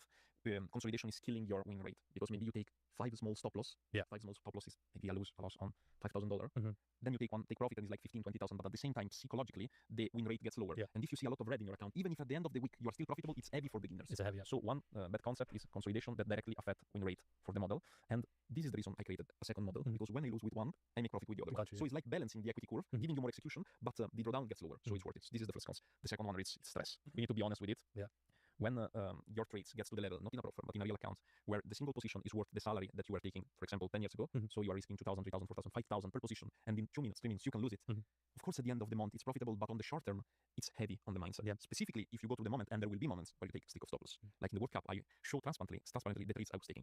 And one day, I received a lot of insult from the people on Instagram because I've been transparent of one day taking 8 stop loss. Like small stop loss, like 5 tick, 10 ticks, but a lot of stop loss because it was a day that... And you risk sometimes 0.2, 0.2, 0.3. So it's like 9 stop loss is 1.8%, 2%. It's not a big amount. You can deal with it. But when you talk to people and you say, look, I took 9 stop loss, they say, learn to trade. So they just think that a profitable trader is a trader that will have the most amount of win. They don't consider that maybe the stop loss are incredibly smaller than gains. So the stress part and the third cons is the time commitment. Like to execute this model, you cannot do it as a hobby. You cannot do it as a side hustle. You need to be on the screen from the starting of the new session to the end because the position not only need to be executed. It's set and don't forget. It's set and check. It's something like this. This is the thing that this is my huge gripe with scalping is this exact scenario, right? It's like not sustainable long term, right? You can't just spend every day of your life sitting at the screen for like 8 hours a day waiting for like that one setup to occur. And it's why you see it if you kind of study successful traders that have survived multiple markets, almost every single one moves towards like some variant of swing trading. A model for real traders. This is a model if you want that trading gets your full-time income. Okay. Now on the London session, I manage companies with my business partner. But in the New York session, 3 or 4 hours I do this, and it's necessary. You cannot just get out. You can just decide that after a certain time you don't open trades, so you can enjoy dinner. That's of course can be something good. On the pros, the first one is number of trades. Why this is good? because drawdown gets covered really fast if you have a big profit factor and Sharpe ratio. So you can take 9 stop loss for the day, but by the end of the week I was again in profit. I was high watermark, so I was creating new high on the equity curve. And also a big number of trades creates something interesting for hedge fund that wants to give you capital, because a model that in 12 months does 2,400 execution is more respected than a long-term model that in 12 months have 30 trades. Because the data sample wise, this model is more valuable. It's giving you a lot of room of improvement, and it's giving you a lot of data analysis that you can input, and you understand really fast if your model is not working properly in certain market condition. Because for example, I have a benchmark. There is the maximum amount of stop loss I've taken. There is 11 stop loss. It's an humbling experience, but you know that the market can stay in compression for 1 full week. You know that every day it's a fake breakout for 1 week. I saw the last videos of Carmine Rossato. He was like taking a huge amount of stop loss like for 3 weeks, but he's still in profit for the month. That's the good part about Scalper, the number of execution, and it's really easy to go back in profit. The second good part about trading with this model is that you don't need headache. Why you don't need headache? Because the prediction part is not there. You are just paid to read what the market is telling you. So I don't need to start to say, considering the angle of gun, maybe the price will skyrocket to this price because this. No, just this is the market state, this is the location, this is the aggression, this is my trades. And another good part, maybe this is the best part, I should have put this, that you cannot do revenge trading, because if you don't have the condition to trade, when you trade a large amount of size, you just don't feel confident to execute. If there are not the condition of aggression, just it's not worth it to do it. So the third part is just there is no headache in deciding and no revenge trading in executing something that is not there. You know, with projection, I don't know if you ever experienced it, but sometimes you see something that is not there. I mean, that's true for everyone, right? That's not like specific to this strategy. Like no one should be revenge trading. It doesn't matter what your strategy is. Well, you can have a bias, and then if, let's say, one time frame isn't giving you that bias, you can just filter through until you find one. Like, out of 10 time frames, let's say 8 of them are long, but you want to be short, you'll just go to the one that says short. You know? Yeah. This is something that I also did it. Like, our ego is bringing us to the condition that if we say in our mind that the bias for the day long and the news are long, we will just take every demand here because we think every demand that is getting break, it's a fake even out. down here. We'll say it's taking liquidity. Still this win doesn't get taken out, and of course this is a liquidation. So you also try the reverse, and then when you get destroyed, that's normally the last resort, right? Last resort, yes. But another pro is that it's a high risk. It can be a high risk to reward. It can use risk to reward when it's not common. I need to be honest, but when Nasdaq is pushing, it's pushing heavy. And when you are in from the breakout of the level, and you are because we need to consider that our target is the POC. If you are here, there is no POC because you are creating value up. So you just decide to trade for the day. Sometimes you get some 1 to 2. Sometimes revenge trades pay. Yeah, assuming you win it. And like if a revenge trade is what, taking a trade that's not part of your system, so you're taking some like low probability gamble just because you got emotional over some loss. That's probably going to lead to another loss because it's not a planned out, prepared setup. No data behind it, no nothing. And then you want to revenge trade even more, right? Because now you lost 2 trades in a row. 31 to 40 is not common, but it can happen. But even high risk reward like 1 to 4, 1 to 5, that's a common. 1 to 2.5 is the minimum. 1 to 5 is common. Sometimes stop losses lose you money. I mean, yeah, sure, but like, if you're using the stop loss properly, like that's the whole intention. Like, if you got stopped out, it's because your trade setup was wrong. So there's no reason to continue staying in the trade at that point. 1 to 10, 20 is not common. It only, when I do 1 to 10, 1 to 20, it means that you see on the Nasdaq 2%, 3% for the day. So it means that I really follow the market properly. But I cannot do 1 to 10 if the market is doing 0.25 for the day. Like, I'm in tune with it. Like, but it's not that you're focused on risk reward. It's just part of the model. You're focused on understanding what's going on and then reacting and following your model accordingly. When your model and when your primary focus gets to protection of capital and risk management, you increase the profit. Like, when you put your focus on something that you think is not directly related, is when you make the most amount of profit. Well, now let's go into the charts, I guess. The actual trade examples, So as we've established, this is truly a strategy and playbook for real traders. Traders who really want to not only trade, but understand the markets at a deep level. So now we're actually going to go over trade examples on the charts. This looks like Bitcoin today, right? Pretty similar. Kind of just ranging, then a big breakout to the upside and reject back into value. An interesting little coincidence right there. And what do we have in front of us here? So this is a order flow platform, is a deep chart, and what we have here is volume profile, distribution profile of specific consolidation area. So what I was explaining to you before is that you can make it stupid simple, putting just daily profile. You can do this also from TradingView. Maybe the volume will not be as precise as this, or you can just do it identifying the most interesting compression area. As you can see here, they are clearly visible, where the market didn't transacted higher or lower, it just stayed in compression. I use every day this area, and what I wanted to show you before is exactly this. You see, here is the volume. Okay? This is the volume. This is how much volume is transacted per price level. This blue line is the value area. So every time you see the model in consolidation, when it gets back, get back in. So it seems like he's doing both, right? So he has like the daily profile like this, like this like red boundary one, and then it seems like he's like identifying smaller value areas within it, using like the fixed ranges. Seems like what he's doing. Should make sense, right? Typically, larger value areas are composed of like smaller ones. So like, definitely useful for scalping, right? To kind of identify that. up, get back in, target, down, get back in, target. This one will be stop loss. But you have the second model. You have the execution model of this. In this consolidation, we need also to be honest that you don't identify it immediately. You can identify maybe it from here. You can take these two trades. This one is really uncommon because you start to see the real compression. Yeah, it's too early. Exactly. Now, what is interesting is that you can frame also the delta. What is the delta? The major amount of volume getting transacted from one side on one price level, the aggression. And if you see here, look how much is big the delta. We'll full screen this to see it easier, yeah.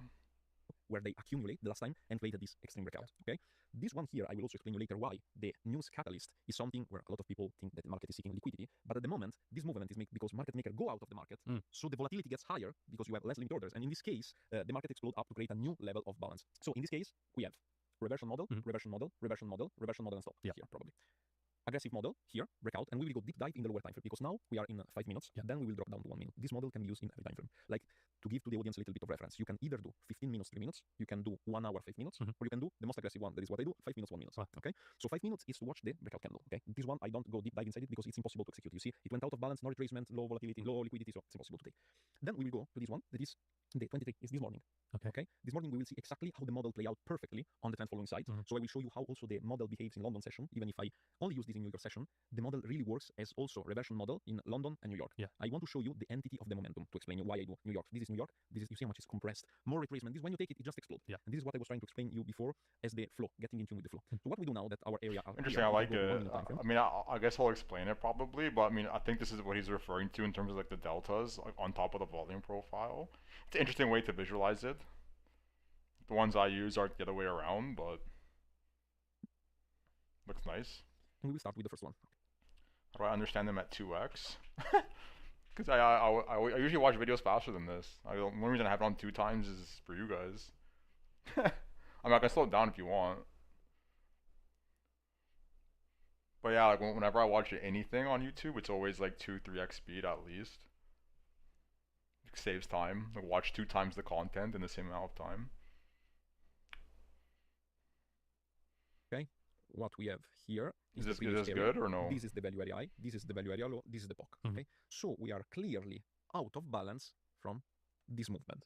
You can either be aggressive or just say I want to clear out also the high. So I just want that there is no obstacles in my explosion higher. This is something that I usually do. I don't transact only when you break out. I wait because it can be the reversion model here. So is this good or should I slow it? Just tell me if it's slow and I'll put it like normal. Then what we do, this is the magic.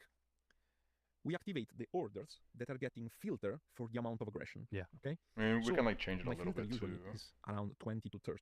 Okay. In this case, I think it's pretty visible, and this is the best example you can have. Look how much is balanced. Look what happens when momentum is active. We usually do. I don't transact only when you break out. I wait because it can be the reversion model here. You know. Then what we do, this is the magic. We activate the orders that are getting filter for the amount of aggression. Okay. So my filter usually is around 20 to 30. Okay.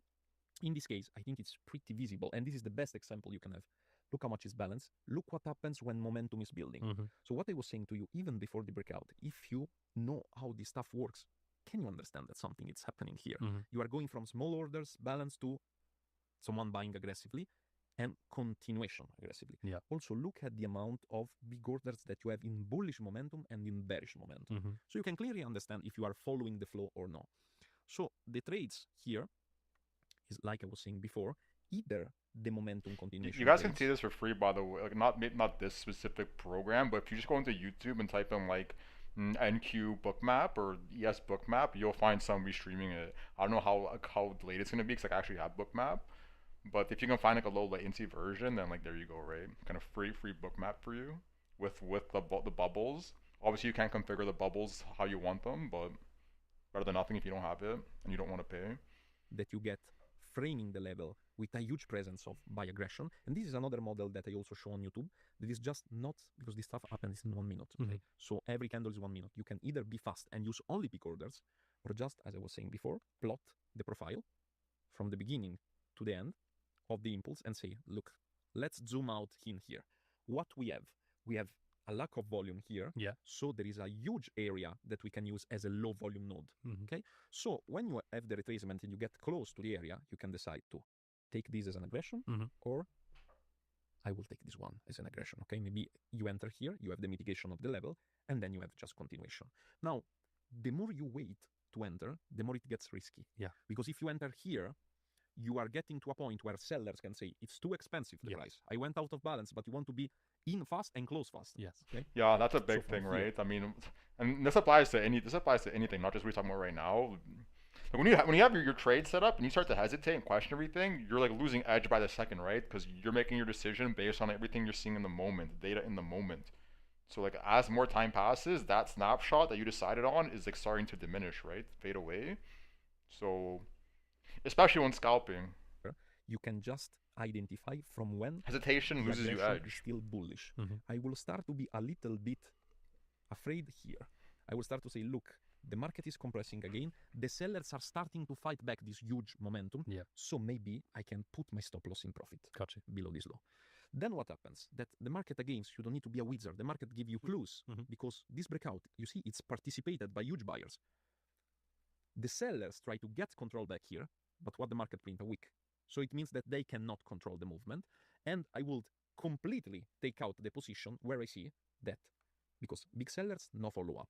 Small sellers, big sellers, huge follow up. And then close. On this candle, you can go out. You can go out on stop loss in profit, or you can go out when you reach your risk to reward rates. Okay. Because with this, as an example, just to highlight. Yes. So as you say, sellers, no follow through, but consolidation. Yes. We continue. We break out. We see the Yes. buyers. Again, sellers on the low. Yeah. Wick, but no follow through. Exactly. But could you say that these sellers are entering? They're maybe not getting stopped out. They're still in the market. So then when you finally see the sellers and then the follow through, now you know you use this build up of sellers previously included as well. What I use is exactly what you say. What I use is volume spread analysis. That is the relationship between price and volume. So if I see, like you were saying here, sellers, okay, trying to push the market down, but they are Minute to minute can drive you crazy. I mean, not really, because like think about it. Okay, like you're sitting here waiting to enter the trade, then you finally like the trade setup occurs, right? In this case, he's doing like the breakout and retest of like that node.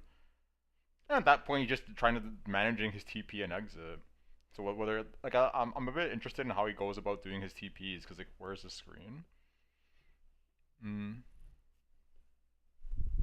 Like from my understanding, from what he just said, it seems like he uses fixed targets from his entry or like some kind of set R. So he does like all 3R from the entry, like TPs out, and like maybe he leaves the trailing. I don't know.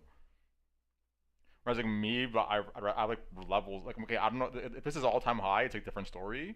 But like let's assume that this is not all time high right now. I probably have like some set defined levels up here I'd be TPing at. And then like have some like normally like I trail my stop. Or I'd have like a fib retracement drawn, and if it starts to get closes below certain levels, I'll start to like shape out the position.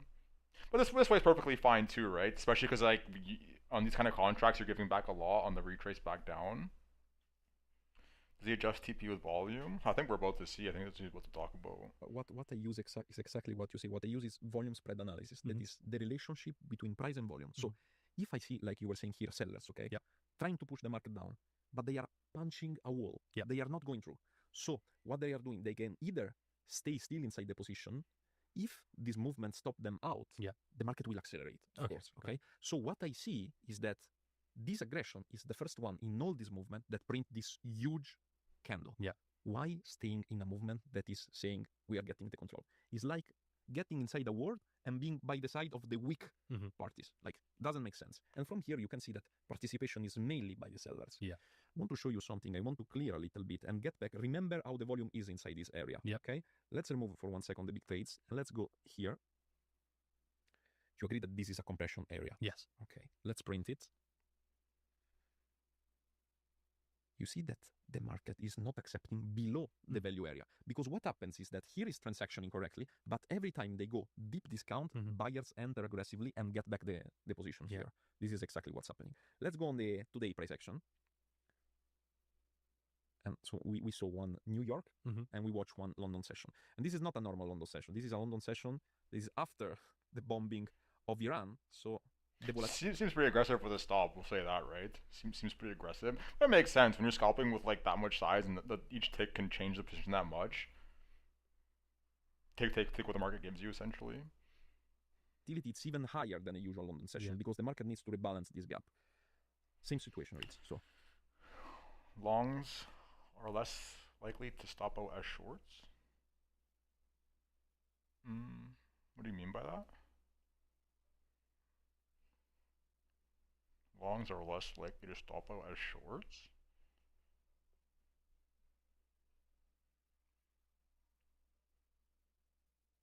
Like, are you saying in general, or like in this specific thing he was talking about, or something else? So I think in general that's not like true.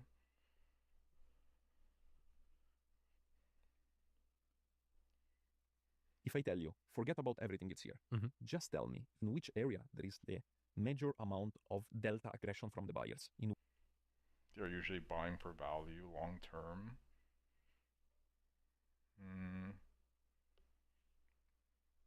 You're just making like, not that they're making stuff up, but like you're just assuming what everyone's doing, right? At the end of the day, like what you see on the screen is what's happening. Like you don't know why people are like. I could say the same thing about shorts, right? People could just be shorting hedging a long-term position, and who knows when they're gonna close that short. So it's like like as much as you want to sit here and theorize about why or why not things are happening, you don't know, right? There's multiple reasons to open positions in one way or the other. Like using this, all you know is that like this is where people have positions opening, and this is where there's limit orders. The reasons are irrelevant, right? No one holds short for 10 years. Yeah, but like, weren't you just making the argument that everyone closes these contracts by end of day? Is that what you were just saying like an hour ago? So wouldn't the same logic apply to longs?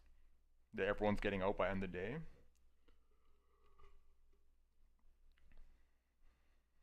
Just tell me in which area there is the major amount of delta aggression from the buyers. In which area you can see? Would it be the buyers, you say? Yes, Would it be exactly this one. And if you see, again, I'm tapping in. If you see, this is exactly how you can identify when it's an accumulation and when it's a distribution. Yeah. This is where all the traders are struggling, like Wyckoff, accumulation, distribution. But how can I identify objectively what's happening? If you see from this level, aggression of buyers, catalyst. Yeah. Let's go down to the 1 minute. And we are already in 1 minute, perfect. We activate the big trades. Again, same model. What we see? Buyers, aggressive, catalyst, catalyst, catalyst, catalyst. Again, you see what sellers are doing. They are trying to push the market down, but what's happening? They're getting no follow fucking through. Annihilated by buyers.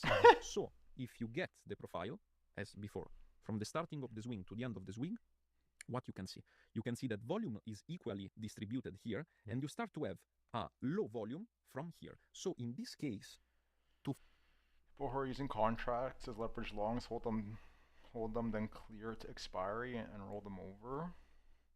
But people also don't do that, right? People also do not do that. Like you can't assume these things. Like you have to think about how many people are trading at once, right? You think you can just take this subset of like 20 million participants and say, yeah, they're all doing this? It's not true, right? It's not true. People are doing things for all kind of different reasons and operating in different kind of ways. Some people are trading the 1 minute, some people are trading the hourly, some people aren't trading, they're just opening the position for other reasons. Follow the exact model, you will be unfilled in this position, okay? Let's go education-wise on and see what's happening and reading here.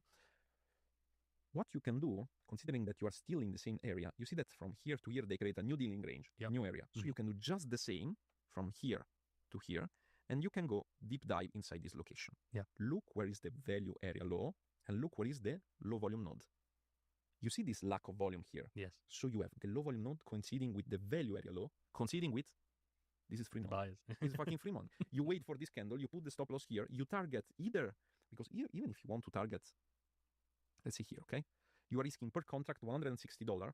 In the worst case scenario, if you want to be out really fast, you are risking 160 to make 500. Yeah. Okay. It's a distribution diagram. That's literally why they're called shorts and longs.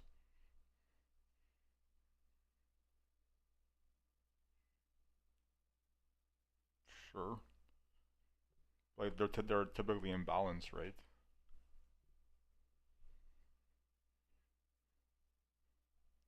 Like think of how these volume areas work.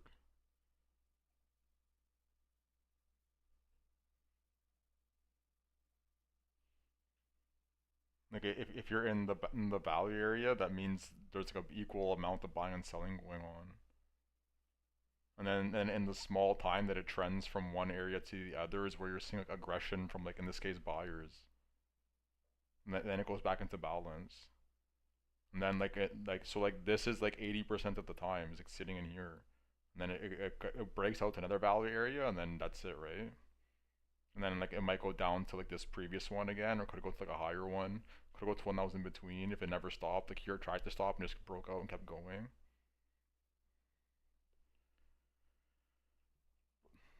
Some sells or longs closing. Yeah, obviously, like when you close a short, it's like a buy, right? When you like close a long, it's a sell.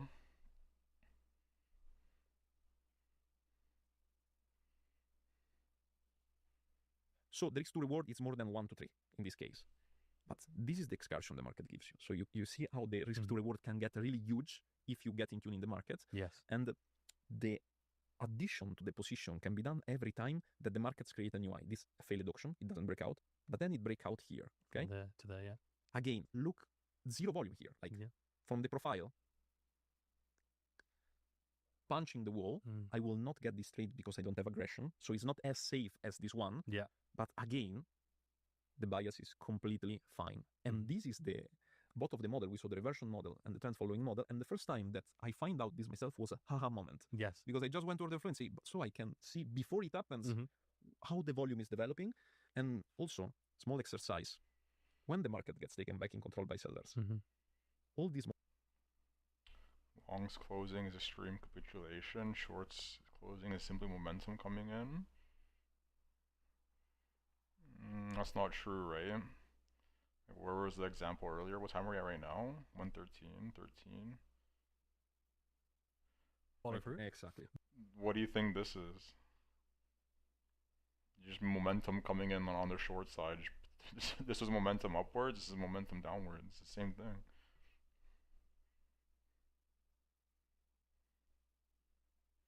Market gets taken back in control by sellers.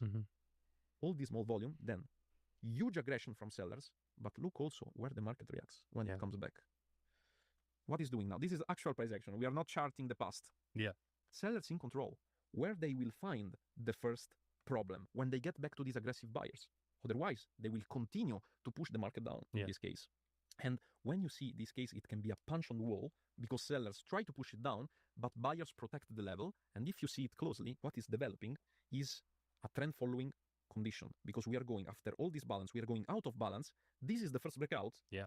And they can go back to the previous point of control. So they have a long room to go here. And you will notice, I don't know if it will happen live, that if this level get tapped back, it accelerates because sellers are adding to their position. For now, it is out of balance print and is going to rebalance to the POC because it was not a successful breakout. Yes. That's the reason I say always trend following or reversal. Wait for the second drive. Don't take the first drive because you can get tapping in a fake out. Yeah. Those are usually shorts aggressively pushing price back into the value area. I mean, it could be happening anywhere, right? Like right here, like this example we just saw was like attempting to push it out of value area as well. Because you can get tapping in a fake out. Like aggression can show up anywhere. Like sure, like the value areas operate as balance areas, but aggression can show up in the balance area. That's it. It's not difficult. I know it's a lot of information for the audience for the first time, but I think it's a lot cleaner than some of the order flow breakdowns I've seen before. They just make it hard to not let people understand. I mean, different platforms as well. Can make it like, so in this case with the what we would call the bubbles, for example, but in terms of execution as large orders. Yes. So if you filtered it so that it only shows specific size of orders. Exactly, specific size. And then you can take it on and off as well. You want to filter out the noise. No? You want to see what actual big orders are doing. It's the same concept as commitment of traders for long term. Yes, yeah. You are just watching the participants that matter. If you move one contract in mini, I'm not interested in G. Just you can do what the fuck you want. But if someone is adding 100 contract on Nasdaq on 1 minute, it's interesting. Like the momentum. In terms of price getting to this point, this high that we were talking about here, because as we were talking about potential trades from down here, yes. What is there anything to the left as to why price is reacting at this area? I think there's a high to the left that we were originally looking at. You want to see where we are going. Is there anything of significance in this area that would lead you? We don't need to guess, okay? So let's remove this part so we don't know exactly where it was. Let's print it. And let's go down here, okay? Now let's clean all the noise. And let's go down here, okay? As you can see, in all this area, The value area I is this one. So I will make white the value area I.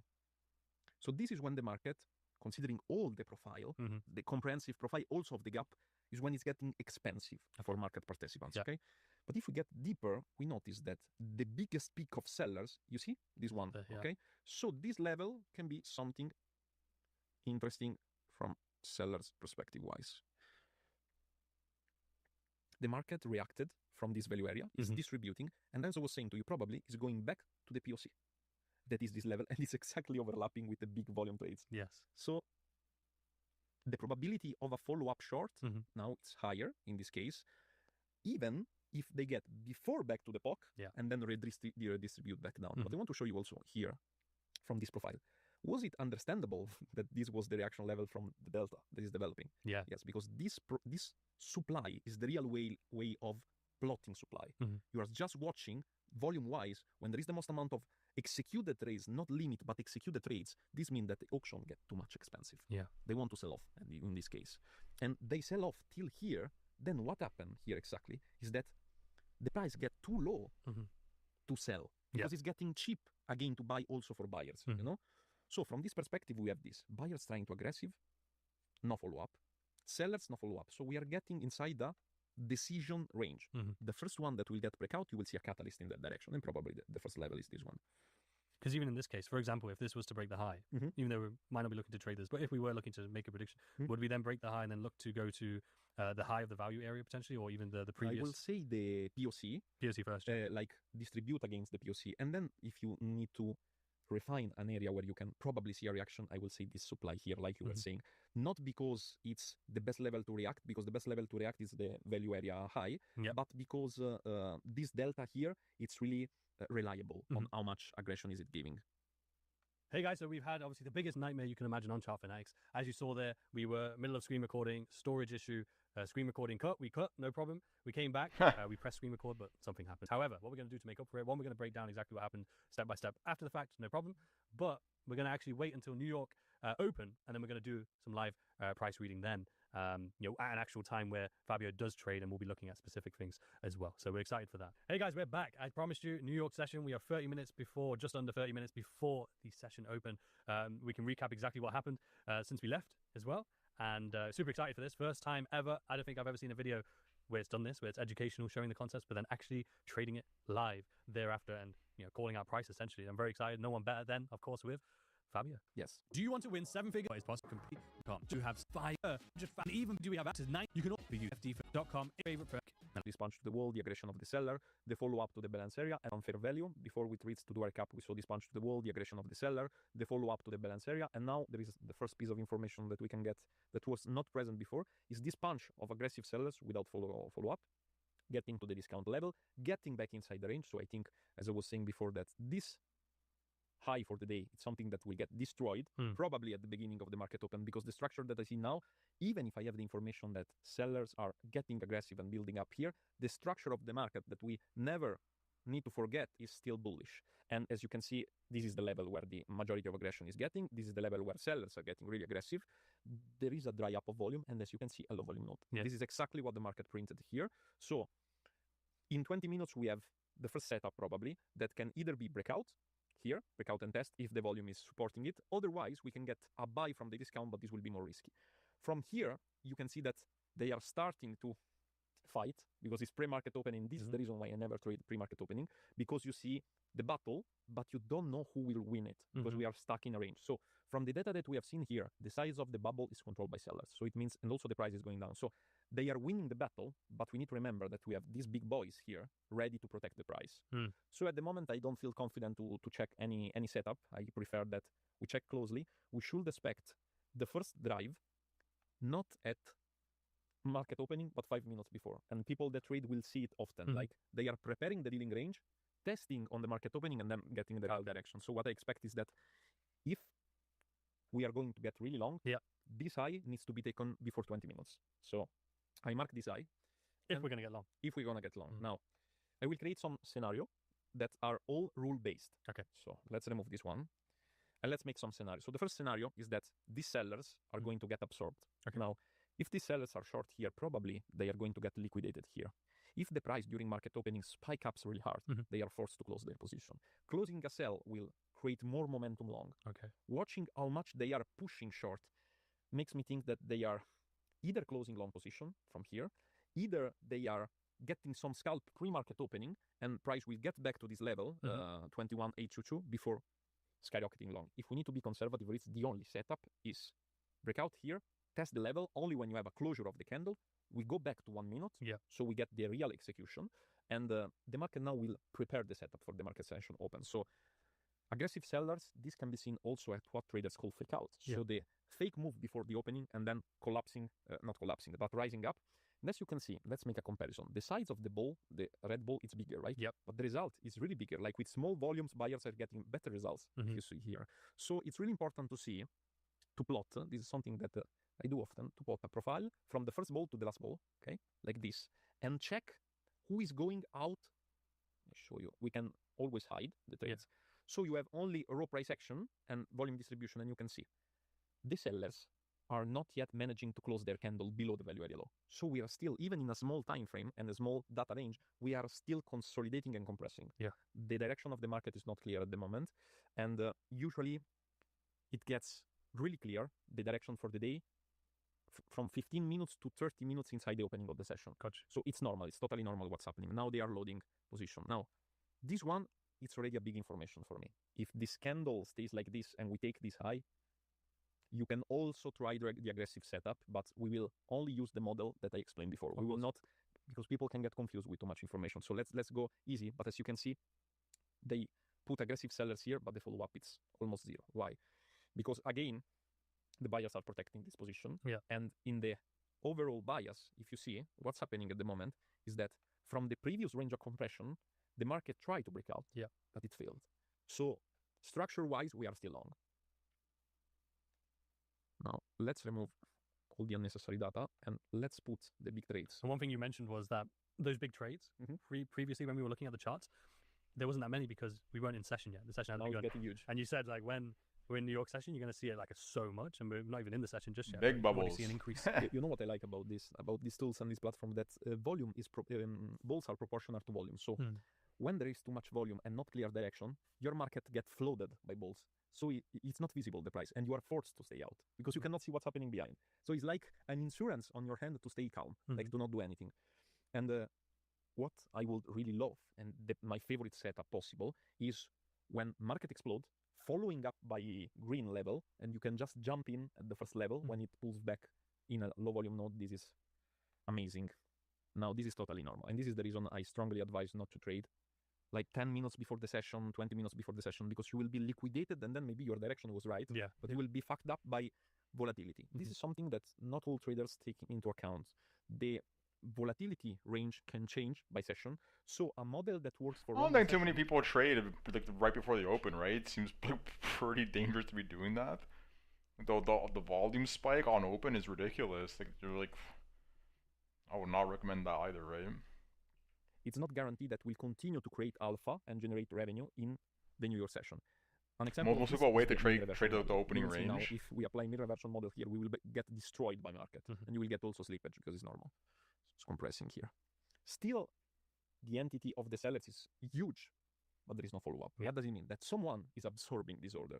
And if they are absorbing this order, if you watch only color, you say, it's controlled by sellers. But I still have my narrative long. I still think that we are going to get the high for the day. Momentum is building up. We are getting around 10 minutes, 13 minutes before the session. And as I told you, we are so you would expect that high to take? To target the design. Now, what can we expect when we target design? That's where everyone trades. The pre-market? The pre-market? I don't think everyone trades the pre-market. I think most people try and trade, and this is not just for like futures, but even like equities, right? Everyone tries to trade from like the bell to 10, 30, 11-ish. And then some people come back for like the post-lunch, like 1:30. And then the rest of the people usually do like the market close and all the algorithms start firing. Those are usually like the three hot zones people do. Explosion, like acceleration, like we were seeing before. Why? because these huge orders Sell it, yeah. are getting close. They don't want to be before session with this heavy and being in the wrong direction. Yeah. So they tried to anticipate the fall down. Because like the pre-market is just such low volume, right? Like look how much the volume spikes from the night session to like the very first candle. It's like all of this volume can just get like what if this whole move can just be validated in like 1 5-minute candle on the market open. Traders are gone by 9:15. No, that's not true. It's not true at all. Because like a lot of algorithms like are a trigger on like a 1 hour orb, right? 1 hour orb. Like opening range. Like that's why a lot of times you'll see a pivot at 10:30 on the market.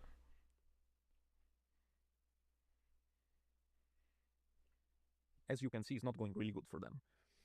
So we're going to see when the market Like even this guy, right? He was talking to the, remember when he was talking about how he has like 4-hour sessions trading?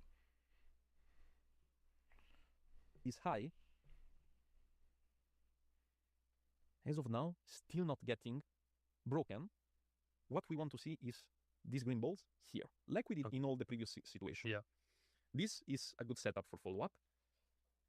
Aggressive setup, if we want to cover everything, one aggressive setup can be the anticipation on the first ball with a stop loss below the sellers to get to the high. But it's a setup that you are still trading the noise. Yeah. So something that you cannot expect will have the same win rate of a good frame trend following setup. So you see, when you get back inside the range, the balls are so big that you cannot even see what's happening. Mm-hmm. And this is keeping you away from interacting with the market, like transactioning. In terms of like what parameters, if any, or settings have you put to identify these large orders? Is there specific? For the 5 minutes and 1 minute for New York session, you can use 30 contract as a filter, 30 contract. And during London session, you can go with 20. Okay. It's pretty accurate like this. And so the larger it is, does that mean it's more than 30? The more, maybe these are 100 contract. Got you. Like so big. And I created like this proportional, so you don't need to click on it, see how much contract, but you immediately see that there is a big sell aggression there. Got you. Like it's, see, sell, I was expecting that the buy would, but sellers, so they are still keeping here. Why before session they are still keeping here? Because the direction is not clear. Who want to transaction here when you can get whip side high, whip side low, you're out of the market. Like, you are getting liquidated with every direction. So, and these buyers or sellers, they can be anyone, right? They could be, a retail trader with large capital, or it could be your funds or whatever it may be. Exactly. Now, an information that we cannot unsee is that at the eye they are still loading short, even if the market is going to push the eye. So the narrative is a little bit shifting, because if this low gets taken, we have this breakout, is interesting. Also the short till here. Why I will not take this position? Because the whole picture is long. So why should I take 1-to-1 risk to reward when I can wait and get a 1-to-3, 1-to-4, 1-to-5? This is the model we need to use. And the model is keeping you out of a lot of trades. Like we need to be evidence-based and oriented on a large number of sample. Executing 2,500 sample in a World Cup can give you the taste of what's worth to do and what's not worth to do. Because maybe 1 times out of 10 now we go short. Yeah. But all the other times the seller are getting destroyed and the test is here, and you just lose to get a so small movement. Because I think that's one thing that's universal across any trading strategy, is that you focus on quality rather than just anything that could work, or this has a chance of working. True. And it could work 1 out of 10 times, whatever it may be. Because I feel like that one time you do take it does work. The way I always think about these things is like, if you take this trade 1,000 times, what happens, right? Over the 1,000 times, is that you should be thinking about these trades always.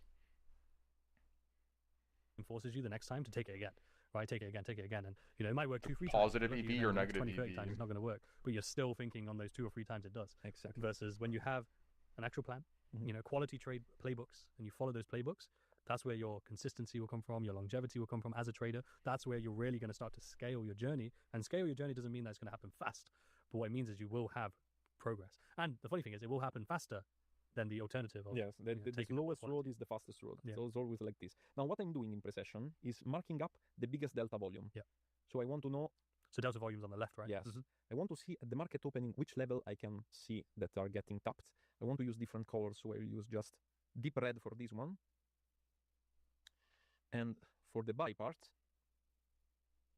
I take the swing from the low, and I see what's the level with most amount of volume. That clearly is this cluster of buy volume. To be honest, there is also this one is smaller, but it's still here. And these are the level that we can see in 7 minutes, getting visit. And from here, we already know what to expect, when to expect it. So do you sit on the 5-minute time frame when marking out your analysis?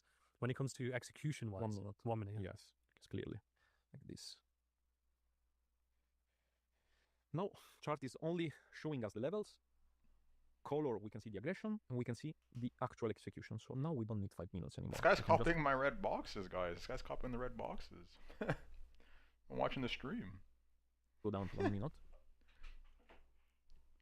Can zoom in. You see how much they are big when you go here. You can see clearly that this aggression at the moment is getting completely absorbed. Yeah. This got absorbed. Do you ever think, like, for example, in this case, this person tried to sell, got absorbed? Could that be the same person, like, stacking into a trade, or is that not sort of how we go about it? You cannot know if it's the same operator, but for sure you know that these traders are in drawdown, and there is still interest in the sellers. So what I can see is that they are trying to build a sell position, and they will be forced to close if market volatility spikes. So if I get these aggressive buyers and all these sellers needs to close the position, we arrive here, market opening, and we are close because it's 324. This So is the it's a first little movement that baby we squeeze expect. setting And up. so in this case, if price did break above this level, you're not interested in trading that to the next level. You're interested once price gets to that level. Okay, exactly. Because I need to. But would you say it's still important, to have this context, even if you're not looking to trade to that next level? It's still important to Still understand what's going on. because you are training for the precession and creating a narrative. So when you know how to do it, you are still understanding with your subconscious mind what's happening, because you need to be really fast. And you need to reason fast. And if you don't do it and you do only for your setup, on 15 seconds and 1 minute, it's not enough fast to then execute at the right moment. You see how much volume and interaction is starting? 5 minutes before, like I told you, not at 30. 5 minutes before, they are preparing the order. From what we can see here, this is a huge information. Aggressive sellers still to this level, buyers with better results. All these are getting absorbed. This is not my narrative getting wasted. No, this is my narrative getting confirmed. So even more, I should expect now that either from here or either from here, we reaccumulate in the last 5 minutes and we shoot up. All these sellers are in pain. They need to close and the markets create an expansion move up.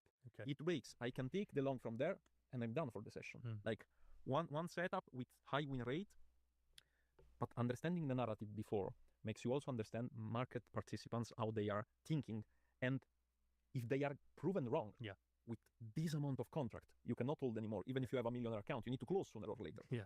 Are these market executions or market execution, not limits? Like I never watch limits. Like you can get to feel a taste of the market, but because the limits apparently they can cancel. Yeah, they can cancel. Interesting. What do they call it? Spoofing? Yeah, they can spoof. Like, which is like, I always say that. Like, paying attention in the order book. Agree and disagree. The thing is, okay, limits in the book can obviously be spoofs. Well, you can see when they're not fucking spoofs, right? If there's like a massive wall in the order book and they're getting filled, it's not a spoof. So I wouldn't necessarily agree that you should just not pay attention to it, but like putting order to create market pressure, then removing, it's manipulating the perception of other market participants. But with execution, just these are executed market. There is someone that is with huge self. You know that's in the market. You know that's there. If it close, you see it. Yeah, you see it. So in this case. So in the first minute of market opening, you will not see the chart. You'll just it gets balls. It will get like something like this. Does this large aggressive buyer that failed up here? Does that make you? Yeah, you are getting good. You are getting. This is an aggressive buyers that created a failed auction. So the buyers here got like they tried really hard like this, but the sellers won here. In this battle, also the sellers won because they are transactioning down. So in this, that's the reason you wait for your confirmation and you don't. A lot of times, level 2 is meaningless. Potentially, yeah. I mean, I wouldn't rank it as like the #1 thing I'm looking at, but like that statement alone implies that sometimes it's not meaningless. Jump here because even if the bias is long, you don't know if they will reach here or the second level. That but I wouldn't sit here and like see an order in the order book and be like, oh my god, we have to go to that order or we're not going to get past that order, because you don't know, right? They could pull it the last second. Like for instance, like recently, like when we were coming down to these lows like on Bitcoin, the order book here was fucking spammed with orders, like the level 2, and they were not spoofs. Like as the price came down, like they were all getting filled.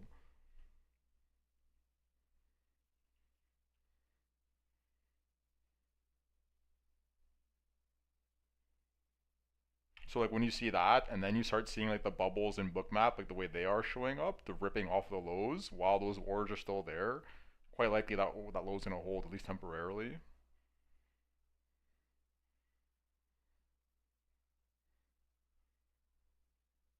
only know that I want to be in if this level gets broken. Yeah. So let's see what they do. 3 minutes before, a setup for a scalp position, a little bit more risky, is if these sellers don't have a follow-up and got absorbed by buyers. Shooting up here, but this is a risky position. But this can be, I show you only to give to the audience a taste. This one, like risking $300 and getting 1,100 is not a stupid position. It's just a position that you are taking inside the noise. Yeah. I can take this kind of position only if I'm sitting in profit for the day. Okay. Like it's not uncommon that I take them, but I need to use profit and not use market account equity. Yeah. Because Using house money, right? Yeah. I mean, yeah. Like Interesting. before I need to take money from the market, then I can take this kind of trades. The win rate is lower on this. I don't know if I agree with that logic, right? It's like, like essentially he's saying I'm gonna gamble for the sake of gambling because I'm up on the day. Shouldn't be doing that. But if it is like a valid setup, then sure, right? I guess he feels a bit more, what's the word? A bit less hesitation on doing something like that. Or it's like 1 to 4. Yeah. So it's pretty good. I just put this risk to reward because I want to let you understand that if these sellers fail, they will catalyze up. Yeah. Now, I need the first minute. If this one gets broken, the setup is not valid. But if in market open at 3:30 you recover this level, and this one gets not broken, this is the target. So let's see how the market will behave. From what we are seeing at the moment, sellers won. Yep. Sellers won. Buyers won. Yeah. Here. So you are getting a bias and a level that start to get interesting. Let's zoom in. It's not visible. So considering the platform, you should not interact in this position even before, because you can't see. You cannot see what's happening here. Because the first execution can be taken after market open, and we are still before. I'm curious about these bubbles. Like what is a maximum bubble? Like, do they get bigger than this? I'm curious how you differentiates. Gains on house money become exponential. Yeah, but it's like, it's no different. House money, not house money, it's no difference. Like, if I'm up on the day, $300 or whatever, like, that doesn't matter, X dollars. And I take like another lower probability trade just because I have house money, and then I give that money back, then I didn't make any money that day. So like, I don't necessarily agree with that logic. I'd rather just stick to high quality setups and that's it, but each to their own, I suppose. It's like there's no like right or wrong per se. But I think it's a fair statement to say that that's like somewhat inefficient. Because like, by his own admission, he only does it when he has house money, right? So if you're not going to take it with your own equity, then why only do it when you have house money? Like that logic in and of itself is acknowledging that's not the best setup to be taking. Trigger can be the break of this eye, for example, for a long. So now that we are getting inside, if this eye gets broken, a really aggressive position can. Another thing to keep in mind about this guy is that like he trades in competitions sometimes, right? So like he might be doing that for the sake of. Could it be a potential byproduct of like a competition trading mentality where you have to like chase some goal, like you're almost like forced in a time constraint? I'm not sure if that's the case or not, but it is a potential explanation for why he might have that kind of reasoning. I get the concept. Yeah, I mean, it makes sense, right? It makes sense. Like sometimes, like if I'm in a long and a long has been running and I see a short opportunity that presents itself, and let's say it's like a B rank short setup as opposed to like an A plus, then I won't hesitate to take it with like lesser size because I know that if it's wrong, then like the long just runs it over, right? I make more money from the long anyways. At the break of this with the stop loss here, targeting the high, and I think it's even more than as a risk to reward, even more than 1 to 4. It's 1 to 5 probably. So market is opening, they didn't break the high, so no position gets executed at the moment. Now we are in the second buy area. Yeah. So we need to check how the volume is behaving at the moment. Now these traders are in profit. Yes. All these buyers that position themselves before the opening needs to close position. This will bring price lower. All this movement is made by them. Now that we are in market opening, we can start to take position or do analysis that we can actually use. So let's see. The first information that we have is that sellers still won this battle at the moment, and they are getting stopped only here. Okay. So still in the noise. Remember our rules. till we don't get here, the premium setup is not executed. Yep. So inside here, what can be something interesting for us? The first information that we can have is sellers really aggressive here that don't have a follow-up short. Yep. So if this candle start to get populated by a lot of sellers, but get back here, yep, this can be a long. But again, it's a long that you take inside market ranging. So let's just wait here. Because you have a level beneath this, right, and towards the low. I think. Well, I gotta take a piss. Hold on. Hold on.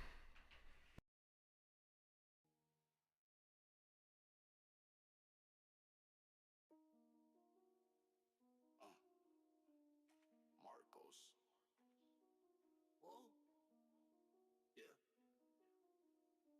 Ops talk, we let the charts talk back. Drill that math, boy.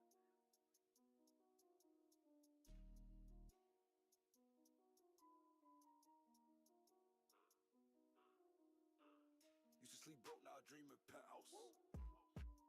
Math so sharp, I could carve a trend out. Charts don't lie, but my wrist too loud. Came from the red, now the green drip proud. Facts. Big bags hit like a 12 gauge pop. Lamb truck ghost when the TP drop. Talk that talk, we don't tweet, just walk. Whole life flipped off the Fitbit stock. I was in the dark with a cracked screen glow. Facts. Facts. Drew lines once, price never said no. They laughed back then, said it's too many tools. Now they front run math and look like fool. No bot, no signal, no follow trade. Just zone to zone with the lines I lay. Now it's Birkins 4 and a rate for me. All cause the fake out set me free. Bulls went broke off opium highs. I short they dreams and I monetize. Red boxes hit like a stick in the war. And I size that lot like a brick to a door. Used to sleep broke, now are getting destroyed. Yeah. So the only reason I can engage in a risky position here is if this one prove me that it's a fake out. How can they prove me that it's a fake out? They need to recover all The candle this. closes above. This one needs to be a full wick and they need to break up again from this high. If they don't do this, you see, sellers are completely dominating this market at the moment. So not engaging here. You know, in price action, you can try this long because you don't see this. So you think, yeah, hey, it's retracing. I can buy discount. No, you're expecting like break and retest the level. You know, this is something that if you are a price action trader, you cannot know, not because you are not good, but because you don't see that they are willing to sell stronger at lower point. Yeah. So the auction is getting short. Which one is the first level we can protect? We need to go with the profile on everything they build also during London session, not only during the range. And I really like this joint delta and volume profile. This big area and this low volume node, like also Carmine is doing. This is a low volume node and this is the delta. Yeah. This is the last protection level. If this one is breaking, they are recovering this cell and they are collapsing. And this and in that scenario, what would you do? Would you just then in the scenario that they get sell, my narrative will change because they break a balance level, not on the up, on the downside. Okay. So my day is short. Yep. If my day is short, I will still use the same model. Just I will not get long, I will get short. Gotcha. Like my long day gets activated if we break this. Yep. My short day at the same time gets activated if we break the compression range, that is all this range. If they arrive here, we can try something. But here, there is something that is undeniable. They are on this level, they are pushing hard, but I don't see a lot of follow-up short. Yeah. So here the buyers, you see how many volumes? So much, yeah. Here the buyers are protecting it, limit orders. So either they slice through it, but if they start to recover and they get back inside the range, this is a setup that also Patrick Neal is using with volume. And you see the good part about volume, it's keeping you up. It's keeping you out of the market when it's not ready. Here. Because let's go again to the narrative. Here, if it breaks the low, we get long. It continue down. Okay. Here, if it breaks the high, we can go here. Why? Because if the volume don't does this means that the sellers are controlling all this market movement. Yeah. You don't need to predict. Just need to see what's happening. Here is the first time for the market opening where buyers are protecting a level. Yep. In an interesting situation. So this one can be the first long position if it gets confirmed by a little bit of buy aggression. At the moment, it's only sell. Yeah. The moment it's only sell. So now the only thing to do is wait what they can do. Now, one position that gets really interesting is the squeeze of the trapped sellers. When is the squeeze? I was just thinking that, right? Because there's so many like there's essentially like a bunch of bottom shorting going on here, right? The aggressive sellers. Yeah. They are getting fake out, so they are willing to close the position, and the market is accelerating high. You know. let's see what is happening here. This is the first footprint of long position from the level that we saw. Still, someone can think, why you don't take a long position here? Because at the moment, if you see who created the swing, like we were talking before, it's completely dominated by sellers. Yeah. This is a really risky position. If we start to get back here, we can take a position on the breakout with stop loss below the level. But remember, the model is one. You need to break and test this level. Otherwise, you just stay out. When this level gets broken, the game starts. You can add the position, you can follow up, you can do a lot of things. Now, I want to show you how much it's useful to see this volume in higher time frame. Like 5 minutes. From here, it's clear. It's clear because you see, we agree that this is the low volume node, okay? The profile distribution achieved the value area low, okay? So we are on the value area low. The sellers didn't got a follow through. They took the low, okay? And created a failed auction. People call this manipulation. They try to break out and they failed. This is the reason we will get here. Well, it's what you said, before the open, it's going to set up and then it will whipsaw, take out one side. This is a model. Like the only thing is that I don't get inside when they are like so aggressive. So my role is not to predict when they will stop. I just wait that they complete this movement. You see, all this was a fake. The narrative is still buy. All this movement gets absorbed. When we switch the narrative, when we break this level, we broke this level. No, I'm curious. I mean, obviously he's not like he was talking about how he uses CBD and whatnot earlier, right? So like I suspect that if he was actually trying to be trading in the moment, he'd be looking at all this stuff. Because quite likely, when you see like this many bottom shorters and it starts to rip on them like that, if you see like CBD spiking and whatnot too, this could have been a long, right?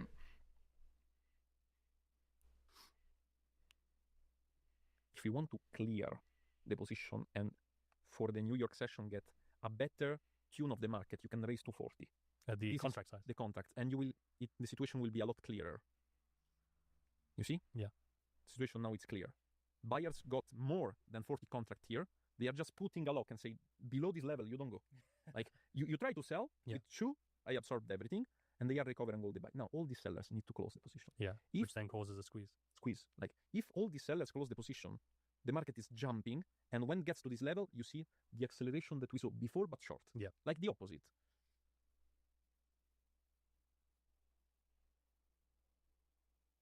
In the video that I made with Andrea, all the setup that I took are based on this model, like squeezing the other part to get the acceleration and be immediately break even. Be able to move at break even really fast. Would you say that is one of the necessary skill sets when scalping at this level? Yes, like being fast and also creating short. Helps a lot, right? Helps a lot. That's why I always have this all open. That I can see like right here, like 800 Bitcoin long open right here, for example. 1.6k shorts open like right here. So when you see like the price reverses against these positions, you start to see like the CBD spiking. It's like he says, it's almost like a not guaranteed to be break even for free on the trade, but quite likely, quite probable you're gonna be able to get break even. Which I'm a big proponent of. Like I put my stop loss break even hyper aggressively. Always have been like been able to move at speed as a trader, or is that something you have to train? No, we are human reads. I will be really honest. Sometimes I made big errors, like you scale inside the position, but you don't notice that you are scaling not by one mini contract at a time, but we are scaling with 5 contracts inside. There is a huge amount on Nasdaq. Like one contract is really heavy, and you need to find a good way to scale out, and you are with tachycardia. Like in scalping, you need to be fast, and sometimes you still make errors. Yeah. Because a lot of the time there'll be human errors at that point, right? Yeah, and then with this volatility, look what the market did. As I told you before, taking the high, taking the low, and then being at the starting point. Like in the first 10 minutes of the session, we didn't do anything. We just liquidated the low, liquidated the high. Yeah. That's the reason you don't engage before. Now I want to show you, these sellers are selling this momentum with 0 results. Now we are getting back to this. When we get back to this, someone will need to cover their position. Yeah. When they need to cover the position, the momentum will start to build up. So let's see what they do. Still, my narrative didn't change. The only thing that could change my narrative is the breakout of the level. Still compressed inside here. And we recovered also the major delta point here. This means that we are above the strong selling level of the distribution. And if we are above here, we are also above the value area high. And you remember before the reaction that the market had on the value area low. Yeah. Like he completely used this as a pivot before collapsing down. Yeah. The same is for up. Like there is an overlap of this area. And now I think they are. So aggressive, if you wanted to be aggressive, these are this was a trade at the low you could have taken. But again, it's like not wrong, but super aggressive during that time window that really isn't ideal. This one you should not expect more than 40% win rate, so you can take it. But remember, you are trying to take a falling knife. Yeah. A lot of times you will get cut, and you are buying the contrarian momentum. So you are trying to stop the price with the big market participants. After a lot of tests and here, it's more easy to who is winning the battle. If this low gets broken, sellers are winning. If this high gets broken, buyers are winning the battle. Okay, now you know who won the battle. Now you can engage. Yeah. Don't try to anticipate. This is the main reason why a lot of traders lose money. They try to anticipate what the market is doing before the market. But that's not passes. true though, right? And Like, they you get had a so confirmation that attached these to people got God. their narrative that they are not willing to change. As I told you, my narrative was long from the beginning. The market did an aggressive sell-off. I was ready to change my narrative and say, from this moment, if it breaks, I start to search for short. Okay. I'm not marrying my position. I don't care. But you have specific levels that invalidate your bias. Yes. While being at the value area low, while being at a ridiculous, fib level, to if be you were to honest. do a And we are on the retrace of 5 this larger minutes. impulse, I think they are waiting if there is a news. You should their own though. bombing because Yeah, so for context, over the weekend, today's Monday, over the weekend, the US had bombed Iran in 3 different sites. We gapped, I believe, lower on NQ. This is NQ, right? So we gapped lower 3%. we recovered the gap. We recovered the gap. this is which from the we then- Iran thing? How old is this? I guess they must have filmed it before. That was like in the summer, So no? recording earlier, we then actually sold off and then recovered again. So we're kind of in the range at this current stage. The squeeze gets completed here. Yeah. Like if they attack this eye, And we these cells, break, and yeah. all these are squeezed. Yeah. So here we can expect. So it would be similar to what we were looking at over here and Exactly. over We here. saw this here. We saw this here, and they build momentum. Now the squeeze that you see in London, it's Much less, yeah, less solid. the squeeze that you can see here is 3 times this candle. Yeah. It's Already. pretty aggressive. And what is it that you do when you are, active? Like today's a different setting, we're recording and everything, even though you're going through the same motions. But when you are waiting for these 10, 15, for the price to get to the right areas for you, do you still sit and watch? Or do you have it up, maybe some alerts, and you're doing other things? You can put alert on levels. Now, considering that I don't want to transact inside here, my first alert will be here. So just here. Yeah. So because first alert would be on. Otherwise, you get the temptation. Yeah. Like I've been having analysis. Agree, hard agree. It's just I always have alerts set, right? So that way I can do, like, I don't have to look at this, right? Until the alarm goes off and nothing to look at. Very, very big, but recommend that a lot. The temptation to get, because here it was really clear that the auction was failing. Yeah. A lot of aggression and no follow-up, but it's not your model. Like you are trying to put some intuition inside the model that is already proven to make money. Yes. And would you say that when you first started learning and to really look at the market in this way, would you say that you fall guilty sometimes in the beginning of, as you said, trying to use intuition and trying to maybe over predict and over trade almost because you feel like, okay, I can see these sellers or I can see these buyers, and you start taking execution outside of your model? Yes, of course. You know the Dunning-Kruger effect. When you introduce in your mind a new concept. What is that? Dunning-Kruger effect. Cognitive bias, where people with low ability at a task tend to overestimate their competence, while highly skilled individuals may underestimate theirs. Yeah, it's true, right? Typically, like, there's studies on this. Like, they did, like, a competence study where they asked people questions on, like, certain fields they were studying. And essentially, like, when they would ask, like, undergraduates their confidence rating, when they were asked to give a confidence rating of their response to the question, was, like, super fucking high. But as you went to, like, masters, PhD students, and professors, the confidence rating got, like, lower and lower. It's interesting, right? You think you understood everything. Like, if I introduce now order flow to a perception trader, you say, oh, it's so easy. Yeah. Like, there are balls, I take. There are no balls, I don't take. No, it's not like that. In the beginning, when I introduced it, and my model was this, and they see aggression and not follow up, even if the model is not completed and it's not, I say, but why? It's free money. I jump in, and then I say, when you journal, you understand the error. Some people don't know they're dumb.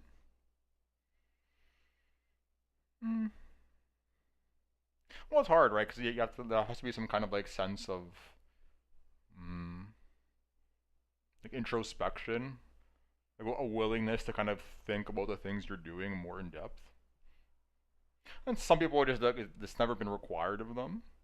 But, like, for instance, if you're trying to, like, trade or become, like, a very like, I used to play video games professionally before, like, I started to, like, work my regular career and then trade. And, like, if you didn't sit there and think about what you were doing wrong, you're never going to get better, right?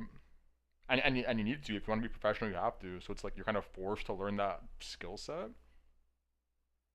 And also, like, people have life experiences that forces them to do that, right? Like, tough conditions.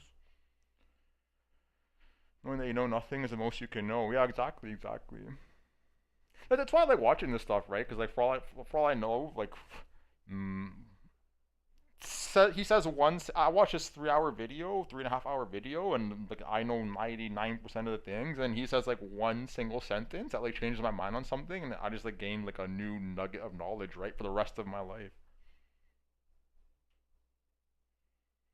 So when your mind is cold, you understand what's the real error, not before. Yeah.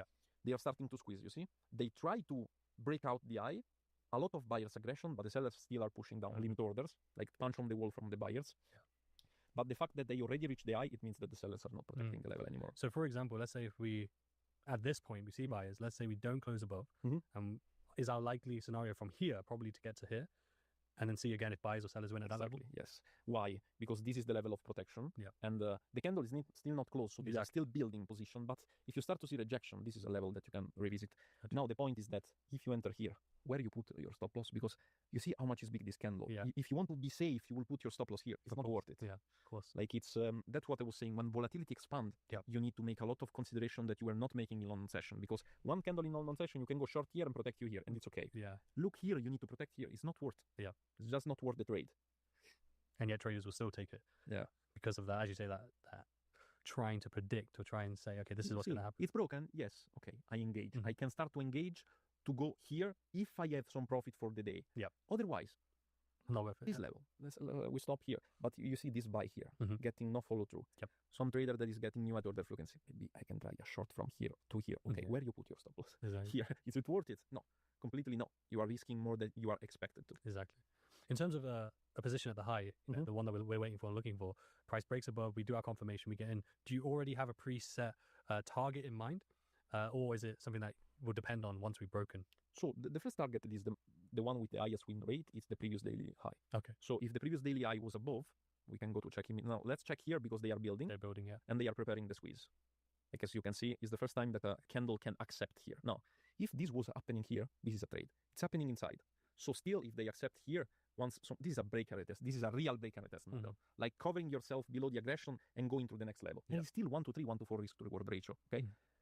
You see how much is different watching only candle and watching the momentum that created this candle to break out. Yeah. Like you know that this is the level. If you want to trade breaker retest, you need to protect yourself. Yeah. And the first target that makes sense is the level that we considered before. We are not reinventing the wheel. Now, considering that we still didn't reach the high, I can go here and mark up the previous daily high. We have a lot of room, you see. If this is the first target, a huge risk to reward. If it breaks here and tests, it's 1 to 10, 1 to 20. Now, sellers trying to step back in, failing. Interesting that he picks that as his target. That'd be interesting. So let's recap what happened. Because that can be like quite like very like I don't know if he picked that because of this specific the way the chart was looking at this time. Or if he always abides by that, I guess just generally provide clarity there. Because like suppose the day before like you just like giga nuked, right? And now you're taking this setup like the bottom of like the range from the previous day. It's quite a far target. So I suspect he doesn't always do that, but from the beginning. Yeah. Before getting us the opportunity to be right, the market took the low. Why? He revisit deep discount area. Then he validated the first level of squeeze. A good squeeze is when you approach the level and you see aggression, and at the same time you see follow-up from price. This is a good squeeze. Yeah. These sellers are forced to close position here. And what they will create, more and more momentum. Yeah. Okay. When price did come down here, because obviously we're recording this and we're live, and what are your thoughts? Like, what's going through your head? Do you feel when price is down here, like, oh, you know, I was thinking, I was thinking, to be honest, that you will break the low.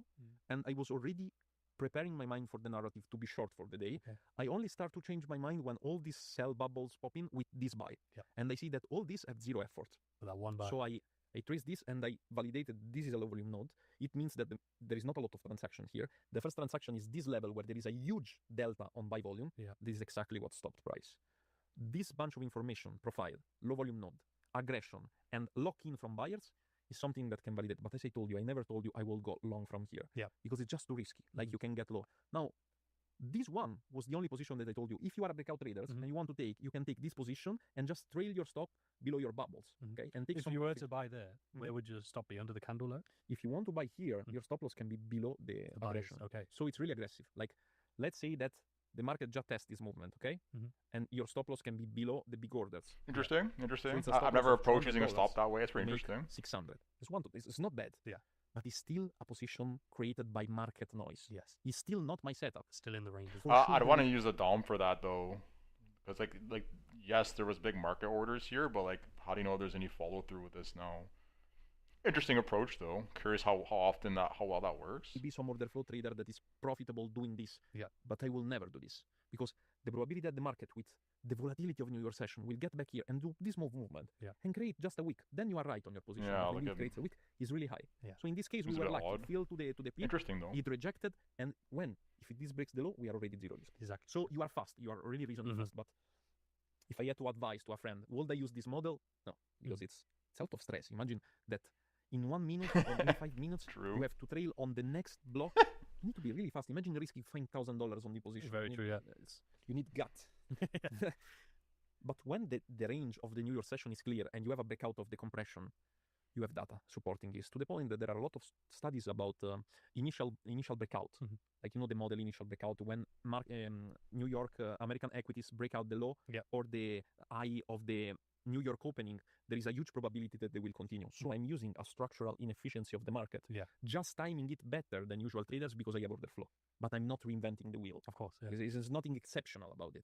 And it's the fourth time. The one thing about that though is like that statement will not necessarily hold true in perpetuity, right? That can be like edge that erodes over time.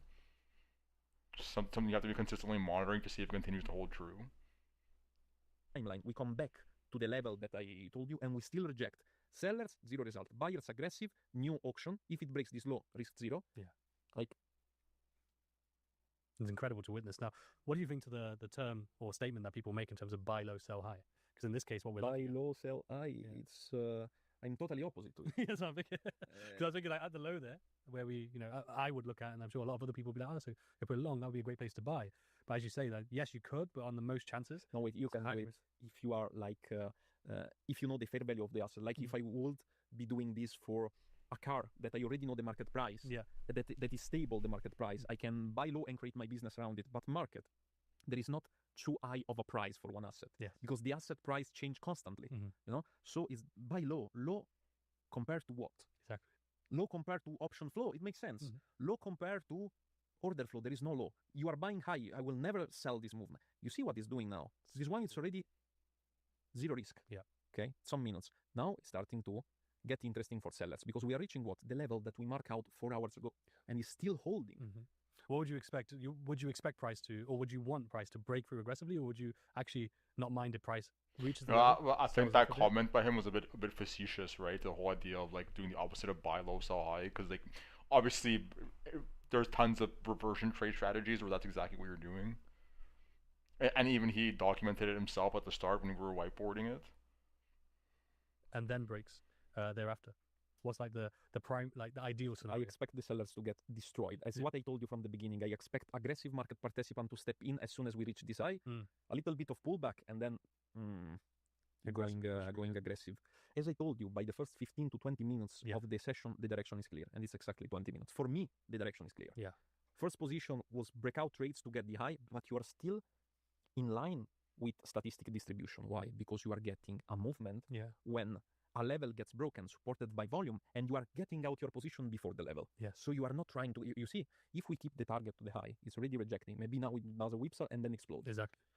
It was amazing to see, especially for the fact that, okay, we didn't take this position because it didn't fit the playbook. Didn't fit the playbook. We don't have the house money from trading earlier, for example, to take the risk. Yes. And that's, I think, so important to highlight because a lot of traders out there think you have a bias. Anything that fits that bias, you take. So in this case, for example, you let's say you came in long, and you would take a long. You try to take a long at the low there. You try and take a long there. You try any long that's possible. You try and take. Right? In reality, you have your playbook. It doesn't matter what your bias is, as long as that playbook hasn't presented itself. You do nothing. Right? You sit on your hands. I think they will get a lot of value from concept-wise from these trades because this is explaining exactly. Which it was beautiful. The market moves. Because even that, I would say that it's not the worst trade in the world, right? It's with the bias. 1 to 3 in 3 minutes. Like it's worth it. Just. Depends on your playbook. It depends on your playbook. That's what I'm saying, though. It's incredible to be able to see, okay, we had a bias. Here's a trade opportunity. Played out beautifully, even with the explanation as well in real time, which is most important. It's phenomenal to see. And we're excited to see how we continue to push through. Now, what we should expect here is revisiting this area. Why? aggressive buyers Failed. not holding failed. We knew we placed our target exactly where we should expect a reaction. Now, there are two questions. First question is, how much deep will be this retracement? Yeah. Second question is, we want to be in a long position. If we get back here, no. Why? Because it's still not clear the dealing range. Yeah. Till these big boys don't fail and says, because the good edge is that if these big boys gets broken, this needs to close position. And if all these dealing range is getting tougher, we are skyrocketing high. And you will say, how is it possible? I'm curious if we'll put a stop when he takes that trade. Like Let's do the bubble from thing global again. macro perspective. That's the good part about order flow.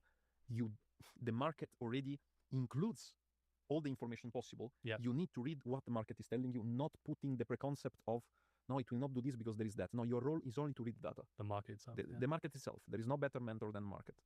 So is it the case normally then, so we'll see at this point, this is a previous auction where sellers had won.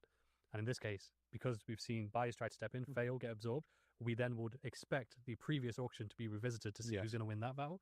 And essentially, it's a constant flow of what is this, as you say, expensive or is this cheap? Is this where the buyers are happy to transact that and win the transaction, or sellers? And therefore, we constantly have the next play ready, according. So if, for example, instead of us, the buyers failing here and we actually won and we broke above, we would then, as you said, there would probably be a squeeze. Yes. How would you, let's say if that was to take place, where would you look to try and enter? Because let's say a squeeze takes place, that'd be quite aggressive, right? Yes, it will be quite aggressive. It will be with a lot of big trades inside. I will plot my profile, search for the first low volume node, jump in with a really tight stop loss and get the explosion. Okay, got you. And this way, you can get really fast, 1 to 3, 1 to 5. If you have 5 hours for the day, you're down. Yeah, of course. What you need. It's a beautiful trade. And the good part is that if you take 2 stop loss, the stop loss is so small that you can afford to take 3 or 4 stop loss. Yeah. And you, on average, what do you look to risk? Does it depend on the day or the account that you're trading? Usually, I risk 0.25% per trade because I trade personal account. Yeah. And in the Robbins Cup, I reach till 0.5% per trade. It's pretty small. Sometimes when I get above 100% of return. But I guess he is scalping, right? He said what did he say earlier? He does like 2,000 trades a year or something. So I guess that makes sense, right? You don't want to be like oversizing with like super high trade frequency. I guess the math makes sense in that regard. 1%. Gotcha. But my role is always keeping drawdown low because commission it's really heavy there. Yes. Like 600 execution per quarter can cost you 10-20% of the account. Yeah, so 2,400 a year. You don't need only to make profit, you need also to repay commission. So it's just not convenient to execute. What's happening here?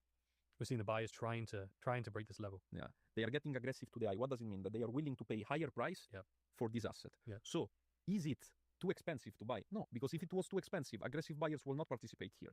So it means that still my narrative is buyer. Even if I didn't break this level, I already know what to expect for the day. Already know. And we are getting ready for the squeeze. The squeeze will be present here. Look. There you have it. This is the squeeze. Now, what can we expect? Really fast analysis. This is the bunch of aggressive trades that are populating this movement. Yep. I will not plot the profile because this is all low volume node. Yep. They didn't transact efficiently. So the first position that you can take here is protected by this area. Okay. So if this candle closes and it's only 5 minutes, it can either give us a follow through. So break of the eye and we get a retracement because remember we never take the first drive. Okay. Yeah. Because it can be a fake out. You want the confirmation. Yeah. So it can be a fake out. It can be absorbed and snap back. I'm getting too excited. I'm like, yeah, execution. Let's get in here. But this is why you're the professional and I'm the podcaster. But it is incredible, honestly, to see play by play. We can have a position here. If it breaks the low, you can get the first position of risk here, targeting a 1 to 2. So we are risking 600 to make potentially double 1,200. Yep. And if we want, we can. Oh, so he's not targeting the high then. Our stop loss to the high, and the high is a huge risk to reward if it achieves it. But our I figured that seemed like quite risk zero as soon as possible. Yeah. So this long executes if the high gets broken. Yeah, this execution can be on buy stop. Like buy stop. Yeah. If it breaks the high, you can be inside the position. Yeah. Now this makes sense because we are protected by all these big orders. You know? Yes. So as soon as this wick gets taken, you are just inside and you are covered here. Why? Because look what's happening here. If this, okay, we are inside in this position. We are risking $650. If these sellers are getting aggressive and we are getting annihilated, we want to be out as soon as possible because it means we are wrong. Yeah. At the same time, if we see these sellers getting completely absorbed by buyers and continuing up, we can also trail the stop and we are. If we go above, would you say that it would it cause a squeeze? Especially because of the size of you understood how it works. Yeah. So if we break above now, for example, and we continue higher, in terms of trailing your stop, would you be then trailing it beneath?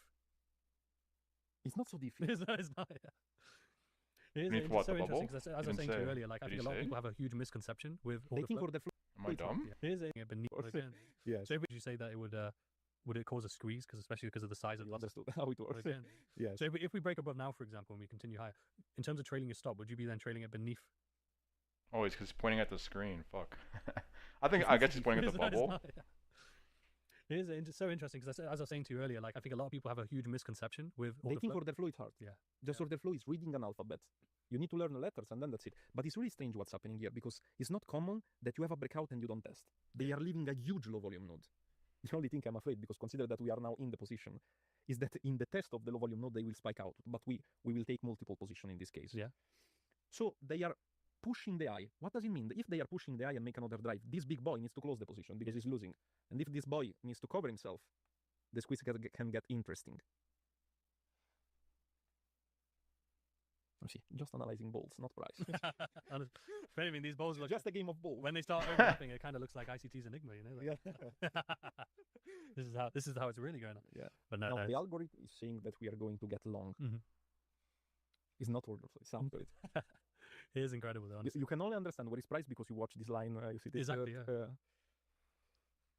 Exactly. It's so interesting, honestly. But I'd love to. I do wonder, what the audience are thinking at this stage. What they would feel trading this live, especially when we were down at the low, at the open, when you said that we'll see a shakeout. I wonder how many people would probably be looking to either short, probably been stopped out already, and trying to revenge trade or get back in, or what would that look like? I think they could visualize this better with this deep charts program. It's just like can't really tell what's going on at this point, right? For a lot of people, because I can imagine down there, a lot of people probably would have been shorting, expecting a follow through down, but then especially after the gap's been filled as well, right? Because a lot of people would assume we gap filled in London, we're going to then continue lower, right? But as we can see, But what's good about it? What's happening? Like the sellers are getting completely destroyed, and soon we have the this is incredible. soon we can put the stop loss at break even. Yeah. We have a long way to go still. So at this stage, would you have moved the stop loss beneath the red bubble there? There is or- only one reason I will not do it, and I will be happy to take a stop loss if it's not back at me, because there is At there low is that volume node. low volume node. Got Like they can push a spike really fast, and they get liquidated in a really good position. Got you, yeah. Like this position, it's only one contract, can give you 1,000. Look how much it's pushing. Yeah. Like That makes sense, yeah. now we enter here, and we got one laser green line. You Yeah. cannot expect anything better as a trader, Yeah. because you're that psychologically, it's way better than being included in this mess. No, Very true, yeah. Very, very true. it's time for us to put the risk to zero. So now So now, even if it comes to low volume node, it's fine because you've taken Still zero, zero. and you have a chance to re-enter if a necessary. chance. Yeah. Now you can play this game in a lot of ways. You can scale in again. You can put the stop loss to break even and use this amount of profit to open another position because you have another lock in here. What does it mean, lock in? This seems like the MasterCard logo, but it's sellers getting aggressive, Yeah. and buyers getting more aggressive than And them. winning. Who is fault? You see, they are winning. Now, when I tell you, what does it mean? Buy low, sell high. If they are willing to pay a higher price to push the price down, there is no discount, there is no premium. Yep. Like it's just stupid, the concept that they are trying to push to the audience, because here the only thing the market is telling you is that buyers are willing to pay more to buy Nasdaq. That's it. Yep. As simple as that. You don't need 7 screen, you don't need a huge amount of tools. We are just watching the real nature of the market. Orders, not candles. So if you were to add there, would it be a case where you want to close and then a revisit? Yes, in this case you will take profit. No, the thing because is, it's already this guy's half- not like the context of this is very dangerous, right? Because we can't see the left side of the chart right now, right? But suppose that right now this is like the value of a high of some higher value area, and like this is happening on like a shit ton of like divergences forming with like orders stacked in the book here for sells. Any reversal here, and these people are all fucking trapped, right? So yeah, adding here is hyper aggressive to add at this point. It's like 1 to 1.5 when it was here. So you can just close and use the profit to take another. But until it happens, it hasn't We are happened, not right? doing That's just this kind of model because foresight.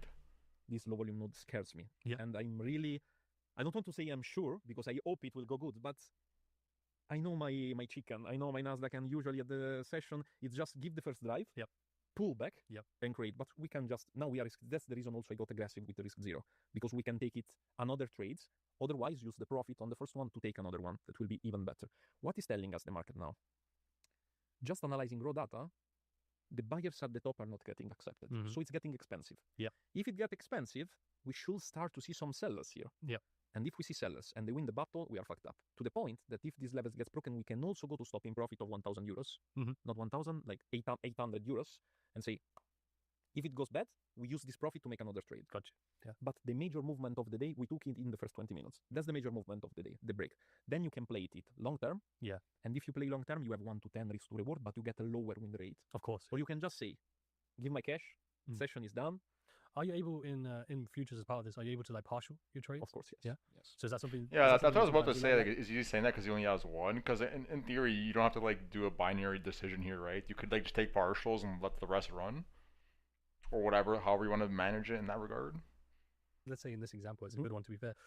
Would you, for example, you had multiple contracts on, and you're in this position? Would you say, considering that I go heavy and they go with multiple? Like, that's like a very iffy statement, though, right? Because for all I know, like this is some person who's trading like directly based on their data. So when you start to deviate away from your data, you're essentially like ruining your sample set of how you approach your trades. So yeah, it kind of depends if you're like a very mechanical, systematic trader or discretionary in that regard. Contracts, when I see this rejection, I will already take out half of the contracts because I'm risk free. Yeah, exactly. Yeah. I can take profit and I can continue to scale in if I want. Yeah. Okay. I don't like when the market gets weak, so I will take out here. But education-wise, I want the trade to get completed. Either we are stopped out at break-even, either we go to take profit. I don't want to create additional difficulty of trade management at this advance. Yeah, because even then, the trade management is quite personal. It's as part well. of the, like, it's a big part of the. But when it comes to say the high of previous day, is that something then? Let's say you've taken half off. Would that be your next sort of target, or if let's say price goes to 1 to 3 or 4 and then shows similar where we're getting a bit of weakness? I want to know everything. Give me all the secrets. So the point is, you see, when I told you I will scale out, it's exactly because when you see this, the next step is aggressive sellers. Yeah. So you coded the algorithm. The next step is aggressive sellers. Now, if aggressive sellers gets recovered, this was funny. If aggressive sellers gets recovered, we should expect another explosion up, the second squeeze. Yeah. Okay. So let's go back to your question. Like, because bearing in mind, right, each one of these is 40. You set it to 40 contracts, right? 40, but these big balls, maybe it's 100. Exactly. That's what I'm saying. Yeah. These are big boys. Okay. So I would like these big boys to be squeezed or to get back to the low volume node. Yeah. So, for example, They could also add labels to these balls to know that, right? Yeah, if we weren't in this setting, Maybe they have that probably would've taken option. half off. Yes. Right, let's say price comes back to break even on that trade, no problem. But then you're going to look at the reaction from the low volume node.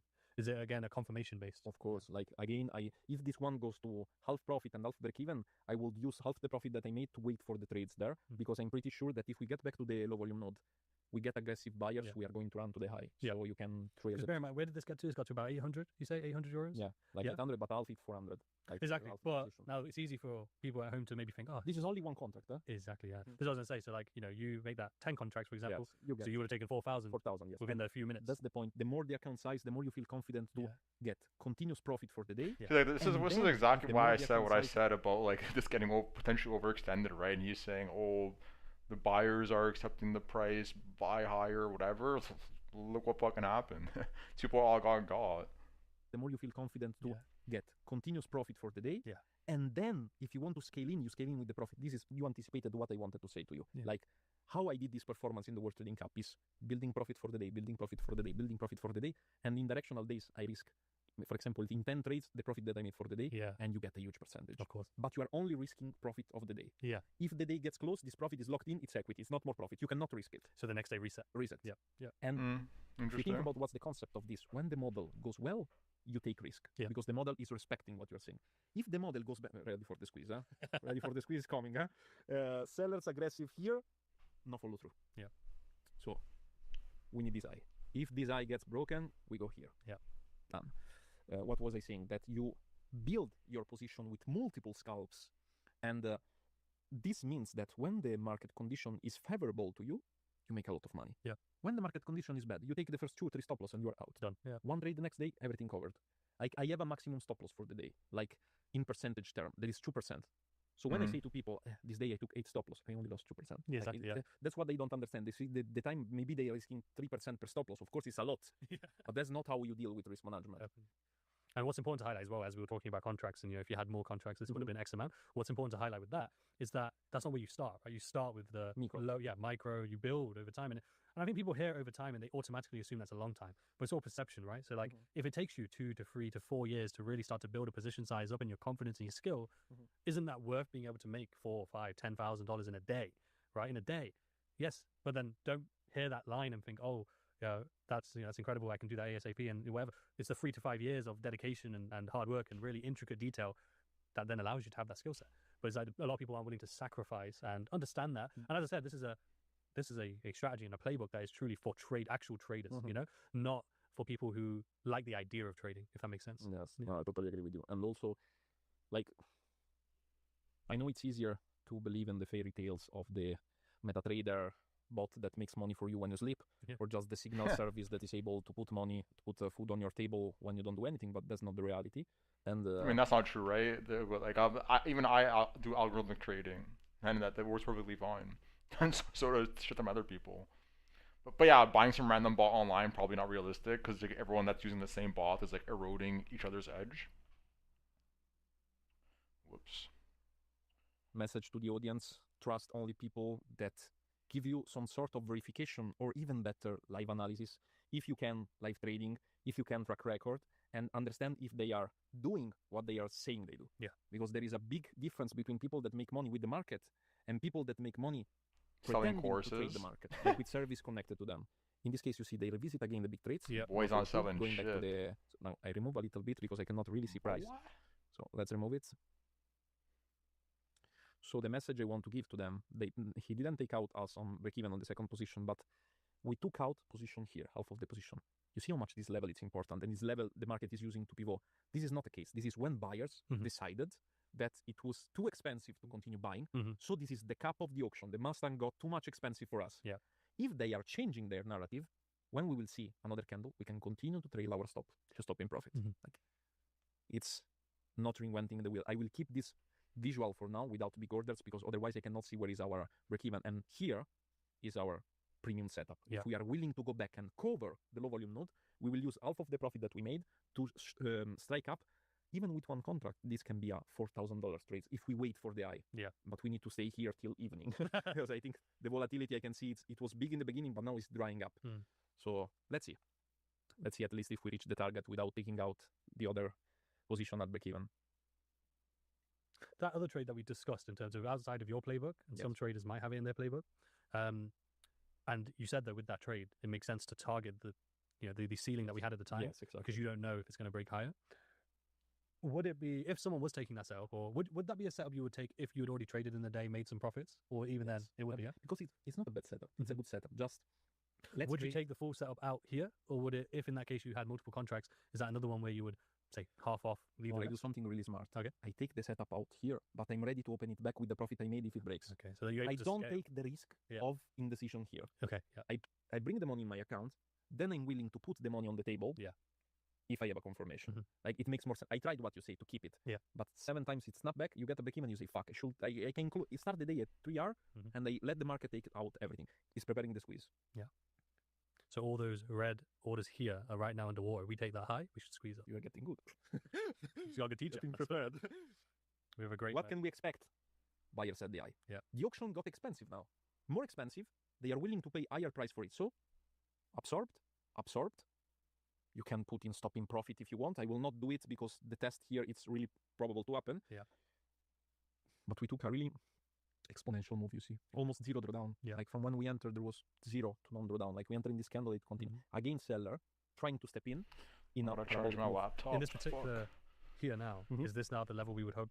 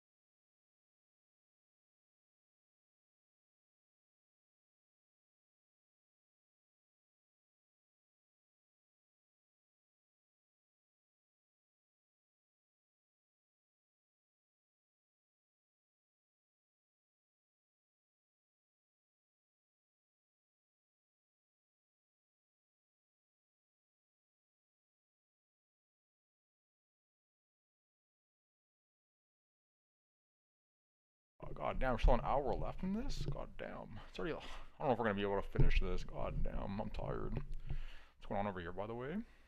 Nothing, right? Typical weekend stuff.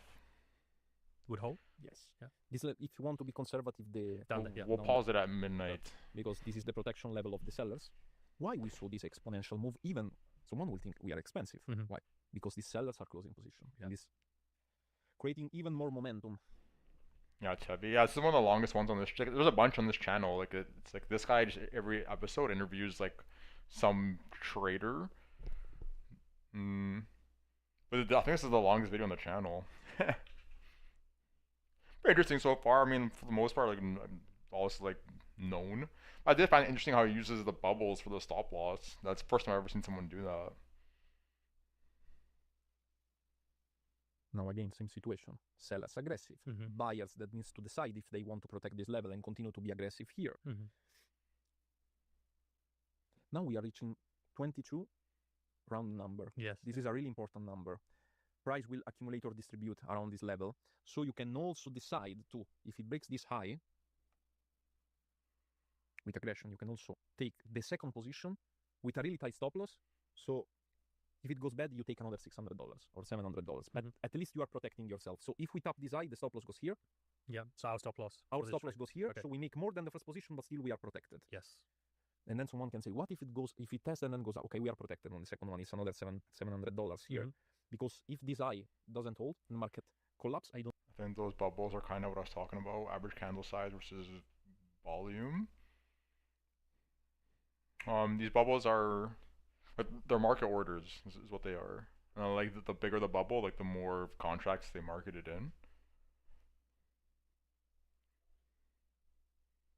Don't want to give back to the market all the profit that we made. We made an amazing zero drawdown entry here. Because this is in consideration that's our target, so then it's a negative risk to reward, so yes, to get back.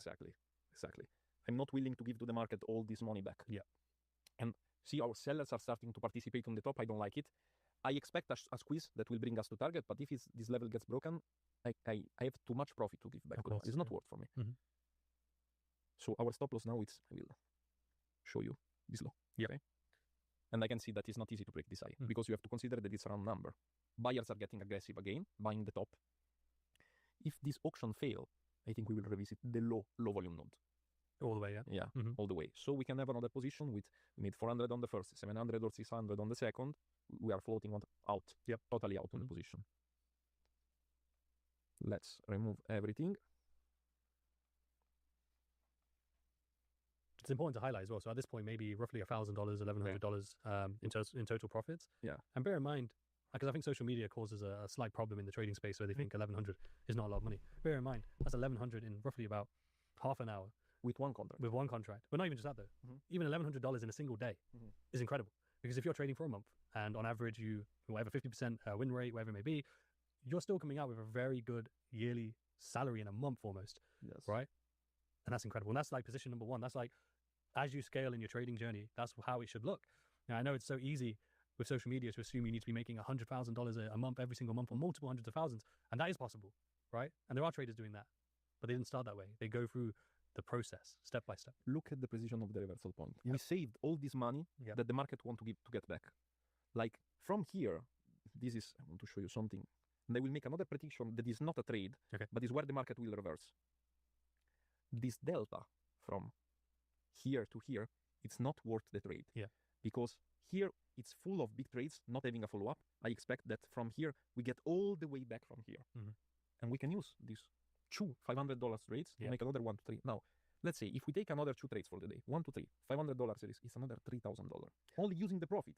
Worst case scenario, we close break even for the day. Yeah. Like, the reason traders are unprofitable is they try to get the home run. So maybe they get this breakout and they all build the top without taking partial. You can never go broke by taking partial. Yeah. Like you are sitting on profit. Yeah, I agree. And in this case as well, like there's nothing in between that you would look for. You would only wait for price to come back to that higher probable area. Let's see. I will exactly tell you where I expect a reaction. Considering that still the momentum buy, I didn't saw the big picture, but the momentum buy is amazing. But let's get the whole picture. It's incredible though, because it shows you when you're dissecting price, when you're locked in. I lose the conception of time. Yeah. I was thinking that it was 20 minutes that we were to. It did feel, to be fair to you, it did feel like that. Yeah. This is a huge volume, huge low volume node. Yeah, you can see like it. it's a squeeze. It's This very is totally a clear, squeeze. So I will not engage in other trades here. Just the first trade that I will watch is here, but watching the momentum, I don't think we will go back. So you can just continue to adapt to the position using the profit. If you want, we can continue to see it. Can go on 1 minute and see what big boys are doing. So my take, and this is against the probability, is that this is a wall. Okay. Okay. So this is the trade that you never need to do, but if I need to consider a trade, this is what I'm afraid about. Okay. Of that happening. This is the reason I took out the buy position before. Gotcha. Round number, seller getting aggressive, buyers not having a follow through. Was there any of this slowdown as well? Was that take that into account as well? Yes, because this one, it's compression again. Okay. The market getting back inside compression, usually it's a revisit of the low. Okay. Now, let's see what cumulative volume delta is saying. This is important information that we are putting in for the first time here. And this, the cumulative volume pressure of the market, visualizing candlestick. You see that it's short? Down here, yeah. This is an information because the squeeze was supported, but then we started to distribute. Yes. Again, all this buy movement, no follow-up. Yeah. Your divergence. This divergence is significant because it means that there is something big here. So scenario, either it breaks and we take another continuation trades, that is amazing for us, but I know this asset and I think that we are going to revisit from here, either this low or this low volume node, then we take even better trades. Yeah. This is a pattern that I have seen a lot of times. 4 consecutive weeks, every week taking out the high but not creating new value. If there is a big buy trades here, a collapse is soon. Of course, it's not a trade because we are counter trend on it. Let's see if there doesn't get old, I'll tell you that. It doesn't get old. Yes, it's this one. Big trades, no follow through. Yeah. Sellers building the narrative, cumulative volume delta going down. Here we go. Would you say, do you only trade Nasdaq NQ? Nasdaq because it's a lot of information to deal with. Yeah. I tried one time with Nasdaq and crude oil, but I need a therapist. Yeah. I need a psychologist at the end of the. But would you say that also though, even though yes, it's a lot of information, by really tuning into one asset such as NQ? Yeah, it's the cheat code. Yeah. Like understand. Just like you just said, I know this pair. This was feeling like this one is the intuition part. Yeah. It's a counter trend trades. I will never take it, but we took from the bottom to the high and we exit at the top. Interesting. You never does reversion trades. Interesting. If I was using my ego, I will say no, we go to target. Yeah. Because this is my target. But this capacity to adapt to market behavior. Here, in this amount of error, we took an explosion that is 5 times more. It's not easy to time the market in this way. If these big trades protect and break the high, we have another buy. So we can again jump on the train. And the problem with if you're trying to say long and then short is that the real bias is still long. But let's say if this comes up now and you get break even or stop loss, a lot of people's psychology is that they will still focus on the short because that's the one they lost. Yes. Instead of realizing where the original bias is by taking this low quality setup. It's like, yeah, okay, might pull through, might be able to make some good profit from whatever it may be. The problem is our mindsets get fixed on that bias then. And that happens to a lot of people. I think a lot of people, let's say coming into this session, as a good example, coming into this session, they did the same market analysis you did, long bias. Price shot down. They switch to short, they take a loss. Yes. But then the problem is they don't switch back or recognize their mistake and they stick on the loss and they stick on the short and they keep trying to short all the way up. They marry their trades. And then they end up in blowing their challenge, blowing their account, taking a heavier loss than they're meant to. When in reality, they have to, you've done your, it's like you said earlier, right? When you're at war, you don't make the changes, right? You don't make change when you are fighting. The changes are made in the tent with generals and planning the war up front. In this case, it's building a good buy setup. Yeah. Huge amount of buy here. Watching the narrative here, I don't think we will retrace bet. Look where it tapped in. Low volume node. Now what we need to be back in the trade? We need a breakout of this high. Yep. So the Maybe next a setup. buy stop? No, I want a full candle close. Okay. On this one. So what's the reason for that one? Because we're already quite high. Because the bias is clear. Yeah. The bias is clear. The target is still not taken. The momentum is big and the interesting is big. Like this candle, this big order is bigger than all this area. Okay. These traders are getting squeezed. So if we break this high, we test this area, I will target for another $102,000 trade, get into 22,062. This will be the trade. But you see how much fast you need to put your ego aside and say, this was the narrative that I was building. It didn't break the high, but it broke the low. Yeah. So it can be still a retracement to the low volume node. What I need, the trade is valid as soon as we close with a 1 minute candle, full body candle above this. Where we were failing. Yeah, where we were failing. Even better if in the move up there is a big trade sell that gets destroyed, like here. Let's see. And how long have you been trading this way? This way, it's around 4 years that I use order flow more than price action. Before 4 years, I started to get only the trigger from order flow. Now I'm full order flow. Like I use price action only as a proxy and a result of volume. Yeah. Like I always, you see, I always compare the volume with the result that it's providing. And but the learning curve is still like 20% of what you can understand with this. So I still am 20% of the real power of order flow I mastered. Like I still need to get better sometimes, because I think there are, especially nowadays with machine learning and neural network, you can put this kind of data in an algorithm that really helps you to remove all the noise. And I think in the era of artificial intelligence, understanding deeply this data and using AI to just get a better risk management or position management, journaling all your trades. This is an idea for Umar. Like using artificial intelligence for the journal is something that can really step up the game a lot. And it's incredible how much, when you have 2,500 sample, also a small change in risk management change the curve of the equity line. Like you can go parabolic, or you can go stable, or you can go like this, small change. So the strategy is 30%. Let's say 33%. 33% is the mindset, the trader that is behind, and that it can stay calm when it's not his setup or playbook presenting. The other 33% is the risk management part. Definitely. It's a huge part. Definitely, yeah. That's something that I did a roundtable with. The biggest part. It's the biggest part. An 8-figure trader, Zuma was there as well, and that was one thing that seemed to stand out. Is that once traders had gotten the strategy down, right, had their playbook, and then they have the psychology at this point, they have consistency. A huge portion of that change in P&L is tweaking the risk management, like really mastering and focusing on that. Totally. It's hard to not make money if you have good risk management. You can lose like fucking 7 trades in a row, and then the 1 to 2 trades you win just erases all that. And then some. Is that setup that you have mapped out? They're still valid. The sell? The buy, sorry. The buy is still valid, yes, totally. And it's still not activated because they need to break the high. Exactly, yeah. But it's valid. The narrative is valid. I was interested in this buy. If it gets broken and tested, we will keep this narrative. But still, we are long. We broke the high of the consolidation. So we are in the expansion phase that we explained before. At this stage where we are now anyway, I know obviously it's still valid anyway, but if let's say you saw some sellers try to step in and they get absorbed, would that just add to the confidence? If I see sellers getting absorbed here, it would be amazing.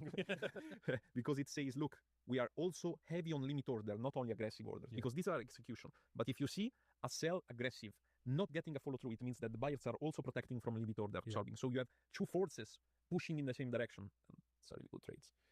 I'm really optimistic on this one. Like it's a long way to go up here, but still we are in the dealing range that we want to trade, because we still didn't took out the previous daily high. And would you say as well, this compression we're seeing at this high, if we were to break higher, it would essentially be another squeeze. So because of that range that we've kind of been building here at the high, if we were to break higher, it would be all these sellers and these sellers here would have to close. And I think there's one in there as well. But then they would essentially have to close out, which would then cause us to push towards target more. They will get an exponential move of the price here. I'm pretty sure about it. But we need to give them a reason to close the trades, because still now they can be right. Yes. They are going to be proven wrong if we first break this level, but if we approach this high as before. So I don't want to lose the trade, because if I wait here to step in, I risk that it's another explosion like this and we are unfilled. So I will just take a level, because when we break this one, the probability that we will continue is high. So our margin of error is small, because we are only losing $595. This is half of the profit that we already made. But if it goes good, we add another 1,200. So we are sitting on the day for 2,200 and profit. Just to confirm for everyone, we're not in this trade yet. No. When you see this level here, it's long one contract. If price takes that low, does that invalid? Okay, gotcha. Because it means that these buyers are not aggressive enough to push it up. But can I show you something? I need to remove, because the narrative that I have is really clear on the long, and they will explain you why. Let's consider all this compression here, and let's take into account all this area. Okay? We are not willing to break the low of the range, the value area low, but we are willing to sit above the POC. If we are sitting above the POC consistently, it means that it's an accumulation. Not always, but statistically wise, it's more probable that we will approach this high. And if we approach this high and we spike up, these traders are part of the reason why we use TPOs, right? The monitoring time spent. If they are forced to close the position, we experience another catalyst in price that gives us the possibility to be break even in 1 minute, because we enter here, it approach here, it explode here, break even. So It's only temporary, the $600 loss. Now I want to see if approaching here we have aggressive sellers not willing to not willing to have a reaction, like pushing, but limit order are absorbing them. Let's see how is it going. I want to activate also because it's really useful, the cumulative volume delta in this situation. So what the cumulative volume delta is saying now is that they are building momentum down, so we can expect what is called a whipsaw. Okay. Take off the low.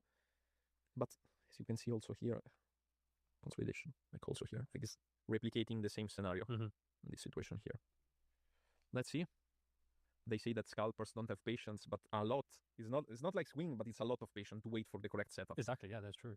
So I will only use these two signal, the value area low, and I will use the same color, blue, and the value area high. That is this one. Okay, then I will cancel this one. There is a little bit of delay for connection, I think. And what we will do is we will observe when we approach this level, if we approach this level, the behavior of the big trades. Still not participating. Still bias control. Does this just mean... No, it's live. It's live. Just, I think, let me reload, but I think it works properly. Let's see if there is any change. No, it works. Let me check with the phone. If there is any discrepancy in price. But I think no. Oh, he's talking about this.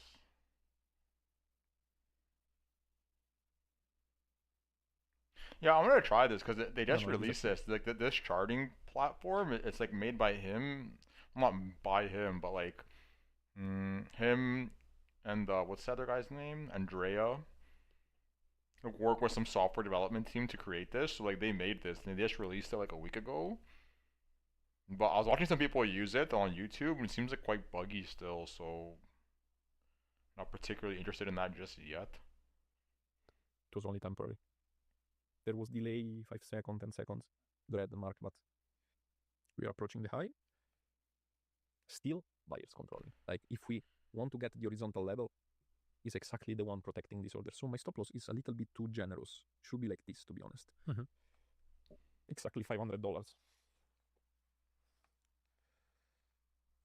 This price consolidating the way it is right now, is that, would you say that's a positive thing, negative thing, or just neutral? It's a positive thing because it's most probably a reaccumulation because the market cannot look here. It skyrocketed up without retracing. This is not efficient market exchange. This is inefficiency price action. Okay, so it's a lockout. So this one is necessary. If we want to reach the top of the day, this one is necessary. The market cannot be parabolic. Because there needs to be interaction. Kind of like the TPOs, right? Like if you start to like blast up and then just start building value higher, it's bullish, right? It's a bullish interpretation, bullish bias.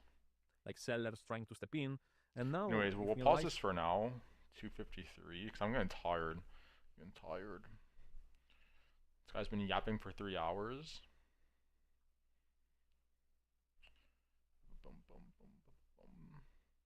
Interesting video, though. Interesting video so far. The bubble stop losses is interesting. Never seen someone do that. Well, I'm curious, like how it's a bit hard to backtest that, right? And collect efficient data on such like using your stop in such a manner. So I'm curious how he went about backtesting that. In terms of a juice box and getting out of here. Oh, not really much to talk about, right? We're once again, third day in a row in the same spot.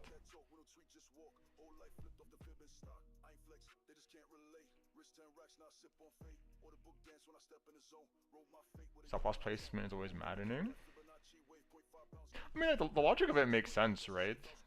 Well, I'm curious why he doesn't use the DOM when doing that. Because like, if you know that someone marketed those orders there, and then you see that also there's like support from the limits, like I'd be more comfortable using the bubble. That would be something that I want to collect data on before I ever started doing something like that. But it's interesting, right? Because like when you're like scalping like that, like let's say you enter here, like having your stop from like here to here is like quite a difference, right? Like you're minimizing your risk a lot. And like as he was saying, like when you kind of like go backtrack and do the analysis on your P&L curve, like that the difference of like minimizing your risk from here to here over like a large data set of trades can like impact your curve a lot, right? Because your losses are like much smaller. But that's one of those things that you kind of have to like, experiment with. Like even me to this day, like I still kind of experiment how I take profit and shave. Like I'll have like sub accounts, and each account I'll trade a little bit differently, and then kind of collect the data and see which one's growing better. There's a point where it increases your risk.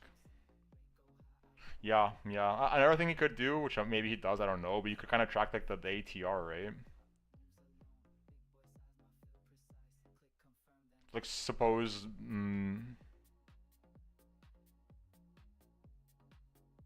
like the bubble aligns with the ATR, then it's like a bit more probable that it'll be like a safer time to move your stop to the bubble.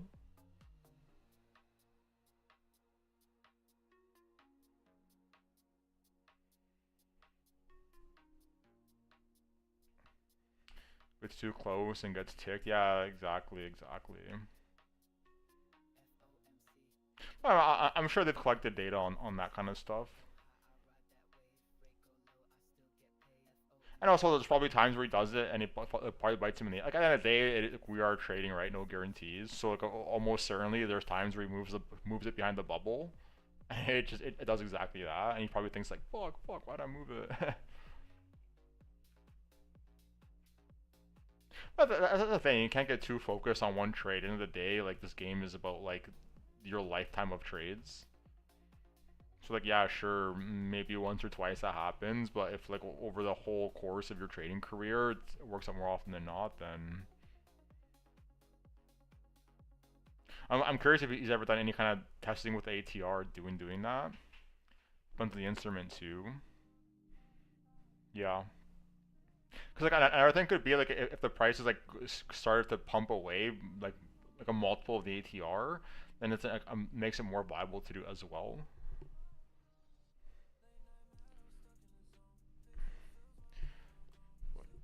Yeah, I've seen people trading that as well, actually. I mean, not as many, but... Seems to me like most futures traders I come across are all trading like the ES or the NQ.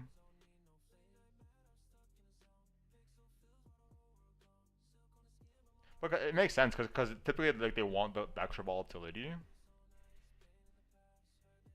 Because at the end of the day, what are most people trying to do? They're trying to like get on like the meat of the move. Like if it's some like big move like this, they're trying to capture like this middle portion.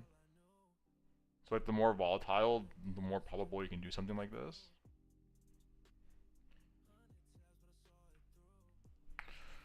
Actually, let me look at some of this data. Kind of been zoned out here for a while.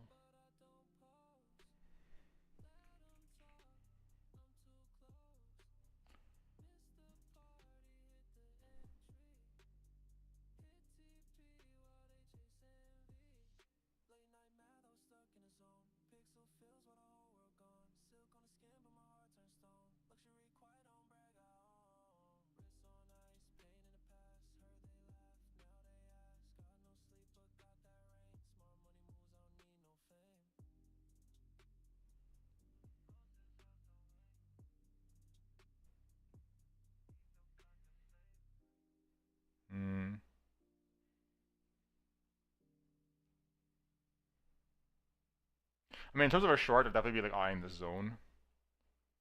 Imaginary yellow line, top of the volume node, yesterday value area high. The TPO's up here.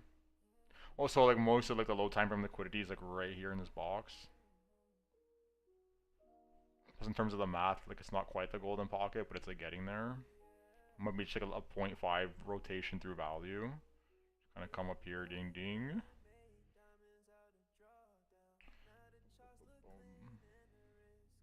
Also, like it would fit with kind of the weekend price action, right? Typically, we just kind of range in some sideways ding dong. Really, other than that, not really much to talk about, right? I'm just say like the low time frame liquidity.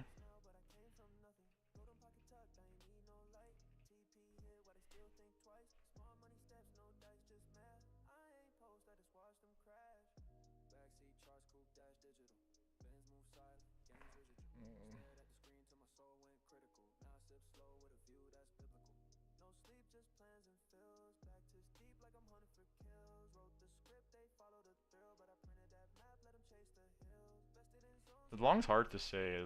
Any kind of like scalp long here is a bit iffy. Like sure, maybe we come down here just to kind of clean the low and put in like a solid low in the TPO. So right now we have a pretty shitty low left behind here. Symptom of an unfinished auction. But like, there's no liquidity here, right? All the liquidity is on down here in this zone and lower.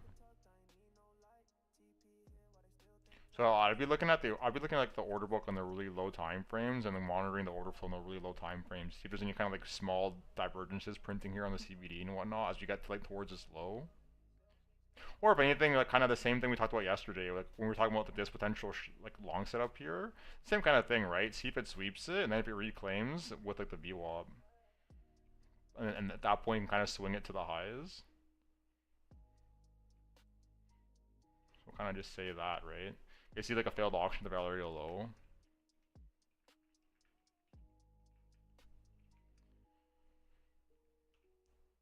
And other than that, nothing has changed, right? All the higher time frame plans that we've been talking about on the way up to this price range and from this day and this day, still in play, right? These short levels are all still the same. These long zones are also the same. Also trading the rotation out of this value zone, for instance, right? The same kind of short setup from yesterday if we start to lose this stuff. And the long. I also don't know if we get this much volume, right? On the weekend, typically you don't get this much volume and volatility.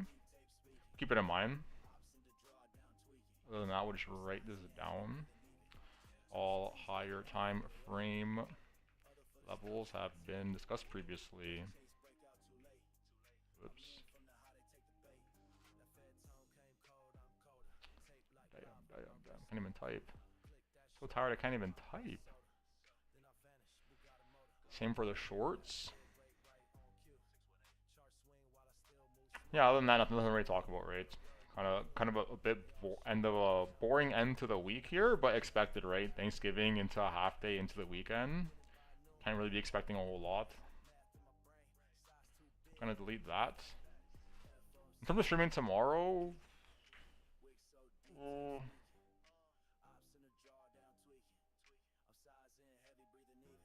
almost certainly we'll be streaming, but it might be like kind of typical Saturday stream where I hop on during the daytime before going to the gym and kind of just enjoy the rest of the weekend until futures resume Sunday night. So yeah, around noon, lunchtime probably. But if I go to bed super late, because I'm not gonna go to bed right now, I'm gonna go read a bit, and I'm still doing some laundry. So if I wake up and I hop on, so be it. If not, I'll be back Sunday. Either way, we'll post on the Discord, usual thing, kind of keep the updates there. And from here, we'll kind of just do a chat shout out and get going. We'll ignore these bots. Curious when they stop showing up. It's the third day of this garbage now. Shout out to NASCAR All Out. Shout out to Lyle. I think that was it, right? Ignoring these spammers. What's my Discord? It's in the